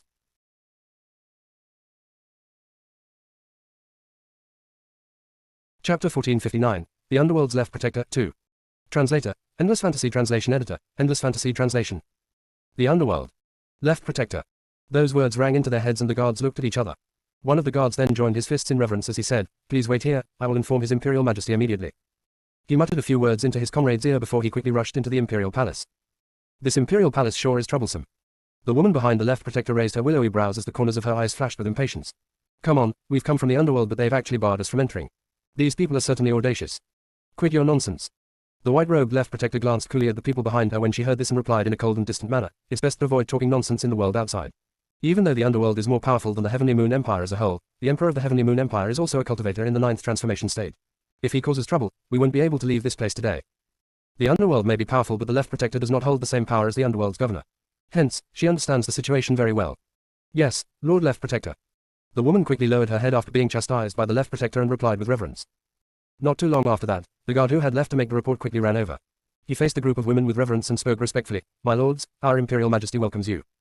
Let's go." The white-robed woman straightened her sleeves before they headed into the palace gates. The Heavenly Moon Empire's Emperor was seated on his dragon throne in the main hall. He rose to his feet immediately when he saw the group from the underworld entering the main hall, escorted by a guard. In the eyes of the world, the current underworld faction has lost their position as the most powerful force in the Dark Earth realm and the Spiritual Military Academy now holds that position. Nevertheless, only those who have reached the same rank as the Emperor of the Heavenly Moon Empire knows very well just how powerful the underworld truly was. How could they possibly be on the same level as the Heavenly Moon Empire? However, ever since the underworld's master had disappeared back then, the powerful cultivators who had once followed him also began to live in seclusion and no longer appeared before the eyes of the world. Even though the underworld's current governor was not as powerful as those cultivators, he has broken through to the 9th transformation state.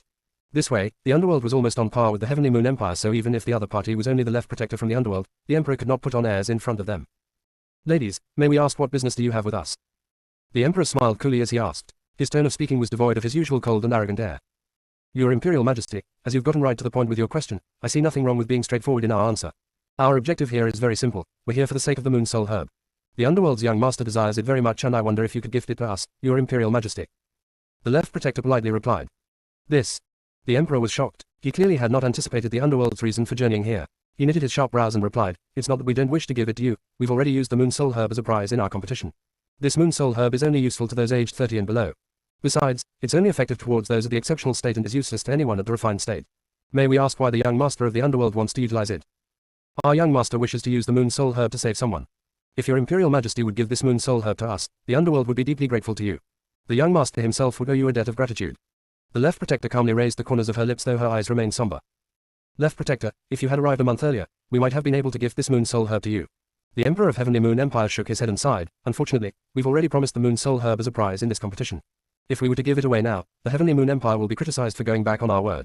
How about this? Once the competition is over, have your members of the underworld step out personally to make an exchange with the winner for the Moon Soul Herb. Does that work for you?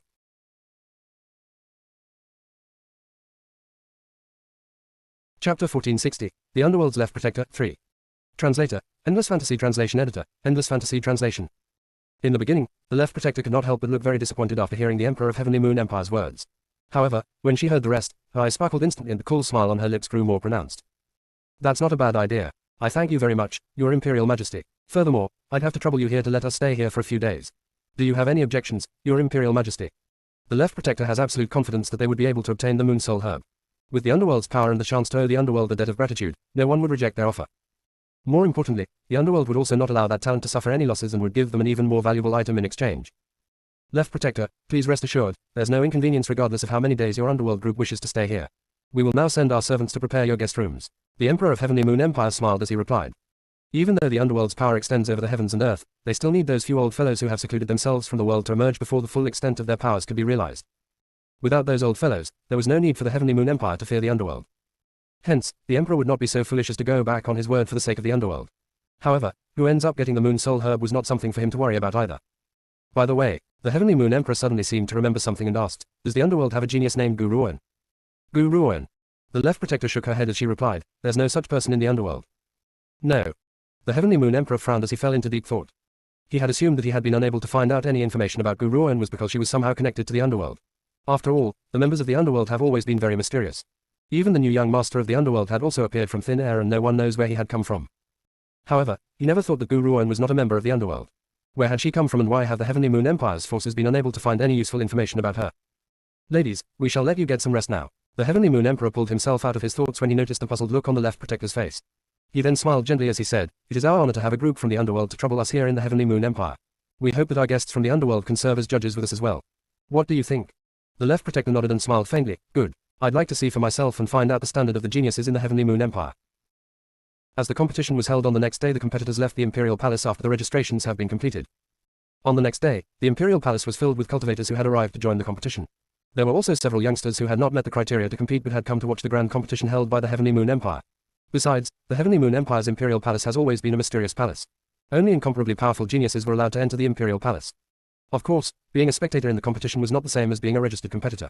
Anyone who has successfully registered for the competition could step forward. For those who wanted to spectate, they would have to be examined by the Imperial Palace and not everyone would be allowed to enter. At this moment, a fervent discussion was running through the crowd in the overcrowded rear courtyard of the Imperial Palace. Most of these discussions centered around the life or death contract which Gu Ruan and Su Lin had signed. I believe in your powers. Zhao Shangchen turned towards Gu Ruan and smiled seductively, you've never lost. While it may seem that Gu Ruan had never lost, the truth was that she has never taken a risk without a guarantee. As a result, she has never lost the competition.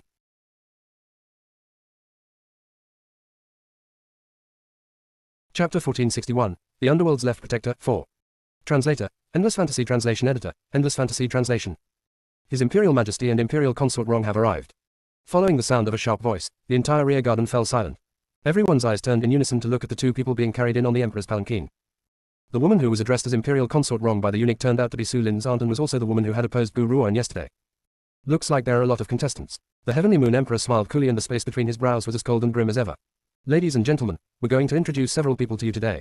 These people are cultivators from the Underworld and will be joining this competition as judges. Wah! The Heavenly Moon Emperor's words caused an enormous commotion within the crowd. The Underworld.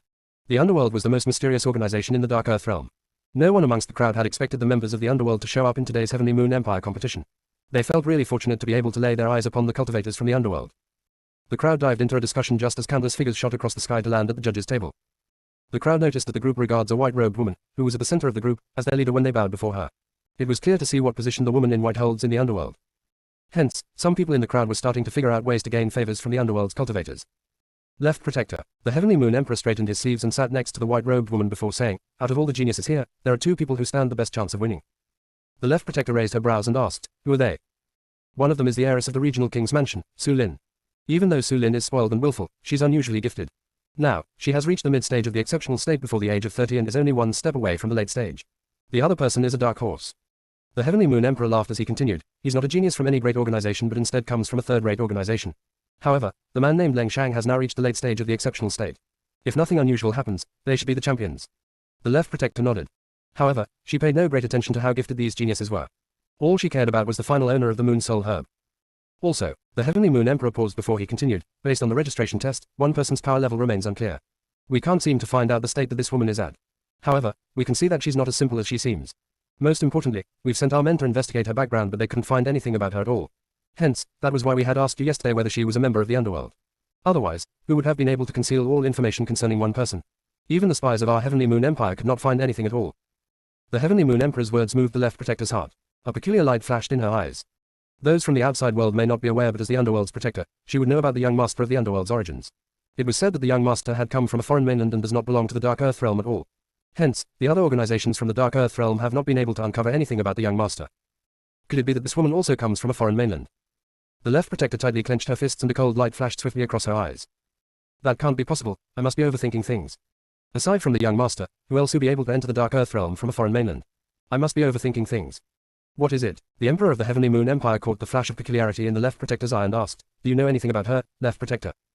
The left protector shook her head. I don't think so, perhaps she had always cultivated in seclusion in the mountains. That could be why no one has been able to uncover anything about her past. No one in the Dark Earth realm must ever find out the fact that the young master had originated from a foreign mainland no matter what. Otherwise, it would bring disaster upon the young master.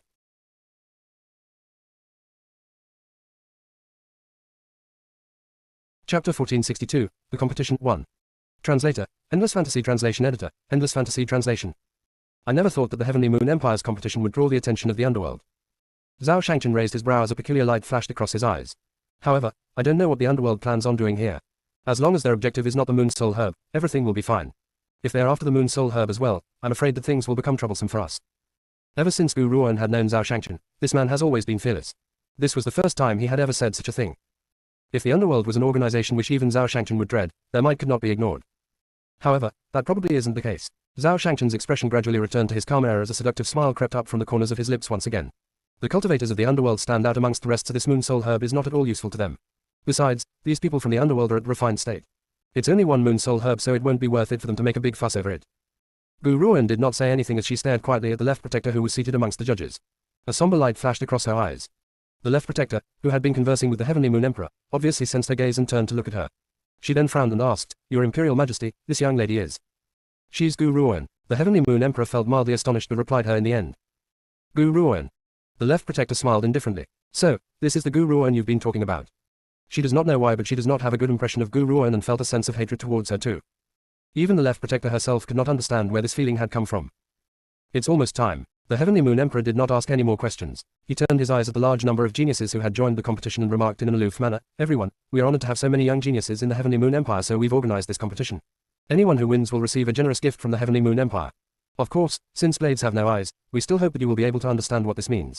The Heavenly Moon Empire does not wish to lose any of our talents.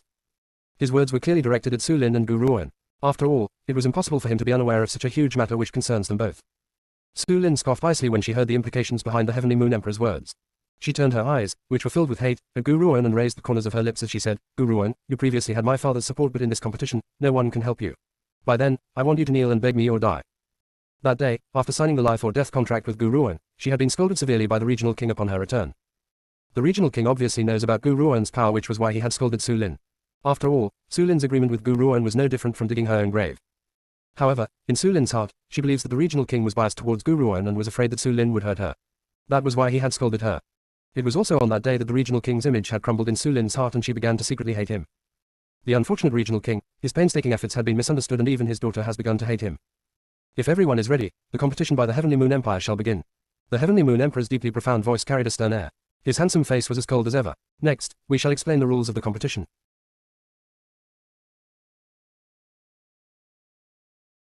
Chapter 1463, The Competition 2. Translator, Endless Fantasy Translation Editor. Endless Fantasy Translation. The Heavenly Moon Emperor's eyes were stern as he swept his gaze across his surroundings. Once the entire rear garden has been silenced, he continued to speak, the first round is the elimination stage. You shall draw lots and those who receive the same number shall be placed in the same group.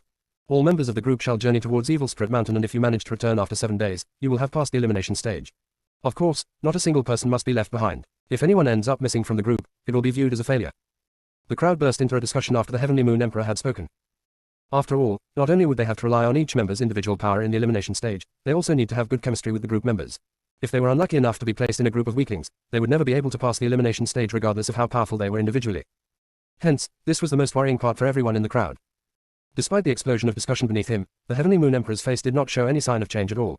His voice was sharp and cold as he continued, "Due to the dangerous nature of this competition, if you run into any ferocious spiritual beasts, you can call for help. The Heavenly Moon Empire cultivators will immediately step out to save you. However, to do so will cause you to forfeit the competition, and this applies to everyone in the group. Hence, if you wish to ask for help, you must think it over thoroughly. We will give you half an hour's time to prepare. Once you're ready, come with us and we shall head towards Evil Spirit Mountain." Evil Spirit Mountain was considered to be one of the 4 most fearsome areas in the Heavenly Moon Empire. If one were to meet a ferocious spiritual beast there, they would not be able to escape so easily even if they have broken through to the refined state. Hence, the Heavenly Moon Emperor has sent powerful cultivators to shadow the competitors secretly. If there are no objections, you will begin to draw lots now. The Heavenly Moon Emperor raised the corners of his lips indifferently as he continued, "You're all the pride of the Heavenly Moon Empire, so once you're at Evil Spirit Mountain, don't venture off to the deep end of the mountain. The deeper you tread, the greater the dangers. Understand? At your Imperial Majesty's command." The crowd's hearts shivered as they replied with reverence. The Heavenly Moon Emperor did not say anything else as he waved his hand and ordered uniquely to bring out the ballot box. The young geniuses who have successfully passed the registration then each stepped forward to draw lots. Soon, the rear garden was filled with sounds of excitement, though there were some who were disappointed as well. Heavens, I'll be placed with Leng Shang. Leng Shang has already reached the late stage of the exceptional state and is only one step away from the refined state. If I'm in the same group as him, my safety will at least be assured. Crap, you actually had the good luck of being placed in the same group as the Dark Horse, Leng Shang. Unlike me, I've been placed in the same group as that idiot, Li King. This idiot is simply going to drag us down. In contrast to the happy man before him, the next person was clearly very disappointed. Even though their powers were assessed during the registration, this did not apply to all the participants. Those like Gu Ruan, whose identity and origins were unknown and did not have any powerful forces backing her, had to pass the assessment for her to be successfully registered. However, for some in the nobility, they could register clandestinely and be accepted into the competition, such as the young man named Li King. It was also the method Su Lin had previously used to circumvent Gu Ruan. Li King's father is a general, so his family has great power. However, Li King is too much of a good-for-nothing. He's simply just a lame duck. To this day, he's still floating around at the rank of a high-level martial saint. Someone like that could never have been registered without using underhanded means.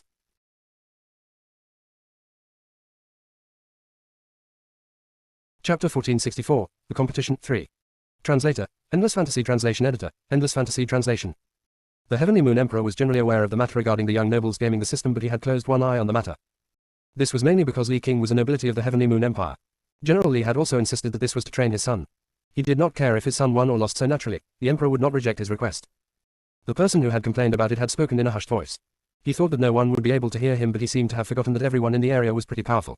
Their hearing was exceptionally sharp, so how could they have not overheard his words? So, there's also underhanded ways of joining the competition. Gu Ruan came to a sudden realization before she remarked calmly. No wonder no one had seemed suspicions when Su Lin had hurled those accusations at her. There really were other methods for registration. Which group are you in, Xiao Yunsa?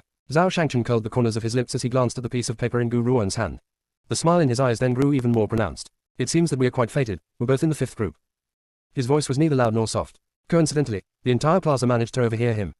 Hence, the man who had previously complained about being in the same group as Li King instantly became angry again. He cried out and his eyes nearly teared up from rage. Having one Li King is enough, but I've ended up with 2 more good-for-nothings as well. Oh God, what immoral acts have I committed that you would do this to me? There were 7 members in each group, but out of these 7, 3 have turned out to be good-for-nothings. How was he going to survive? TSK, Dong Fang sure is unfortunate. Based on my knowledge, that man who looks like a seductress had also entered through underhanded means. Looks like the regional king had helped him to register this time. As for this woman named Gu Ruan, Su Lin had mentioned that this woman's powers are inferior, so she must be inferior. Don't assume that she's powerful just because she managed to shatter the Spread Stone. Everyone knows that that Spread Stone was already at the brink of collapse. She only needed to touch it very lightly to turn the Spread Stone into dust. She had only been lucky. That's right, I really pity Dong Fang to have to drag these 3 good-for-nothings around. There's no hope for the group now. Good for nothing. Gu Ruan glanced at the man next to her, whose smile was as magnificent as a flower, and blinked. Zhao Shangchen is a good-for-nothing. This fellow's power seems to have increased substantially over the course of time. Besides, she also seemed to have sensed something else. Gu Ruan narrowed her eyes as a smile lifted from the corners of her lips. Zhao Shangchen, I'm really curious about the identity of your master. Zhao Shangchen felt shaken and he did not respond to her question. Instead, he only flashed his magnificent, peerless, peach blossom smile at her. I'm curious too. I'm really curious about the number of trump cards you have. He eyed the sleeping little beast nestled in Gu Ruan's chest as the smile on his face grew even more pronounced. Who would have known that this smile would completely mesmerize the women around him? One even gasped out loud, such an outstanding and peerless man. Even if his powers are weak, I'd marry him. PFFT, you. If I wanted to and he was to marry someone, it would be me. You definitely don't stand a chance. Another woman spoke up with disdain as she stared lovingly at Zhao Shangchen, feeling a strong urge to replace Gu Ruoan with herself. Su Lin glared at them when she heard the discussion between the two girls. A thick murderous intent then spilled from her eyes, causing those two girls to stop talking immediately. Brother Chen is mine. I will kill anyone who tries to snatch him away from me. The murderous intent in Su Lin's eyes did not diminish when she thought of this but increased instead. Her eyes filled with a sinister venomous light as she glared at Gu Ruoan. Gu Ruoan, you fought with me over Brother Chen. Hence, you must pay the price.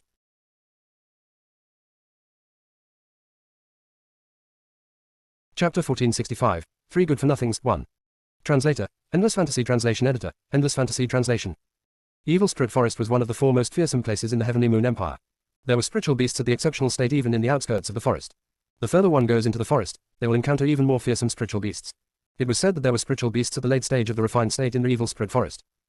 Hence, even a cultivator at the refined state would not dare to set foot alone into the Evil Spirit Forest.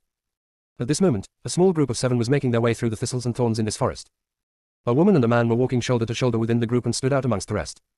The woman was dressed in green robes. She has delicate features and her dark, fine hair cascaded like a waterfall as it fluttered gently in the breeze.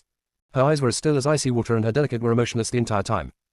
On the other hand, the man by her side was dressed in peach-pink robes.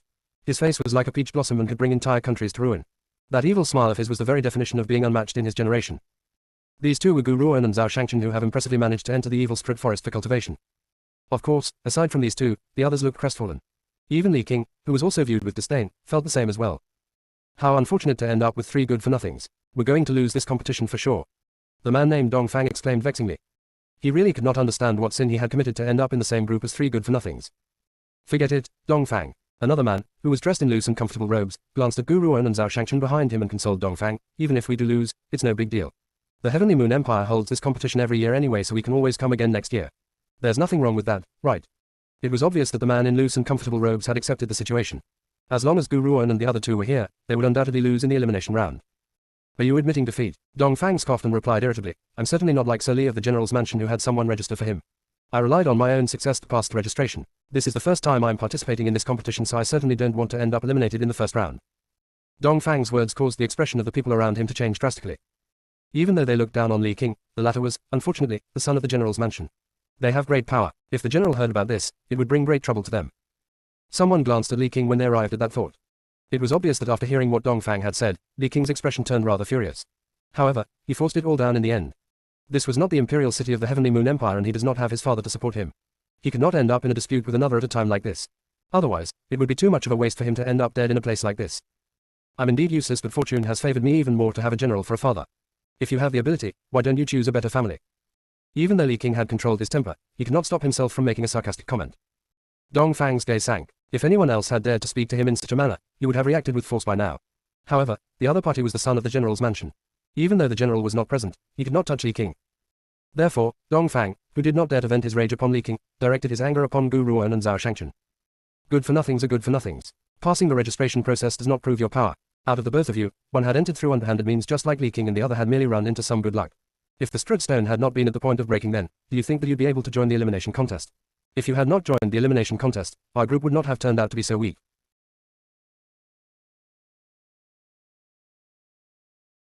Chapter 1466, 3 Good-for-Nothings, 2. Translator, Endless Fantasy Translation Editor, Endless Fantasy Translation. Dong Fang was extremely angry, so, naturally, he would not speak politely. If you had been cast out during the registration, perhaps I would have been lucky enough to receive outstanding group members. Even if I'm not fortunate enough to be put into the same group as Leng Shang, exchanging you with Su Lin would not have been so bad either. You have no power at all, why do you insist on weighing us down? If we lose this elimination, it will all be your fault. A fierce light flashed in Zhao Shangchen's eyes, yet his face maintained his usual magnificent smile. Just as he was about to speak up, Li King's disdainful voice chimed in. What, you have no guts to touch me, so you want to cause trouble for others? So what if the few of us aren't powerful enough? At least we've managed to pass the registration. Besides, you say that she's pretty lucky, so why aren't you as fortunate? The Strud Stone had not shattered despite being touched by so many others, so why had the Strud Stone only turned to dust when she touched it? Li King smiled apologetically at Gu Ruoan and Zhao Shangchen before he turned towards Dong Fang and scolded him sharply. Even though Li King also believes that the Strud Stone's destruction had been due to Gu Ruoan's good luck, that does not mean that he was willing to give in front of Dong Fang. Besides, Dong Fang had turned on the two simply because he did not have the courage to pick a fight with Li King. Hence, it was entirely because of him that Gu Ruoan and Zhao Shangchen had now been dragged into the middle of Dong Fang's quarrel.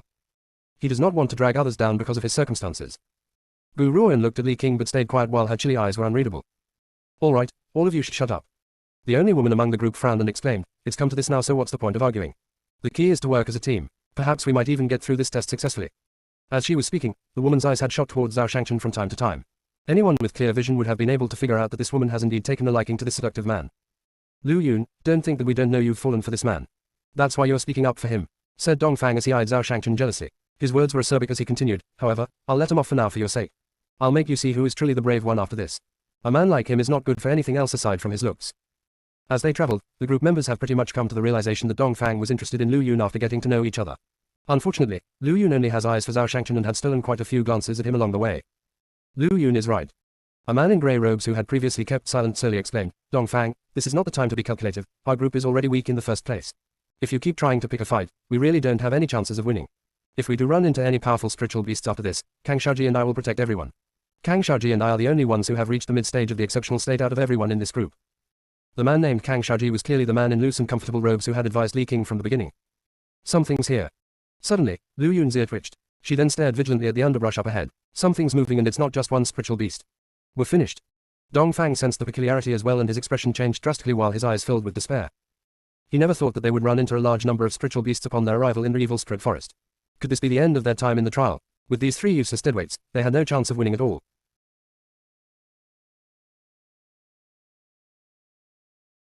Chapter 1467, Meng Meng Rages 1.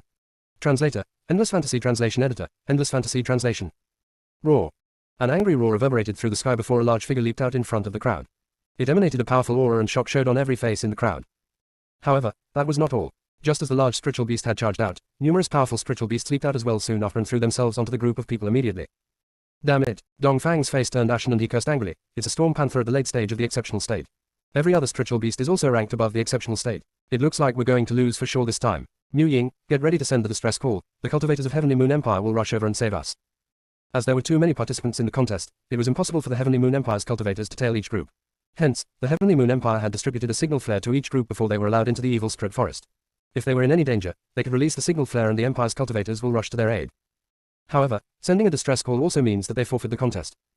Hence, upon hearing Dongfang's words, the grey-robed man named Mu Ying fell into a deep silence before he slowly replied, let's not rush to cry for help. Aside from the spiritual beast at the late stage of the exceptional state, the rest are all at the early stage of the exceptional state, so it's not like we don't have a fighting chance. Kang Shaoji and I will fight the Storm Panther which is in the late stage of the exceptional state. Lu Yun and you can hold off the remaining early stage exceptional state spiritual beasts. Once we defeat the late stage exceptional state spiritual beast, we will help you with the rest. Furthermore, protect Li King and the rest. If they fall into any danger, our efforts will go to waste. Dongfang gritted his teeth and he was filled with even more loathing towards Gu Ruoan and the others. If it were not for these three good-for-nothings, they would not have needed to take such measures. However, what was the use in being angry? He has to ensure their safety for the sake of the group's victory. Alright, I'll listen to you. You two can rest assured and battle the late stage exceptional state Storm Panther. Leave the rest to us. SHHK. As soon as Dongfang had spoken, Mu Ying and Kang Shaoji immediately unsheathed their swords. They then charged towards the Storm Panther and surrounded it in the blink of an eye. Roar. The Storm Panther was instantly enraged when it saw that the two humans, who were merely at the mid-stage of the exceptional state, had dared to stand in its way. It viciously slashed its claws towards Kang Shaoji. Kang Shaoji quickly raised his sword to block it. A loud clang sounded when the Storm Panther's claws met his sword. At that moment, Kang Shaoji felt the Storm Panther's ferocious energy coursing through his sword and onto his body. He then stumbled backward and spat out a mouthful of blood. Kang Shaoji, Mu Ying, will you two be alright? Lu Yun was feeling a little bit anxious but, unfortunately, she was only at the early stage of the exceptional state. It was already quite a challenge for her to fight against the spiritual beasts before her, much less to lend the two a hand. She could only watch anxiously as the two men were locked in the battle against the Storm Panther. Even if we can't do it, we must. Mu Ying steadied his gaze. Lu Yun, both you and Dongfang take care of Li King and the others. Don't lose your focus, you don't have to worry about us over here. Even if we are unfortunate enough to lose in the end, we won't ever admit defeat without a fight. As a cultivator, I've made peace with dying a long time ago. Only an audacious heart will allow us to grow. He would never admit defeat before anything could even start. If he does not try, how would he know what his limits were?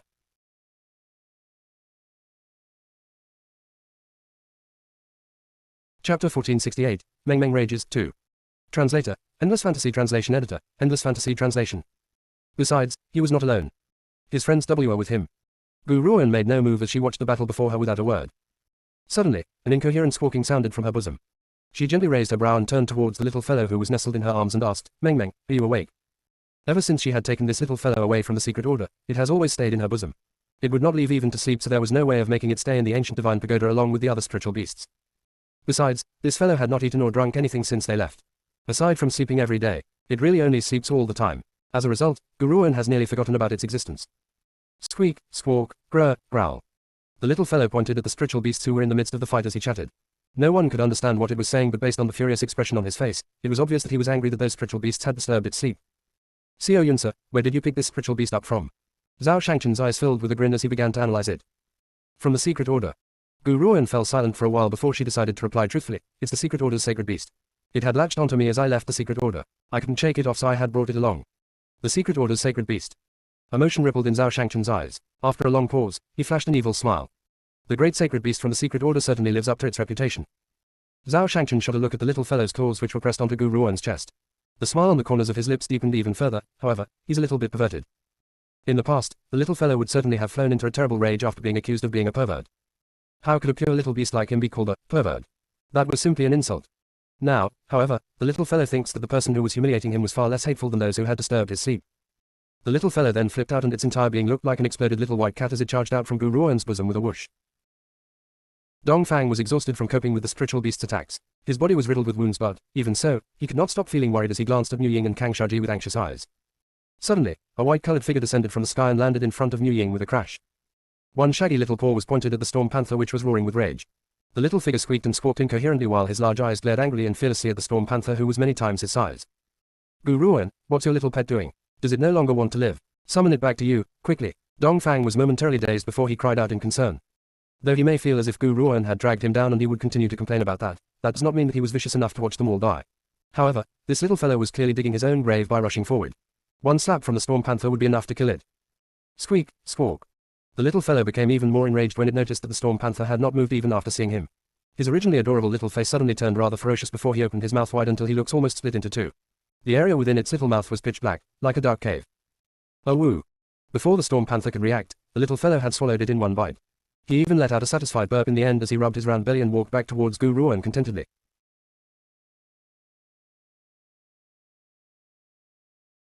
Chapter 1469, Meng Meng Rages, 3.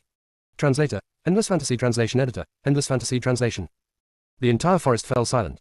It was so quiet that one could hear the breeze brushing through the leaves clearly. The previously anxious-looking Dongfang choked. His voice had clogged up in his throat and he was unable to speak. He looked so shocked that it was as if he had just seen an ant eating an elephant. It was a bizarre expression. Everyone was shocked as well. The scene before them has gone beyond all rational sense. This little beast was about the size of a hand, but it had managed to enlarge its mouth by several hundred times and swallowed the storm panther whole. Forget about the members in the small group of 7, even Zhao Shangchen was staring at Gu Ruoan in shock. The peculiar look in his eyes deepened. Had you joined the competition because you had this spiritual beast? Dongfang finally returned to his senses and his expression no longer held his previously disdainful air. After all, even though Gu Ruoan was a weakling, she has such a powerful spiritual beast as a trump card. With the power of this spiritual beast, not even Leng Shang could be her rival. Gu Ruoan did not reply Dongfang's query as she looked at the little beast who was waddling towards her with jolting buttocks. She then bent down and gathered it into her arms before her long, slender fingers gently stroked the little beast's soft, white fur. She asked calmly, are you full? If you're full, we should keep going. This little fellow had never consumed human food and had been using pills as light refreshment along the way. However, Gu Ruoan never thought that this little fellow would have swallowed an entire spiritual beast. Burp. The little fellow burped and curled into Gu Ruoan's lapel until only his soft and cute little head poked out from her collar. It was an absolutely adorable sight. Such a perverted spiritual beast, this is the first that time I've ever seen anything like it. Zhao Shangchen raised the corners of his lips as his peach blossom eyes swept across the little ball of cuteness curled within Gu Ruoan's robe. If my guess is right, this spiritual beast must be a male. Gu Ruoan's brow twitched when she saw the teasing smile on the evildoer's face. Her eyes then fell upon the stupefied Li King. Thank you, for what you did just now. She was thanking Li King for speaking up for her when she was suffering from Dongfang's insults. Even though she had paid no attention to Dongfang's words, that does not mean that she would overlook someone's help. Li King shook his head in embarrassment. I had thought that you were just like me and you had not joined this competition through your own power. I never thought that you would have such a powerful trump card hidden away. With this spiritual beast around, I'm confident that we would not face any more difficulties in the elimination contest. Unlike some people, who had wanted to give up before the elimination contest has even started. Now, time to slap your own face, right? As Li King spoke, he had glanced at Dongfang and continued in a provocative manner. Dongfang's face turned red. He glared at Li King but did not dare to offend him, so he looked at Gu Ruoan once again. This time though, he did not try to oppose her. I apologize for what I had said to you back then. Dongfang bit his lips. I'm sorry and I've underestimated you. Your powers are far beyond my estimation, so I apologize to you. If I'm wrong, I'm wrong. A real man in the wrong should boldly admit to it. If I don't even have the courage to admit my mistakes, what right do I have to socialize in the Heavenly Moon Empire? Isn't it time for us to go? Gu Ruoan glanced at Dongfang as she calmly spoke. The Storm Panther is dead and the other spiritual beasts are too terrified to attack. Gu Ruoan does not have a bad impression of Dongfang. This fellow just likes shooting his mouth before he thinks. He's not a bad person. Otherwise, he wouldn't have been so worried previously when he wasn't aware of the little fellow's power. Because of this, Gu Ruoan does not plan on being calculated with him.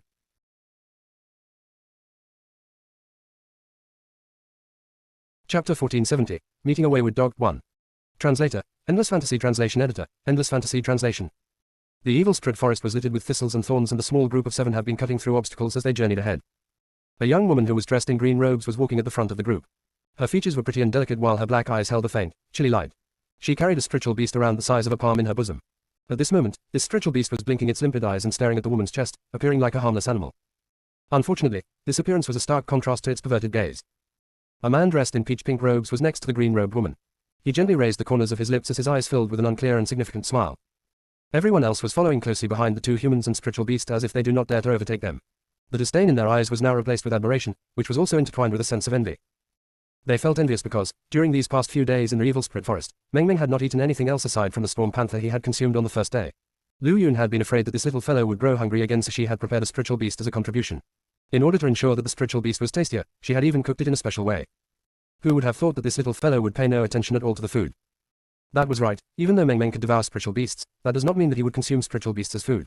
If the storm panther had not enraged him, he would not have devoured the former. Hence, the dejected Lu Yun could only distribute the spiritual beast to the rest of her group members. However, just as everyone was eating, the little fellow intervened. Why do you all have food to eat, yet I can only watch? Hence, the annoyed little fellow coiled himself around Gu Ruan and begged for pills. He rolled around and acted cutely before Gu Ruan exasperatedly produced a bottle of pills for it. Even though pills were not considered as unique in the Dark Earth realm compared to the mainland, due to their mythical existence, they were still valuable and hard to come by. Hence, when the group noticed Gu Ruan feeding the little fellow with pills, this happened. Gu Ruo. Dong Fang was about to address Gu Ruan by her full name when he swallowed the last syllable in the end.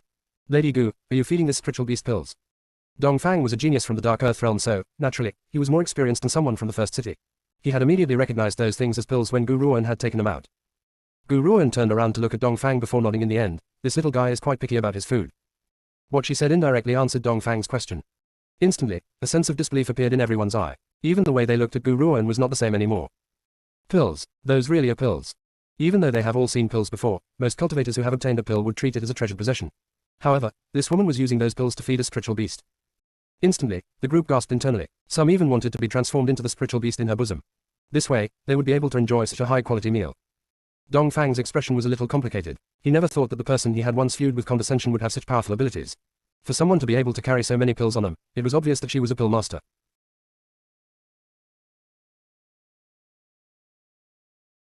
Chapter 1471, Meeting a Wayward Dog 2. Translator, Endless Fantasy Translation Editor, Endless Fantasy Translation. Lu Yun looked at Gu Ruan, who was standing next to Zhao Shangchen, then at herself. The small smidge of superiority in her heart disappeared. In contrast with this woman, she has nothing to be proud of. Just like that, Lu Yun's budding feelings towards Zhao Shangchen came to a premature end. However, she did not feel sad over this matter. Instead, she was rather excited. In contrast to this seductive man, meeting a pill master was far more exciting. Kang Xiaoji and Mu Ying did not say much, but there was an obvious sense of excitement in their eyes. She was a pill master, and she was a pill master who could use pills as food. This time, they have been fortunate enough to be able to join the Heavenly Moon Empire's grand competition. Even if they could not pass the test, they did not feel that they had lost out at all. Li King, Dong Fang nudged Li King with his elbow as his face filled with smiles. Lady Gu seems to have a pretty good impression of you. Maybe you can put in a good word for us after this. I'm not asking for much either. Even to lick the food that she's using to feed the spiritual beast would be enough for me. Lu Yun and the rest nodded when they heard what Dong Fang had said.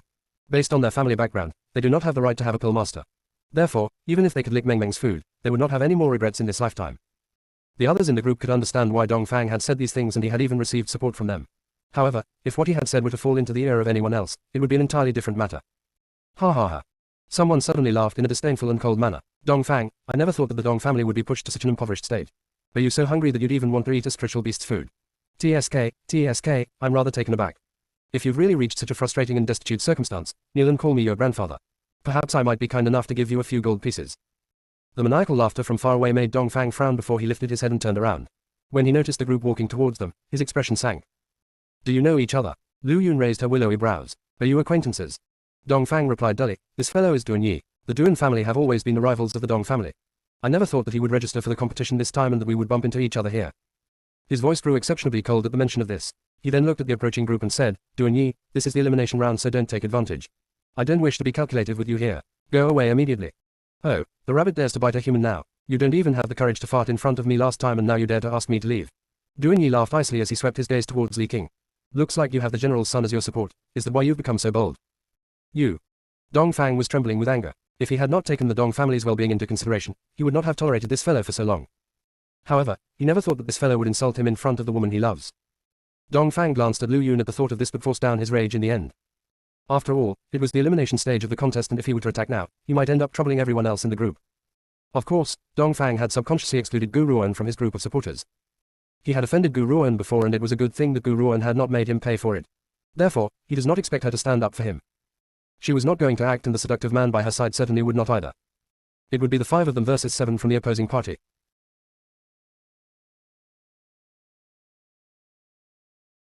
Chapter 1472, Meeting a Wayward Dog, 3. Translator, Endless Fantasy Translation Editor, Endless Fantasy Translation. Dong Fang, your fortune is incomparably horrible. Out of everyone who had registered for the competition, your group was the one which had gotten stuck with the 3 weakest contestants. Hence, perhaps you won't even be able to pass the elimination round this time. Duan Yi laughed disdainfully as he swept his disdainful gaze across Gu Ruan and Zhao Shangchen. The ridicule in his eyes then deepened. What kind of help can these good-for-nothings provide anyway? It's already good enough if they don't stand in your way. Shut your mouth. Dong Fang, who had originally intended to show restraint, instantly exploded as he glared angrily at the other party. It was fine if this fellow had insisted on humiliating him but he had dared to humiliate his idol. How could Dong Fang hold himself back any longer? It was obvious that Dong Fang had forgotten that before he had witnessed Gu Ruan's abilities, he also treated her as a good-for-nothing just like Duan Yi. Duan Yi, I've been very patient with you for a very long time now. Don't think that I'm actually scared of you. I would not have tolerated a B-starred like you if it weren't for the sake of the Dong family's well-being. You're at the early stage of the exceptional state just like me. Even if we do fight, there's no telling which of us will win. Ha ha ha. Hearing this, Duan Yi burst into laughter again. Dong Fang, I may be at the early stage of the exceptional state just like you but I have a group of cultivators at the mid-stage of the exceptional state behind me. I've already bribed these people with money and they will listen to my orders throughout this journey. The Duan family may not have much else but we do have a lot of money. This is something that you cannot even envy. The disdain on his face increased while his voice was filled with mockery. Oh, right, I nearly forgot. The Dong family isn't just penniless, you're so poor that even the young master of the Dong family wants to eat a spiritual beast's food. Haha, if you were to become the Duan family's slave, I can guarantee that you won't have to go hungry. What does a spiritual beast eat? Must be a bunch of weeds. Is this fellow, Dong Fang, so poor that he'd have to eat grass? What's the difference between him and an animal then? Duan Yi, Dong Fang gritted his teeth in anger and clenched his fist. Duan Yi laughed icily. Don't address me so affectionately. If you want to live with your team, kneel and kowtow before me. Perhaps I might even spare you. I might award you with a few gold pieces to buy food at the same time. These words punched through the air and Dong Fang returned to his senses. The most powerful one out of the 7 of them was the little cutie pie in Gu Ruan's bosom. However, knowing Gu Ruan's chilly demeanor, she would never help him. Kang Shaoji and Mu Ying were the only 2 cultivators in the mid-stage of the exceptional state. How could they be compared with the group before them? Kneel, Duan Yi ordered once again and spoke in a ferocious manner, otherwise, you and your beloved woman will never be able to walk out of the evil Strat forest. This woman is also quite nice to look at. I can enjoy her for a bit before sending her off to keep you company in death. It was obvious that Duan Yi could see the special feeling Dong Fang has for Lu Yun. Hence, he was using Lu Yun's life to threaten him. There were no rules against personal battles between competitors during the elimination round so Duan Yi could behave boldly. As long as he does not offend Li King who has a powerful backing, he could casually kill the others. Duan Yi, the young master of the general's mansion is present yet you dare to act with such impudence. Lu Yun was shamed into anger and scolded angrily. Hee. Duan Yi sneered and replied with disdain, so Li King has noble blood so, naturally, I won't touch him. Not only will I not lay a finger on him, I would even escort him safely out of the evil Strat forest. Coming with us would certainly be a stronger choice than following you. Besides, I know that Dong Fang had previously ridiculed Sir Li King. Do you think that Li King will help you all after that? Duan Yi then looked at Li King, his voice filled with reverence but his eyes remained condescending. Am I right, Sir Li King?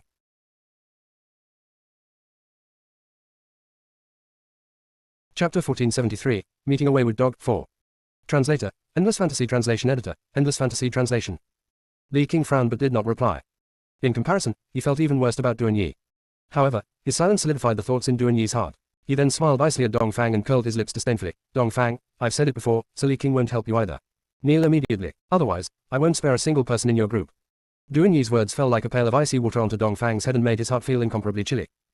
He looked at Lu Yun who was standing next to him and bit his lip before saying, Lu Yun, I'm sorry to have caused trouble for you. I never thought that Duan Yi would do such a thing in the elimination round either. He's right, aside from him, everyone in his group are all at the mid-stage of the exceptional state. Our powers are clearly more inferior. If this were any other day, I might be able to defeat him but now. Duan Yi laughed complacently when he saw the agonized look on Dong Fang's face. Dong Fang, a wise man submits to circumstances. If you kneel, I will spare everyone in your group, all right. Duan Yi curled his lips into a cruel smile. He then laughed again as if he could already see Dong Fang kneeling and kowtowing before him. Dong Fang. Lu Yun gripped Dong Fang's shoulder tightly as the space between her brows filled with anxiety. Don't listen to him, we might stand a chance if we all join forces. Dong Fang, Lu Yun is right. A man's pride is worth more than gold so stay strong. Kang Shaoji frowned. No matter what, we're in the same team so we must face any adversity together. Come on, Mu Ying and I are at the mid-stage of the exceptional state, we still have a chance against them. Mu Ying hummed as he nodded and agreed with Kang Shaoji's words. We may have been strangers who did not know each other not too long ago, but since we're here at the Evil Spirit Forest together, we must stay united. Otherwise, how will we pass this elimination round? A bitter smile formed on the corners of Dongfang's mouth as he saw the determination on his teammates' faces. I'm sorry, I've dragged everyone down. Mu Ying, you and Kang Shaoji may be powerful, but the opposition isn't weak either. I don't want to be the cause behind our failure in this competition. Besides, he turned towards Lu Yun with an apologetic gaze filled with determination. Lu Yun, I will protect you. The determination in the young man's voice was full of such spirit that Lu Yun's heart leaped. She bit her lips and reached out her hand to stop Dongfang. Unfortunately, the latter avoided her grasp very easily and walked towards Duan Yi. What, have you made your decision? Duan Yi burst into laughter and exclaimed disdainfully, don't worry, if you kneel before me, I won't cause trouble for your group at all. Besides, you won't need to eat the morsels from a spiritual beast's meal anymore. Unfortunately, Duan Yi was unaware of what kind of food Gu Ruan was feeding this spiritual beast. He would not have shown this kind of a behavior if he knew. Instead, he might even have become crazier than Dongfang. Duan Yi. Dongfang stood in front of Duan Yi as he coldly remarked, one day, I will pay you back for the humiliation you've caused me today. If it had not been for Lu Yun and the members of his team, he would never have accepted this kind of humiliation even if he had to die.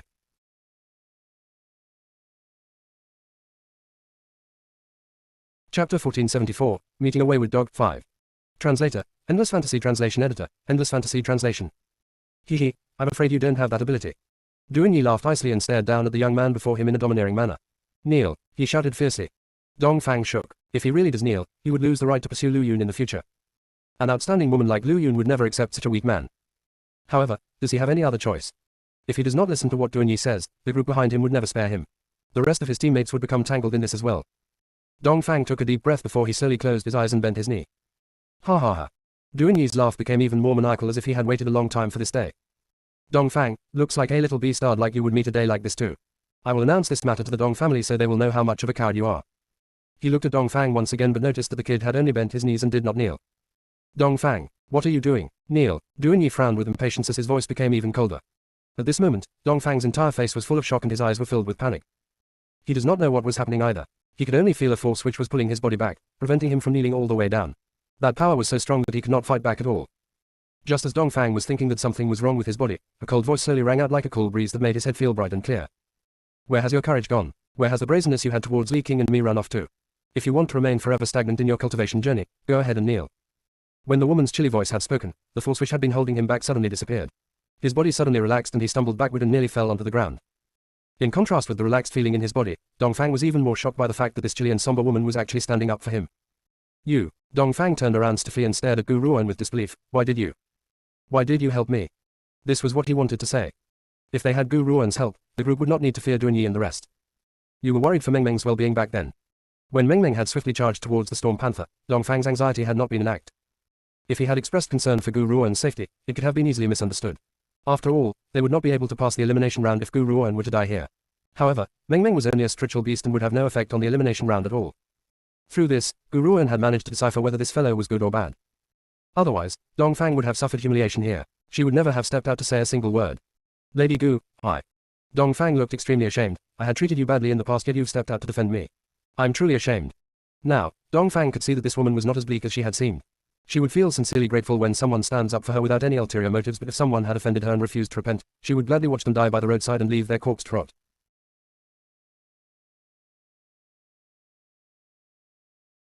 Chapter 1475, Meeting a Wayward Dog, 6. Translator, Endless Fantasy Translation Editor, Endless Fantasy Translation. Woman, I'd advise you to mind your own business. Duan Yi furrowed his brows and glared coldly at Gu Ruan before he icily exclaimed, otherwise, you probably don't know when you'd bring disaster upon yourself. As he spoke, his gaze turned towards the little fellow, Meng Meng, in her embrace. His voice then became even crueler. Besides, if my guess is right, the food that Dongfang had mentioned should be the food used to feed this spiritual beast. Only a fool like Dongfang would want to eat a spiritual beast's meal. If it was up to me, I would turn the spiritual beast in your arms into excrement. Ha ha ha. That implied that he would eat the little fellow in Gu Ruan's arms. When Li King saw that Duan Yi was causing trouble for Gu Ruan, he wanted to step out and defend her, but who would have thought that this fellow would change the topic to taunt a seemingly harmless spiritual beast. Li King wondered that if Duan Yi had seen what the little fellow looked like when he had devoured the Storm Panther, would he have the courage to say these kinds of things now? As expected, the little fellow became highly offended. In this world, only I can devour others, yet this ignorant human actually wants to eat me. You're done for. Dongfang snickered and stepped back knowingly as he looked at Duan Yi, taking pleasure in his disaster. Lady Gu's spiritual beast has a very bad temper and you've offended it. Even if your father were here, he wouldn't be able to save you. Besides, this spiritual beast's food is not something you can eat whenever you like. You won't be able to eat this meal even if you were to sell the entire Dong family. Actually, the Dong family could not even be considered as a second-rate organization. Even if they were to lose their family fortune, they would never be able to enjoy the same treatment as the spiritual beast. Oh, this little thing can get angry too. Duan Yi looked at Meng Meng once again and burst into laughter. So what? I can slap this palm-sized little fellow to death in one blow. Furthermore, with the Dong family's riches, why should we be unable to afford a spiritual beast's food?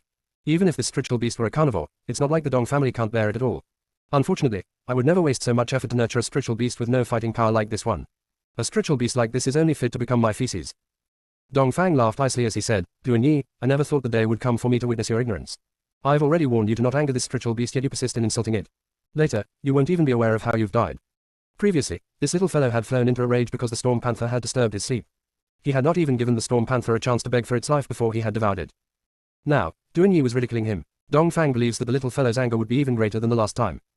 Squeak, squawk. As soon as Dong Fang had spoken, the little fellow leaped out from Gu Ruan's arms in a rage. He pointed its tiny claw at the disdainful-looking Duan Yi and squeaked furiously. However, because this little fellow looked so adorable, even his anger did not inspire any sense of dread. Ha ha, Duan Yi laughed maniacally. This spiritual beast can't even talk, it's so rubbish that it's not even rubbish at all. A spiritual beast like this isn't even enough to fit the space between my teeth. Little fellow, you're standing next to my feet, aren't you afraid of being stomped to death? As if to prove his actions, Duan Yi smiled and lifted his leg. His face was filled with cruelty and ferocity. The little fellow was now even more enraged, and his large, livid eyes slowly turned blood red. His white fur stood up all over his body and made him look like a puffed-up kitten.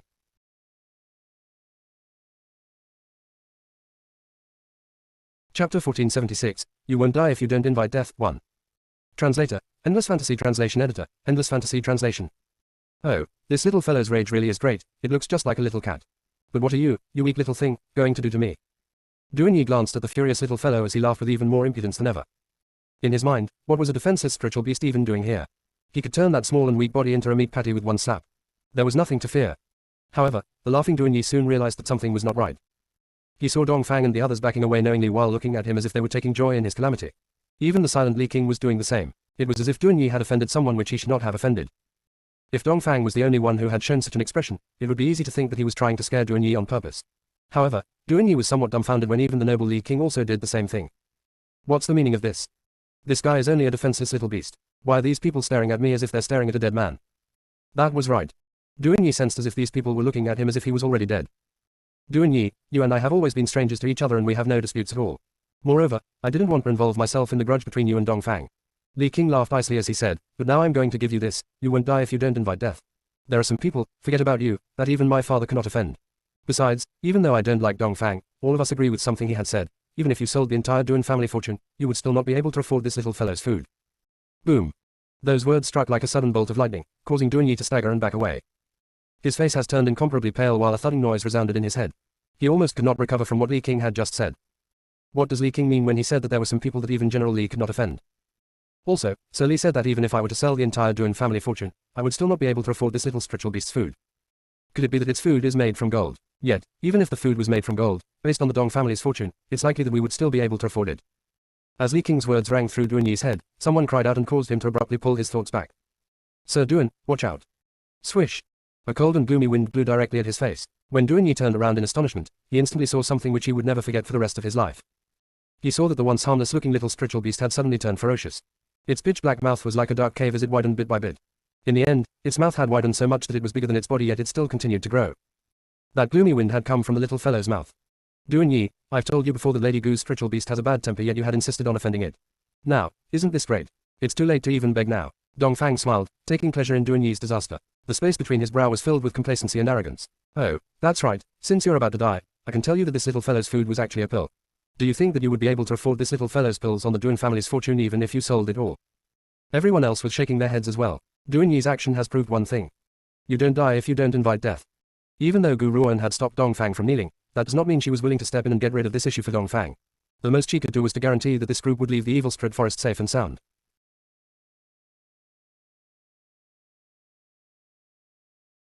Chapter 1477, You Won't Die If You Don't Invite Death, 2. Translator, Endless Fantasy Translation Editor, Endless Fantasy Translation. Besides, she could use the easiest method to solve this. That method was Li King. With Li King's status in play, Duan Yi would not have the courage to act. Otherwise, the entire Duan family would capsize. Knowing Li King's belief in her, he would certainly be willing to stop Duan Yi's actions. Hence, even if Gu Ruan does not do anything, she could easily smooth this over. As for when they leave the evil spirit forest, that would be Dong Fang and Duan Yi's personal grudge. If Dong Fang does not have the fear of dragging the group down with him, he would not have submitted so easily. Hence, there had been no need for Duan Yi to die at first. Unfortunately, this fellow had insisted on digging his own grave. Out of everyone, he had chosen to offend this little demon. Also, based on how Lady Gu pampers this spiritual beast, she would never stop it from acting on its own. Hence, Duanyi only has himself to blame. No. Once Dongfang had spoken, Duanyi pupils suddenly shrank. His shrieks rang out throughout the entire forest, echoing in all corners. Before he had time for regret, he had been devoured by the little fellow with the big mouth. He then disappeared entirely from this forest. Lyra. Duanyi does not seem to taste very good. The little fellow could not help but run to the side and throw up. He had a look of disgust on its face as if he had just eaten feces. Dongfang was shocked and looked at Lu Yun and the others before his expression changed to one of exasperation. This little one is truly two-faced. It had devoured the person but was then repulsed by the taste and ended up vomiting. If that fellow, Duanyi, had been alive to see this, he would probably be angered to death. Meng. Gu Ruan saw the disgusted look on the little one's small face and frowned. Next time, don't just eat anything in case you end up with indigestion. Meng leaped into Gu Ruan's arms with a whoosh and reached its paw out to her as it squeaked incoherently. Gu Ruan sighed in exasperation before she took out a pill and placed it in its paw. Here, next time, you'd better not eat anything else anymore aside from pills. What if you end up spoiling your stomach? The gains do not make up for the losses. Burble. The little fellow smooched Gu Ruan's cheek before it happily swallowed the pill. It then coiled around Gu Ruan and demanded another pill. At this moment, the other 6 who had accompanied Duanyi looked at each other as one word appeared in their mind at the same time. Run. They had all immediately turned around and tried to escape, but just as they wanted to leave, a cold voice suddenly sounded from behind them. Since you're here now, you don't have to leave. The woman's voice was just as somber as ever, but it carried a heavy force. As such, the 6 of them felt as if roots had grown from the bottom of their feet. They were unable to lift their feet at all. What do you want? Out of the 6, a man with a mole on his face turned and glared at Gu Ruan. He gritted his teeth and said, Duanyi is dead and we had only accepted his money to work for him. You better not take advantage. Since you've accepted his money, you should complete your tasks. Didn't Duanyi ask you to attack Dongfang and the rest of us in his group? Since that's the case, it won't look very good if you all just leave like that, right? You, the man with the mole's expression changed drastically and his tone softened. Miss, we are total strangers and we have no grudge between us either. Spare us now and we'll repay your debt of gratitude in the future, alright? It's true, we have no grudge between us and we are total strangers. Gu Ruan rubbed her chin as she smiled in a profound manner, but you know too much, so what can we do?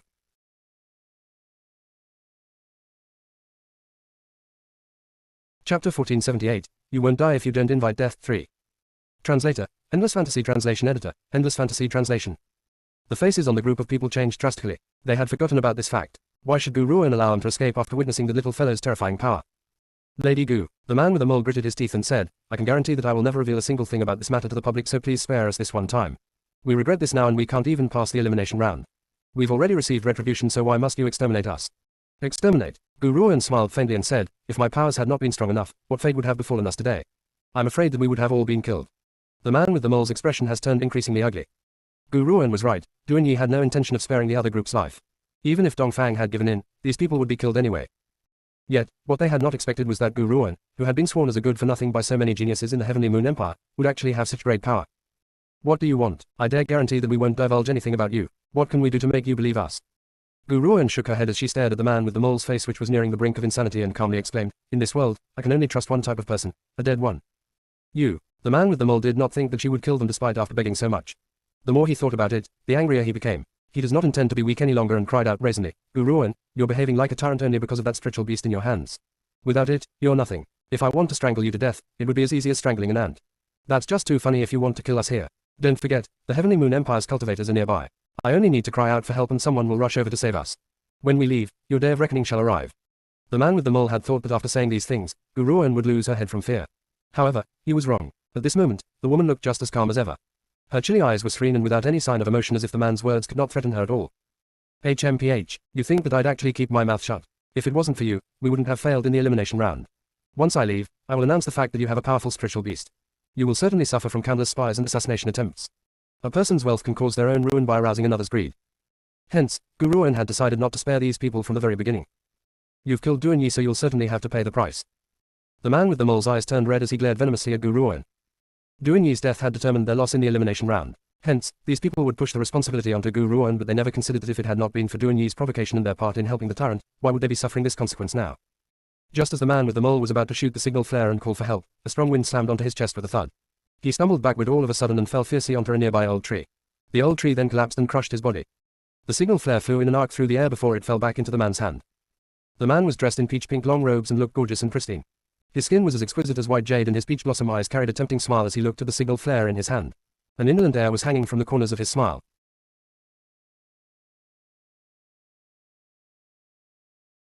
Chapter 1479, You Won't Die If You Don't Invite Death 4. Translator, Endless Fantasy Translation Editor, Endless Fantasy Translation. Are you trying to call for help? That depends on whether your signal for aid can be sent out or not.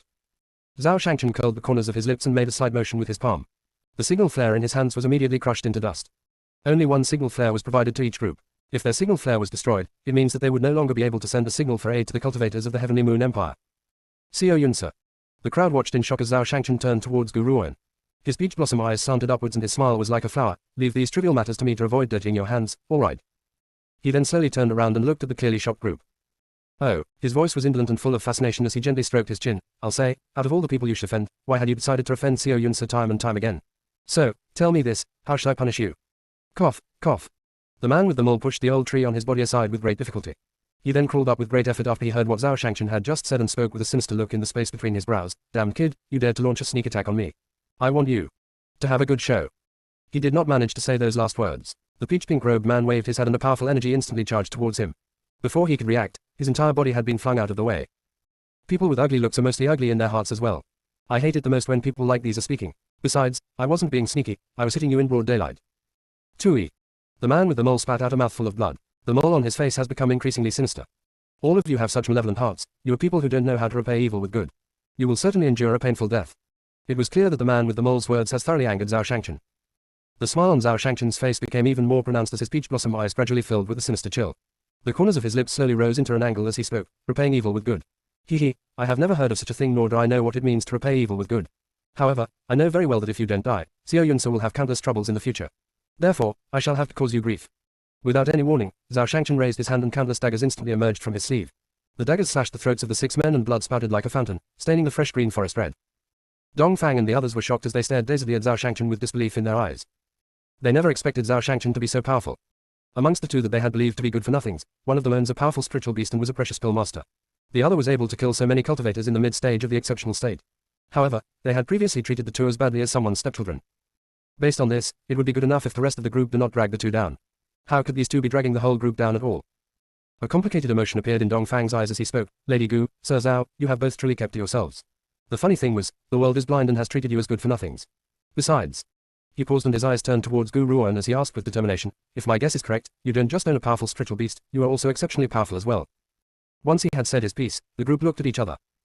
The powers of the spiritual beast in Gu Ruan's arms were already shocking enough and she was even a pill master. Now, Dong Fang had said that she also holds great power. Was this even possible? How old was this woman? How could she possibly have such great achievements at such a young age?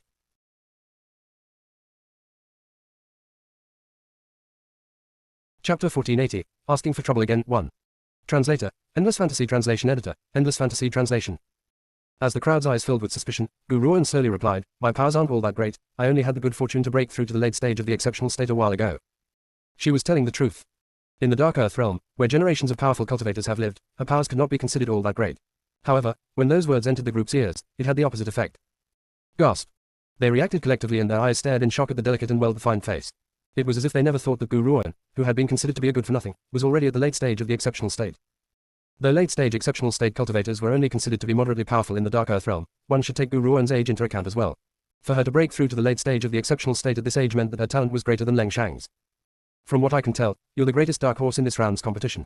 Lu Yun gasped. Who's Leng Shang anyway in comparison to you? He might be at the late stage of the exceptional state as well, but he's several years older than you. Besides, aside from your strong powers, you're a pill master as well. This could be considered as flattery, but Lu Yun had said it without any hint of flattery. Instead, there was a hint of lamentation. Dong Fang stared at Gu Ruan with a complicated look on his face. Earlier on, I had intended to give in to Duanyi, but when I was about to kneel, a mysterious force had stopped me. That power was so strong that I couldn't fight back. Therefore, I had concluded that your powers are not what you've portrayed them to be. It was also because of this that Dong Fang has such a firm belief in the extent of Gu Ruan's powers. Gu Ruan did not say much as she listened to the words between the two. She gently stroked the little fellow in her arms with her finger and calmly curled the corners of her lips as she spoke. Let's go, we still have a few more days so we should take this advantage. I'd like to find out just how big this terrifying evil straight forest really is. Gu Ruan's eyes flickered as she spoke and she turned to look into the distance in the forest. A light flashed across her eyes. From the first moment she had set foot into the evil straight forest, she had sensed a strange movement from the Nine Emperor. Perhaps something was calling out to it within the deep recesses of evil straight forest. A faint but powerful aura flowed from the evil straight forest's deep end and made the travelers pause in their footsteps.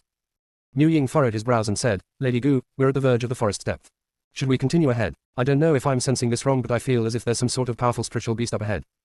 Gu Ruan fell silent before she slowly nodded. Since we're here, I'd like to explore the depths of this forest. However, your senses are correct, a powerful existence is definitely hidden in the depths of the evil spread forest. All of you can wait for me here for now. Once I'm done with my business, I'll come back here to meet you. Hearing this, Dongfang bit his lips and replied with a determined look in his eyes, Lady Gu, if you want to continue ahead, I, Dongfang, will throw caution to the wind and stay with you to the end. Previously, if it had not been for you, I would have yielded to Duan Yi's tyranny. I owe you one and I can't just run away before the battle. Lu Yun looked at Dongfang as her eyes filled with admiration. Dongfang's words and actions towards Zhao Shangchen and the others back then may have caused her to have a bad impression of him, but she never expected Dongfang to be such a manly man. This caused her heart to skip a beat.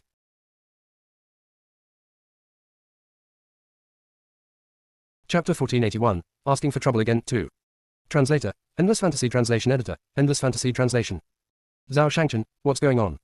Gu Ruoan was about to answer Dongfang and the others when she suddenly sensed peculiar fluctuations from the man next to her. She turned towards him and frowned. Zhao Shangchen pursed his red lips as an excited light flashed across his peach blossom eyes. He did not respond to Gu Ruoan's question before his peach pink form flashed then charged up ahead. Gu Ruoan did not have any time to think and quickly chased after him. What should we do? Kang Shaoji did not expect the two of them to leave without a word. He was momentarily dazed before he turned to look at the people next to him. Let's go. Mu Ying thought for a moment before raising his head and said, let's go after them. All right. The rest nodded and chased after the two. A man in peach pink robes descended into the dense foliage, casting a rather striking figure in the fresh green forest. The man's eyes were staring